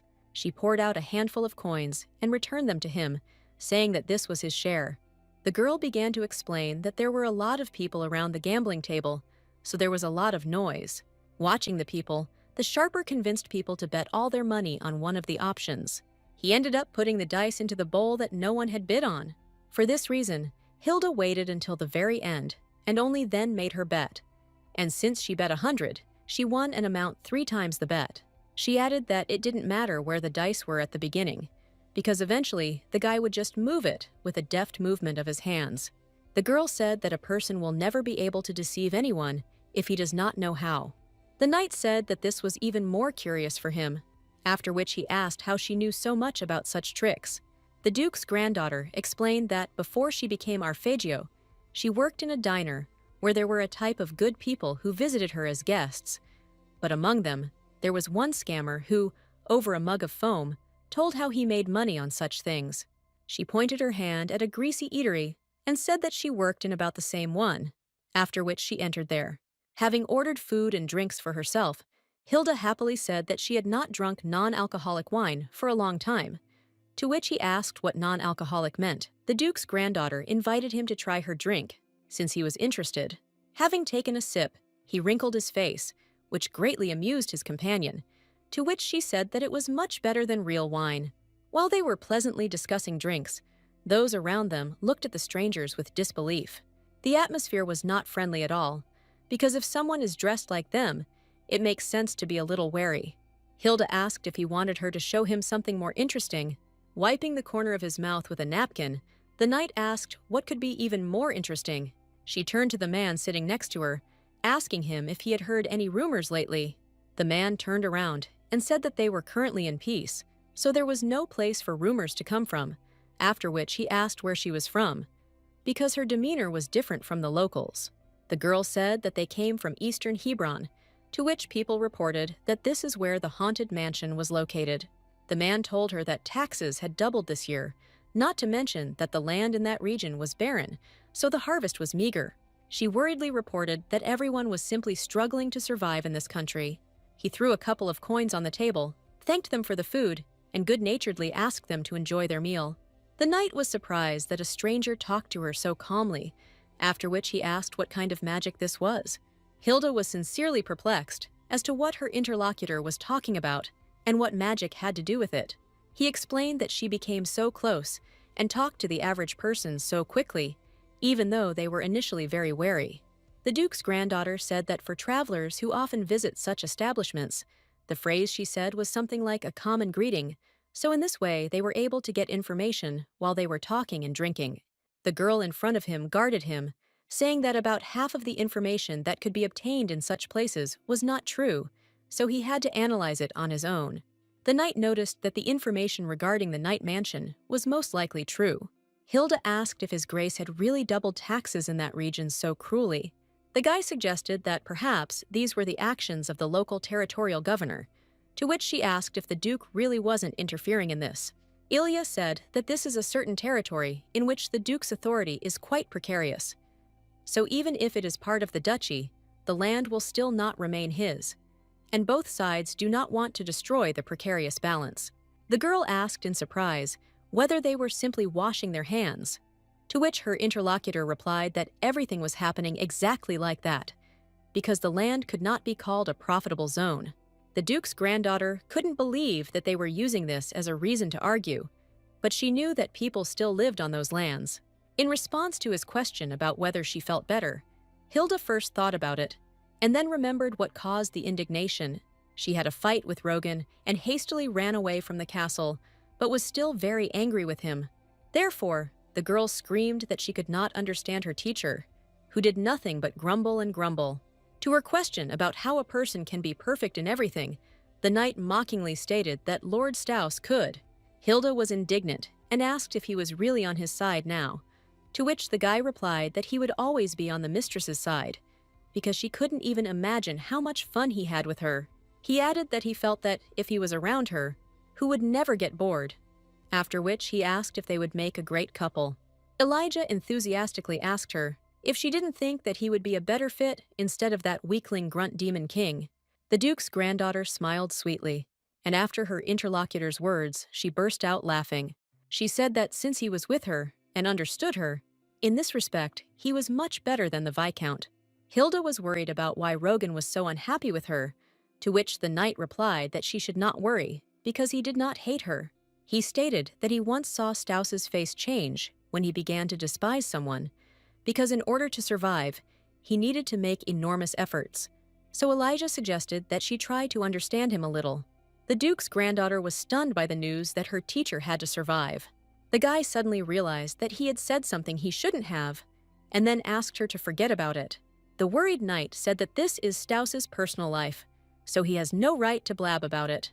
The butler met them at the castle, asking if he should order the chef to prepare dinner for my lady, to which she replied that she had already eaten. She asked him where Lord Staus was right now, to which the man said that he was in the east room. Hilda turned to the knight and happily said that she would visit him later, so the guy could go inside and rest. She then added that she was grateful to him for having such a fun day with her. Elijah gently touched her hand, pulled her palm towards him, kissed it, and told her that it was an honor for him. He looked at her warmly, telling her that it was his duty as a knight to protect his lady.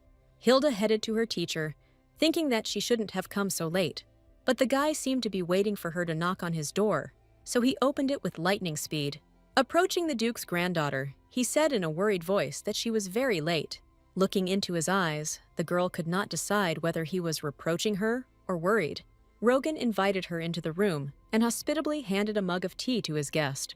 Looking inside the mug, she noticed that it was filled with ordinary water, and therefore thought that her teacher was still angry.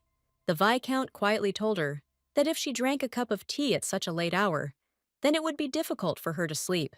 Drinking ordinary water, Hilda thought that she felt as if she was walking on the blade of a knife. After some time, he impatiently asked her why she ran away from home.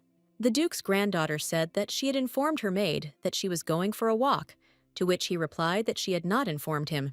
She angrily asked if the Viscount really needed an account of every action she had taken, and then stated that it was the absolute truth, that thanks to him, she had learned many different things, but she did not belong to him. Hearing her words, Rogan said in a trembling voice that he would never dare to even think that the lady from the Arpeggio family could belong to him. Hilda got angry and explained that even if he said it wasn't true, that's how she felt. She was determined to discuss the problem once and for all. The guy asked her what problems they were talking about, to which she replied that she meant compliments. The girl proudly stated that she did not know about other people, but she personally believed that it was necessary to encourage them to praise them for their successes. She didn't let him say a word, saying that she wasn't a genius like him, and it was obvious that in his eyes she lacked a lot, because she was far from ideal. Without stopping, the Duke's granddaughter stated that she really continues to work on herself with all her might.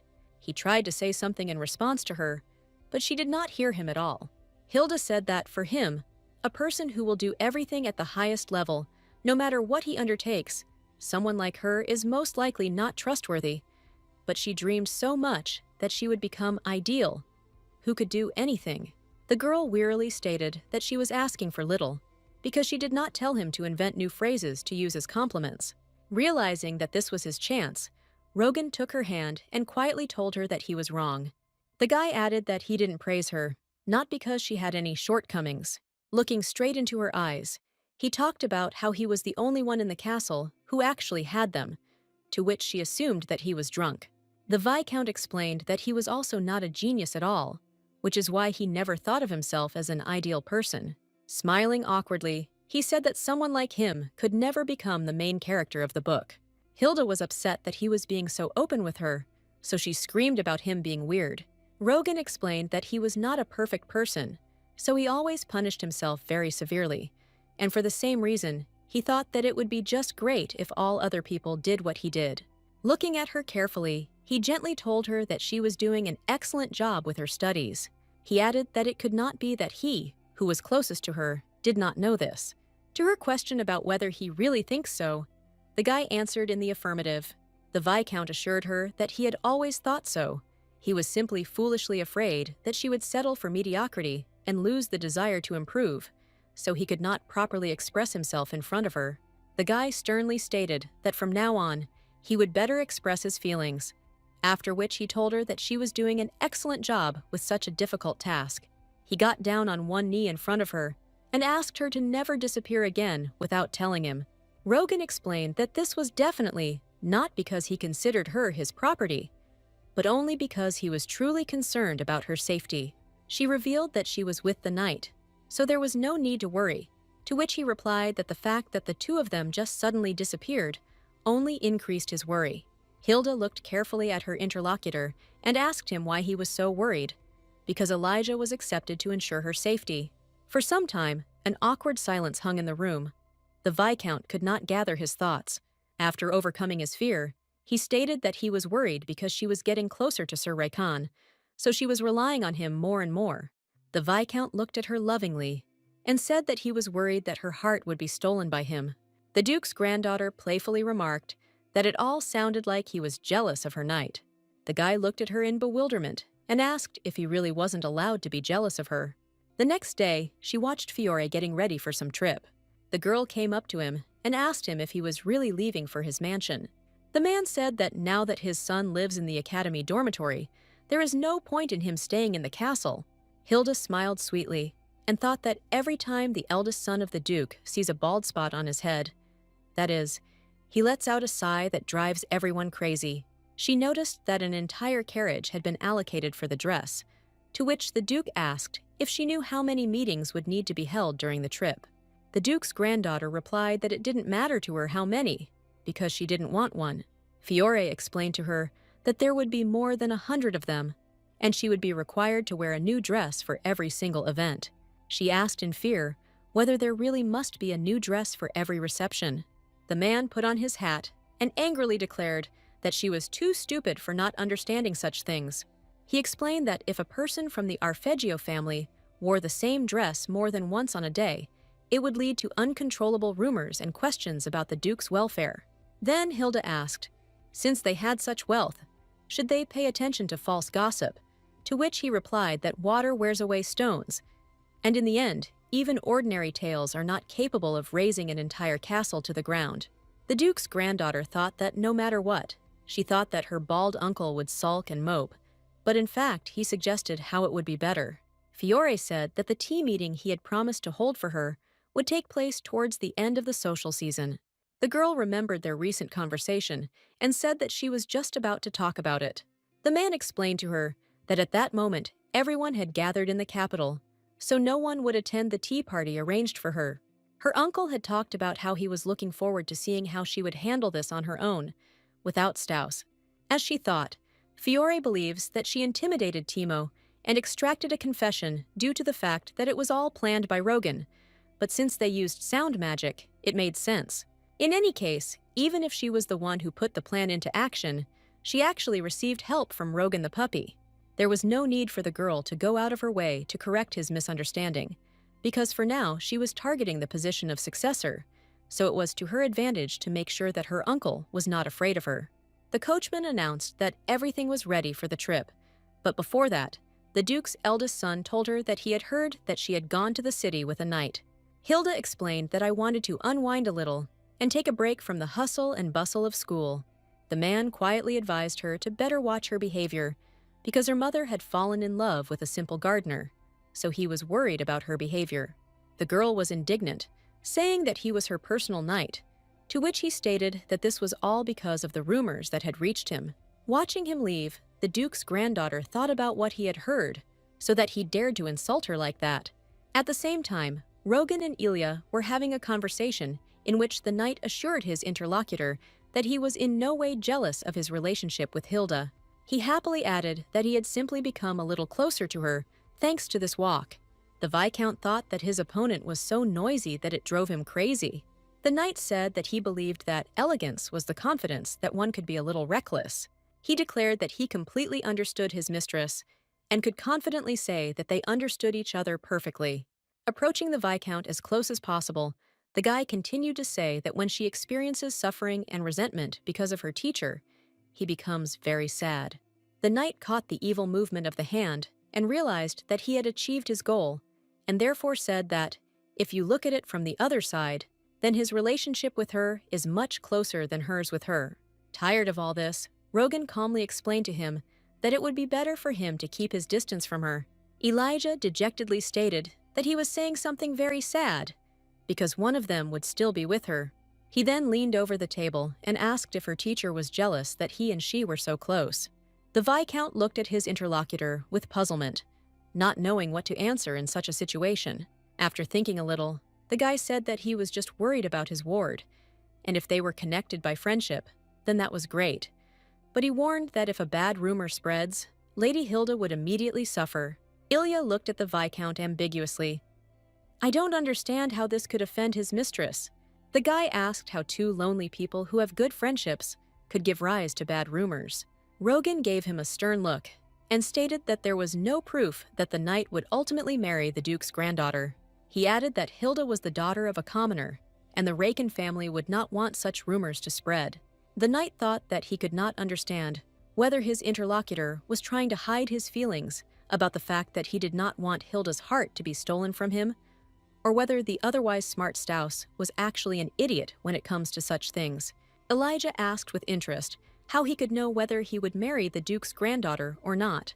He reported that she was the most wonderful and delightful girl, but since she was adopted into the Arpeggio family, the issue of her peasant blood was not at all an issue, and moreover, he was only the third son and was not interested in continuing the family line. The knight said that if you could marry a woman from the Arpeggio family, Thoros would gladly give him permission, regardless of her origin.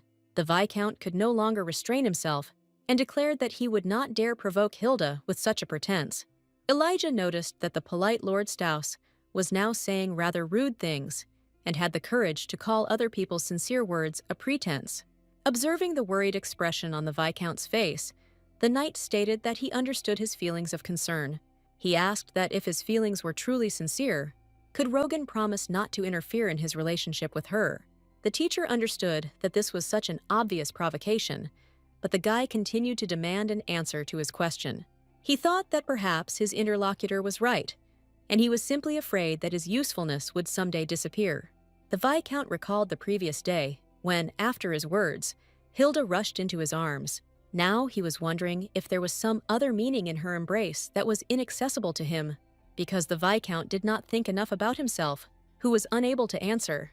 About 10 days have passed since Fiore left the castle, and after that there were no major incidents. One day, the Duke's granddaughter passed by the chambers in which Thurene was talking about how once Hilda was ready as a society lady, they would have to introduce her to the other nobles.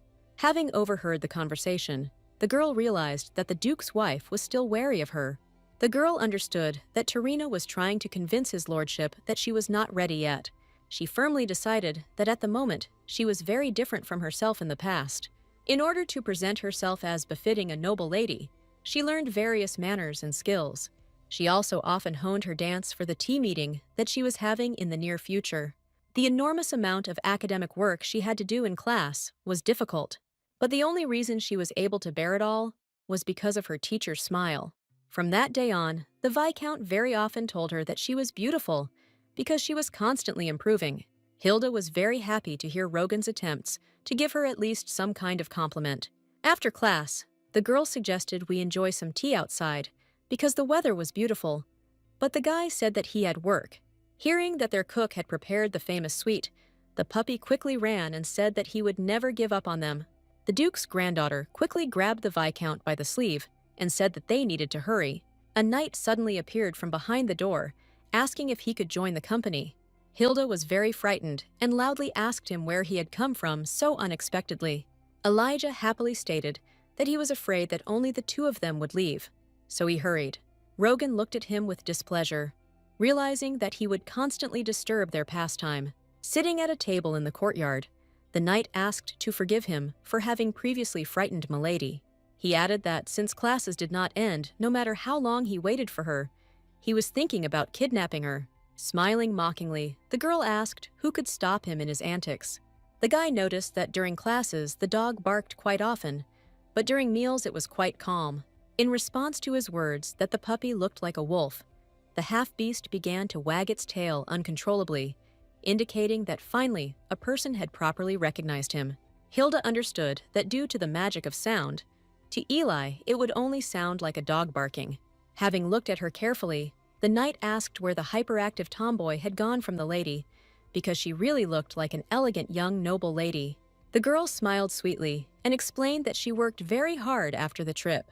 She added that there are still many areas where she is lacking, and her poetry is still a bit clumsy, and she also has an instrument to master.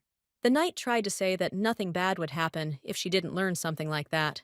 The Viscount interrupted his words and declared that she simply must learn, starting today, and since her learning speed is incredible, she will learn to play the instrument before winter comes. Hilda watched happily as one of the guys talked about relaxation and rest, and the other suggested a hell of a schedule. Putting down a mug of tea, she said that during class she managed to receive a compliment, and in the eyes of the knight, she looked like a noble lady, so she felt a little better, and now she would work on achieving her true goal. Elijah wondered if her goal was not to lead the luxurious life of a noble lady. Elegantly taking her mug, Hilda announced to him that she was going to become the heir to the Duke. The guy looked at her in surprise and asked if he understood correctly that she wanted to be the head of the duchy. The Duke's granddaughter carefully studied his reaction and was a little taken aback by his impudence. Looking at him sternly, she declared that she was a potential heir. Elijah said that he did not intend to belittle her abilities, but it seemed impossible to him that His Grace, skipping several generations, would appoint her as heir. The Viscount calmly explained that Hilda was the first person his lordship had directly named as heir. He reported that it was customary for noble families to grant the eldest son the position of heir upon reaching adulthood. But for some reason, the Duke did not appoint Fiore to this position, despite the fact that his lordship was already quite old himself. To his question about whether Staus really also sees Hilda as an heiress, the Viscount replied that he just clarified the situation for him. The Duke's granddaughter said that for this reason, she thinks that her grandfather has some criteria that he looks for in a person when choosing an heir. The girl suggested that a close person of the Duke should know about these criteria. Looking mysteriously at her teacher, she asked if he knew what he was talking about. The guy calmly explained to her that he didn't understand why she decided that way and didn't know about it at all. Hilda said that from what she had seen so far, she was sure that his lordship would have discussed the subject of succession with him. Rogan said that she overestimated him because he was just a vassal, to which the knight confirmed his words and added that no matter how his lordship treated Staus, such questions were not on his level. He suggested that he might rather discuss such things with his father. To her question about whether we were talking about Count Recon, the guy explained that the old people were quite close. Ilya reported that the two often visited the mansion in Aer together for summer vacations, and he overheard them discussing whether to bring her to the ducal castle. The knight happily suggested that since this was discussed, he would invite her to Recap County. He assured her that he would meet his father in person and ask him about the specifics of becoming the head. Hilda said in confusion that she did not even know the count, after which she asked whether an unplanned visit would be unnecessarily rude. Elijah mockingly said that she knew him, which means she was a welcome guest in their home. The Duke's granddaughter thoughtfully wondered if everything would really be all right. The knight tried to assure her that his father would welcome her with open arms. She looked carefully at her teacher and asked him what he thought about this.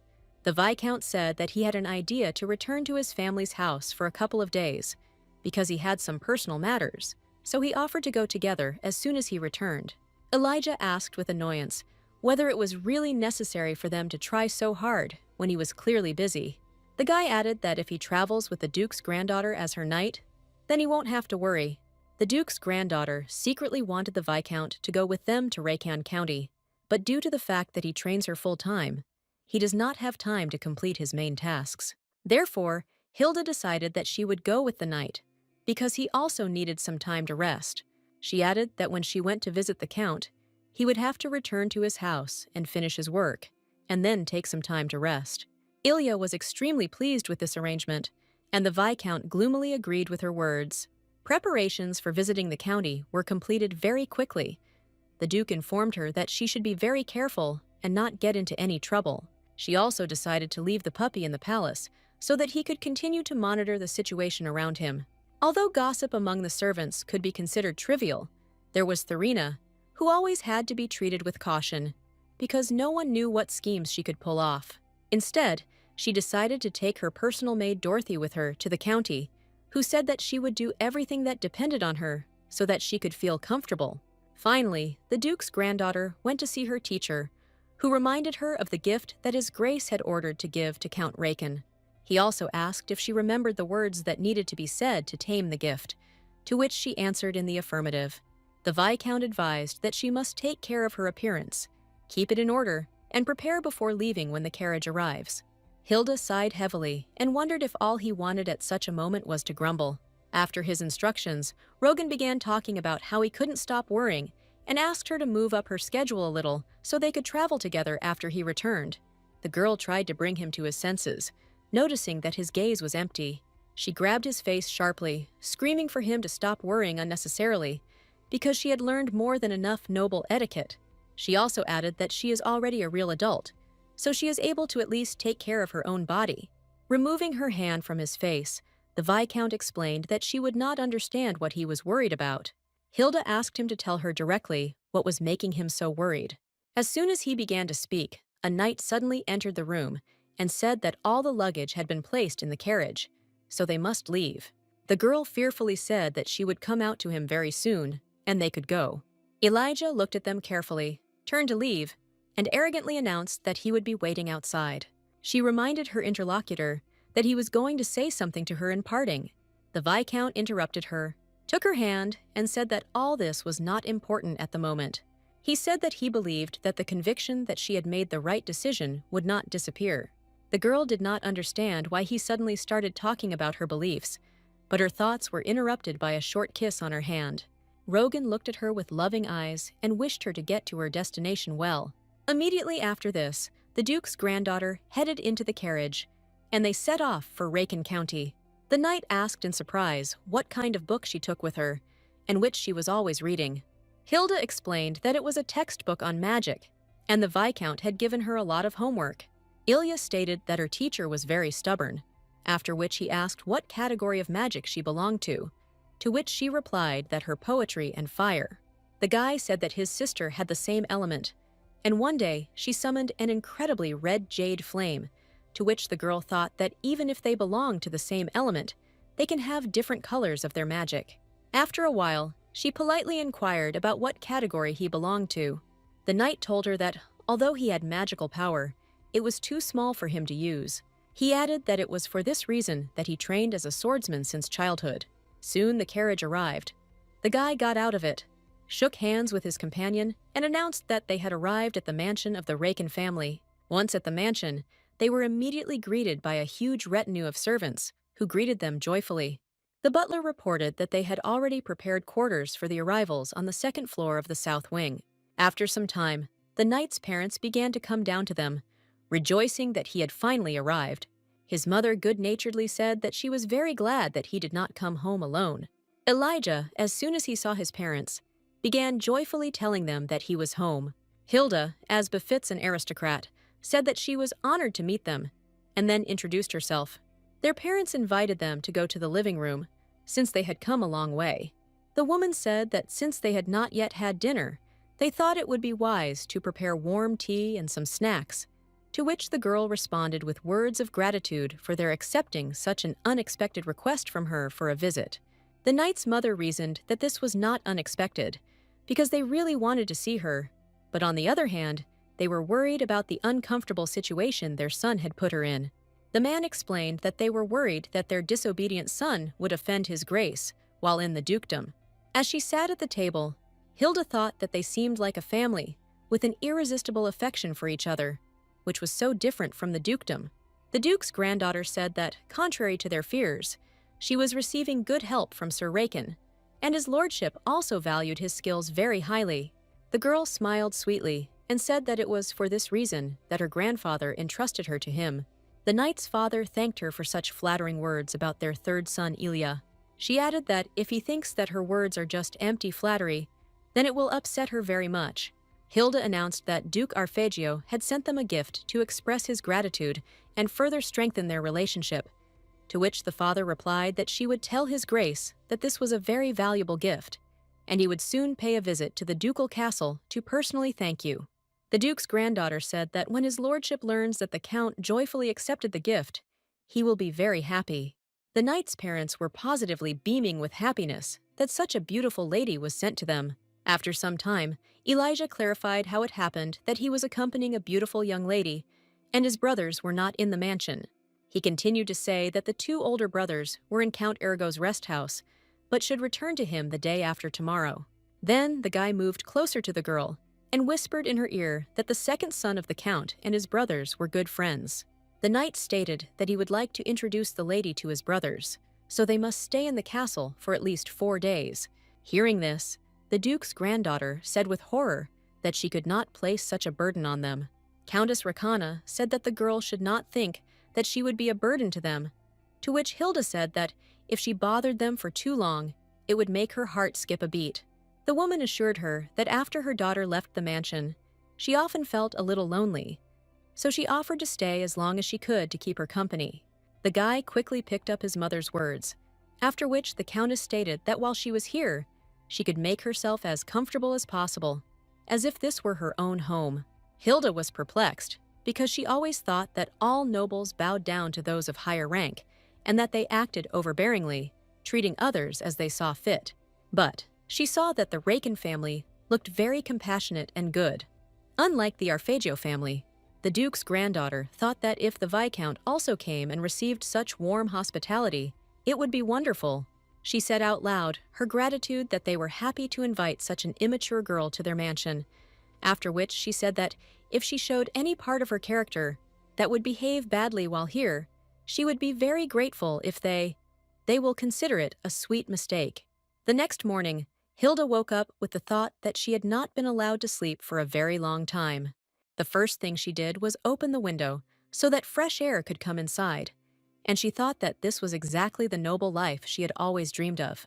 In the ducal mansion, her whole day, starting from dawn, was scheduled minute by minute.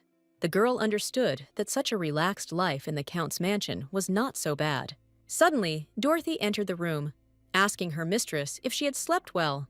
Hilda told her that this was the first time in a while that she had been able to get enough sleep, so she felt rested and refreshed, after which the maid informed her that since she had been provided with fluffy and clean blankets, she too was comfortable. Seeing how respectfully even her maid was treated, the duke's granddaughter was amazed at how polite the count's employees were. Dorothy asked her what she thought about walking towards the West Lake, which was very large and beautiful. The maid added that this was an ideal distance for a walk, so the countess could often be seen at the lake on fine days, to which the girl replied that they would certainly do so. At the exit from the room, a knight was waiting for her, asking her if everything was fine, to which she replied that it was a very comfortable night. He said that he ordered her to prepare breakfast and serve it in the room with the best view. He was waiting for her to have breakfast together, but she slept for a very long time, so wails began to sing in his stomach. To her objection that he should have woken her up, the knight replied that the longer the wait, the higher the expectations, so he decided that waiting was not such a big problem. Laughing, Hilda suggested that they hurry up and enjoy breakfast, thinking that her teacher should learn some nice language from him. Heading to the refectory, the guy said that his father had some business, so he left at dawn, saying that he would listen to her story as soon as he returned in the afternoon. The girl suddenly stopped, to which the knight asked if something had happened.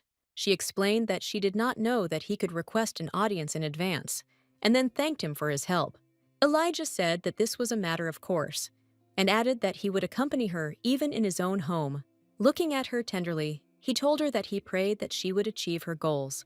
Before the audience, Elijah's words were running through her head that his father really liked her, so she shouldn't worry, because even if she doesn't get the answer she wanted, you shouldn't be disappointed.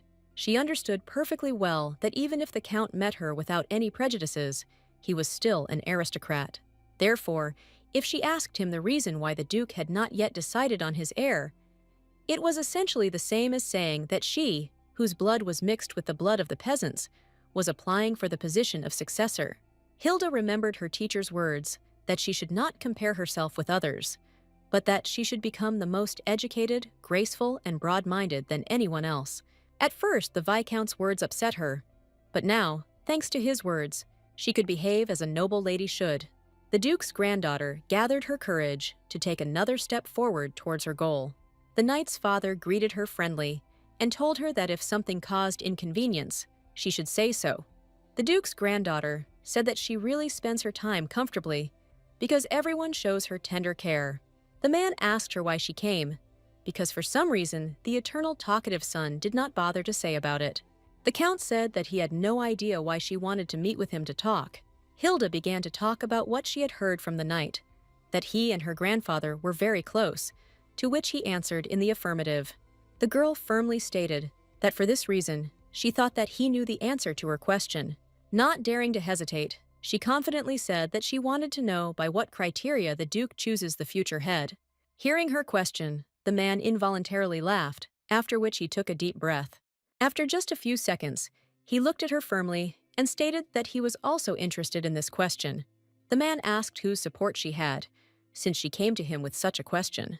Hilda realized that he believed that there was someone behind her who wanted to become the head of the duchy, but he did not take into account the fact that she herself would strive to become a successor. The Count asked in surprise why she was asking such a question to him and not to anyone else. The Duke's granddaughter reported that she had inherited her mother's incredibly magical power, thanks to which she became a member of the Arpeggio family. She also survived a stay in the Knight Mansion, which most nobles are even afraid to approach, after which she said, "Does he really think that someone like this is not her unable to become an heir?" The man looked at her carefully and changed his anger to mercy, saying that this was not what he meant at all. He added that he was rather concerned that she was a young lady and her opponents were not powerful in the region. The Count explained that she had no need to choose such a difficult path because of youthful maximalism. The knight's father said that a safe and comfortable life was already guaranteed for her because she could choose a path in which she would be loved and protected, and which was ideal for her, to be the wife of a nobleman. He didn't keep her waiting long and went on the offensive, asking what she thought about her third son as a potential husband.